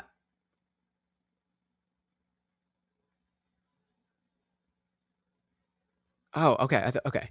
I thought you said I'm Rob, and I'm okay. That confused me. Okay, word up. So yeah, there you go.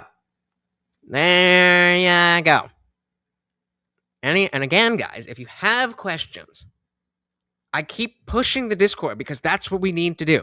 We need to build up our community. So if you have questions, ask me. I'm happy to explain things. Don't just sit in silence and be like, oh, I don't know. Just fucking be like, yo, how do you do this? I think I know why she's doing this. She obviously wants more donations for the GoFundMe. She wants to try and convince her fans that she's going to win so that they actually donate, right? She's quite literally just tricking them. She knows she's completely cooked. She needs to gather as much money as possible. The only way she can do that is to project a sense of false confidence that she's actually going to win the case. Because they already saw what happened to Casey Tron and how they wasted all their money. Her lawyers are actively rinsing her.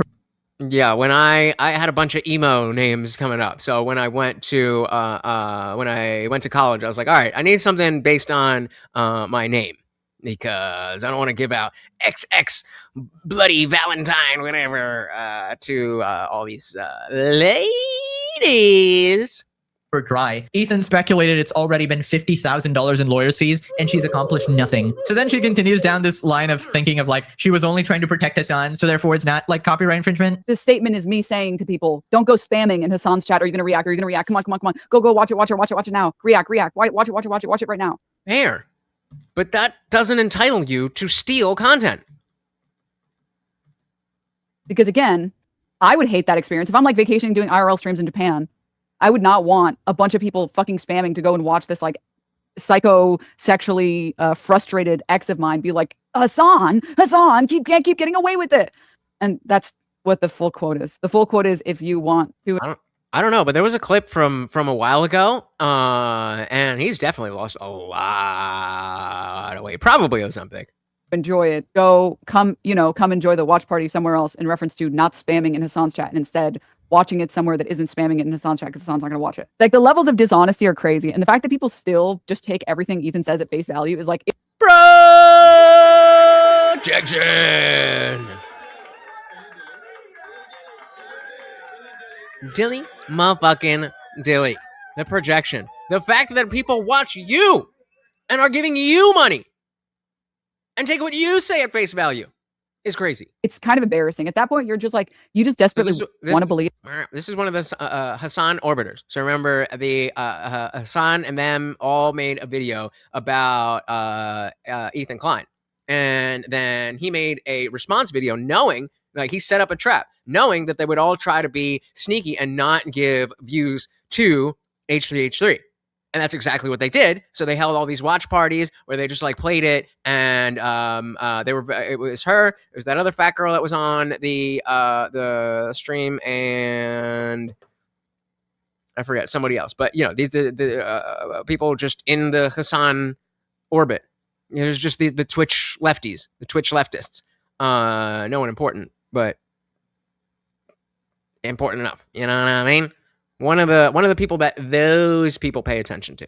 That this guy wouldn't lie to you. And so you're just going to double, triple, quadruple down.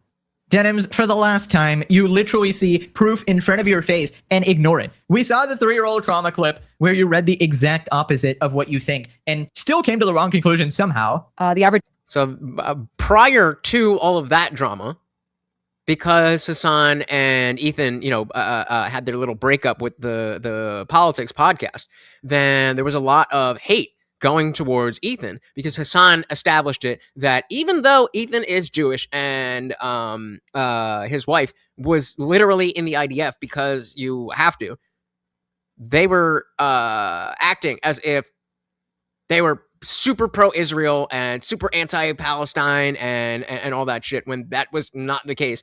He literally just, I think it was one thing that Hassan was just saying, like, yeah, we just gotta flatten Gaza. And he was like, yeah, but there's children there. He said, well, children can be settlers too. Babies. He said babies can be settlers too. And so that caused the whole thing. And because Ethan didn't align 1,000%, then all this hate started going this way. And one of the things was that there was a campaign to call CPS on his kids. So in response, they called CPS. It was a whole fucking deal. And so then Ethan and his wife were talking about it on their podcast. And they're like, this is traumatizing. This is traumatizing our kids. And their kids are 3 years old. And so she was saying, yeah, they're gonna have bad memories of this. And she looked opposite it up of what you think and still came to the wrong conclusion somehow. The average age of adults' earliest memories is 3.5 years old. You're not really forming memories at 3. You literally just read out of your mouth that the average adult starts forming memories at 3.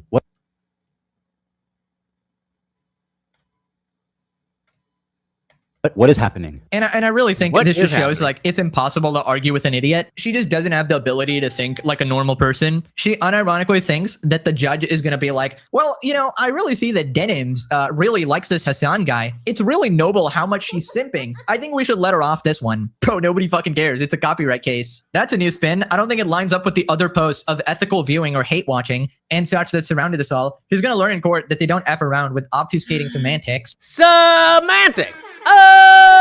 Obfuscation.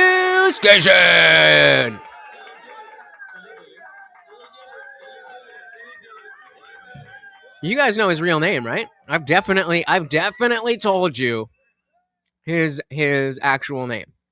Yeah, baby settlers. Why not? Let's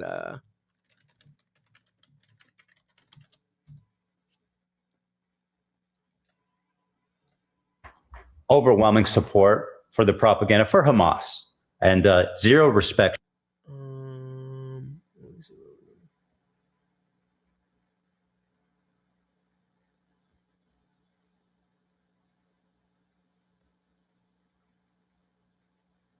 One from leftovers.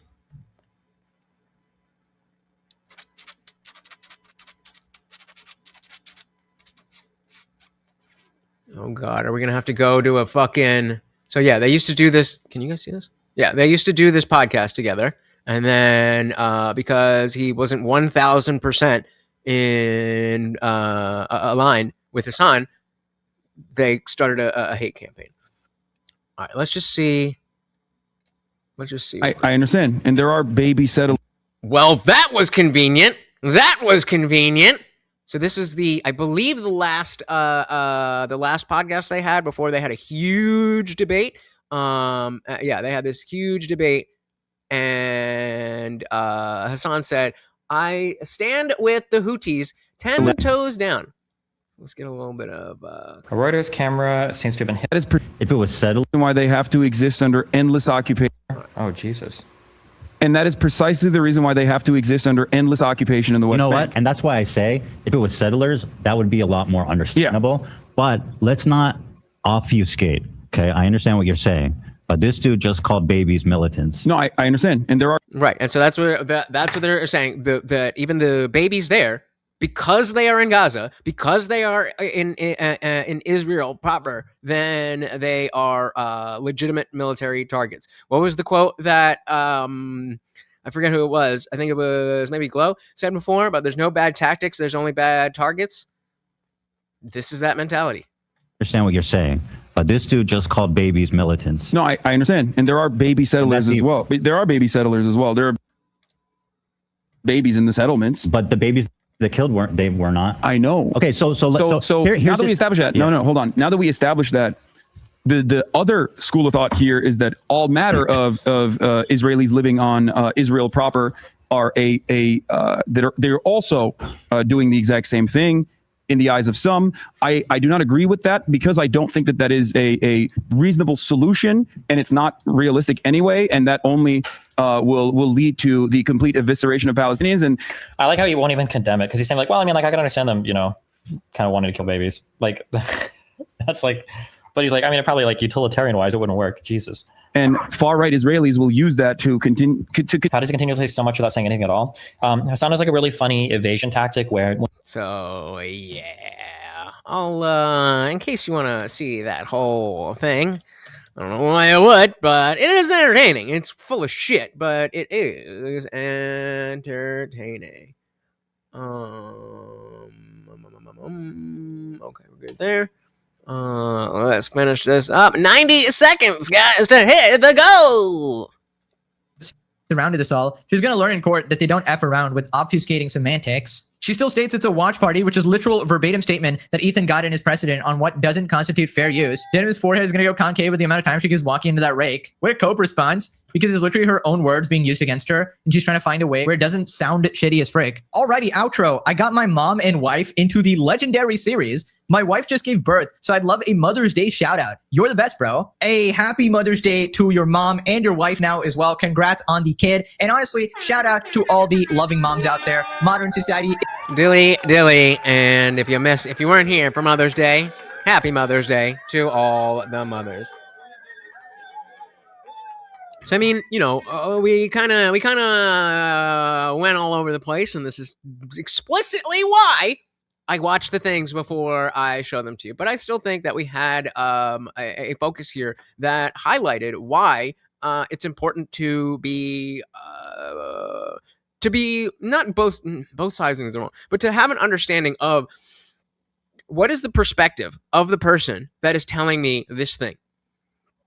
If you are getting information from a Nick Shirley, then as far as we understand right now, there's more reason to believe he's just saying what he is seeing and believing.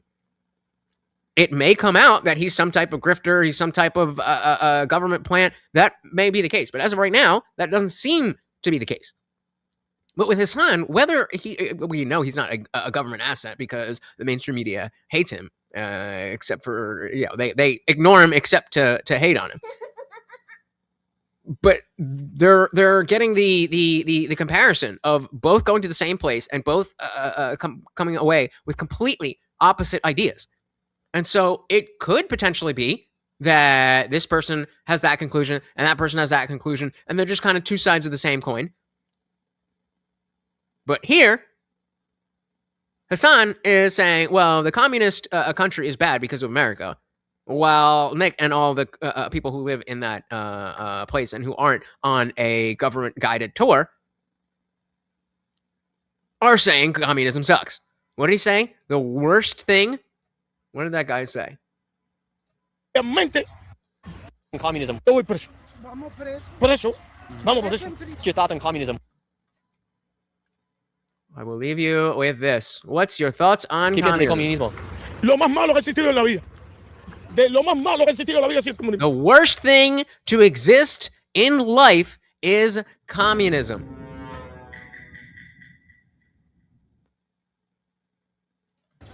Porque realmente ninguno es comunista. What do you mean by that? Lo que hacen es enriquecerse y explotar al pueblo, es lo único que hacen. ¿Qué significa eso para ti? Como no hay ninguna comunista. Como que no, porque no hay, eso no existe. El comunismo es la igualdad del hombre por el hombre, aquí eso no existe. It doesn't exist here. That doesn't exist. Todos ellos son los que tienen todo. Ellos tienen luz, ellos tienen los mejores carros del año pisteando, ellos tienen el petróleo, ellos tienen gasolina, tienen todo. Y el pueblo no tiene nada. Y las mayores bipimis son de ellos. ¿Y por qué piensa que gente defiende el comunismo cuando hemos visto que no funciona? No funciona. El que defiende el comunismo... The only ones who defend communism are with the Castro family. So when we see a whole line of people really, oh, America bad, and Donald Trump is such a horrible person.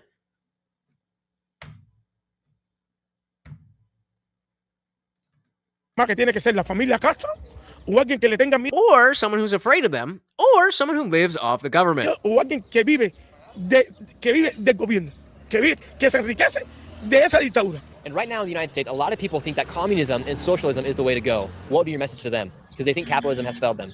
Mucha gente en los Estados Unidos ahora creen que comunismo y socialismo es la manera de donde deberíamos ir. No. Eso es lo peor. ¿Qué sería su mensaje a ellos? Lo peor que existiera, lo peor que tú puedes hacer en la vida es pasar al socialismo, al comunismo, porque es la gran mierda. No existe, hay que te vea la miseria, la obstinación. It just leads to misery, harassment, hunger, and anguish. Fíjate que nada de lo que tú puedas, nada del salario, nada más te alcanza para comprar una botella de aceite. ¿Cómo tú crees que tú puedes vivir así? ¿Cómo tú puedes vivir con una libreta de razonamiento que nada más que te dan 3 libras de azúcar y una de sal? Y hay cada 15, cada 4, 6 meses, 7 años, te dan una posta de pollo o un huevo. El huevo no viene hace un año. Hace un año que no viene el huevo. Imagínate. Desde que no ha tomado un huevo. Hay huevo. Eggs haven't arrived in a year. And that's America's fault. God damn. They all did. So, I mean, they're, the Nick Shirley video itself, because of the fact that it was chased out of the country, was only half an hour. But go back to the beginning. We covered the entire thing. I ran back a couple parts. But even though, he only was there for one day and he didn't get too much, he got enough.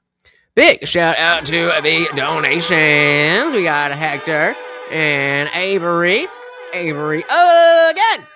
We got Glow and Dark, and of course we had Equality and Difference because vagina with the big 5. Oh, look at those eyes. Look at those eyes. Guys, thank you so very, very much for hanging out. I know you could be doing anything else in the world, and yet here you are hanging out with me and the Overlord. Some of you not even with the ability to chat, and I very much appreciate you being here because it's that attention economy. And so if you're here, you're family. You are family. But remember, guys, this is just the first step. This show is just the storefront. To get the goodies, you really got to join the Discord. We can't do anything if I'm just me. We can't do anything if I'm just me. There needs to be a we before we can do anything. Whatever it is that you want us to do, we need to create an us first. The link is always pinned.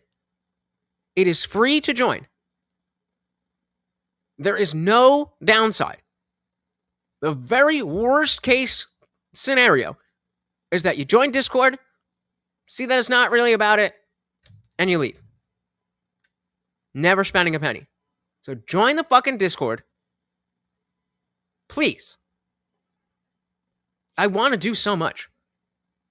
But I can only do so much just sitting here in front of a camera. We need to be out in the world, working together as a coalition. We were just talking about how the right won because of the MAGA coalition that has now been shattered. And now it's not looking so great. Same people, same president, same shit. But the collection of people is what matters. So thank you so very, very much for hanging out and being part of this coalition. I really do appreciate you guys. Thank you. Once again, guys, this is Morty the Overlord, and I have been your host, Lutch, aka the Indian Jesus, here to resurrect the second coming of common sense. Until next time, guys, we are out of here. God, I was so hungover. This was a rough one. Peace!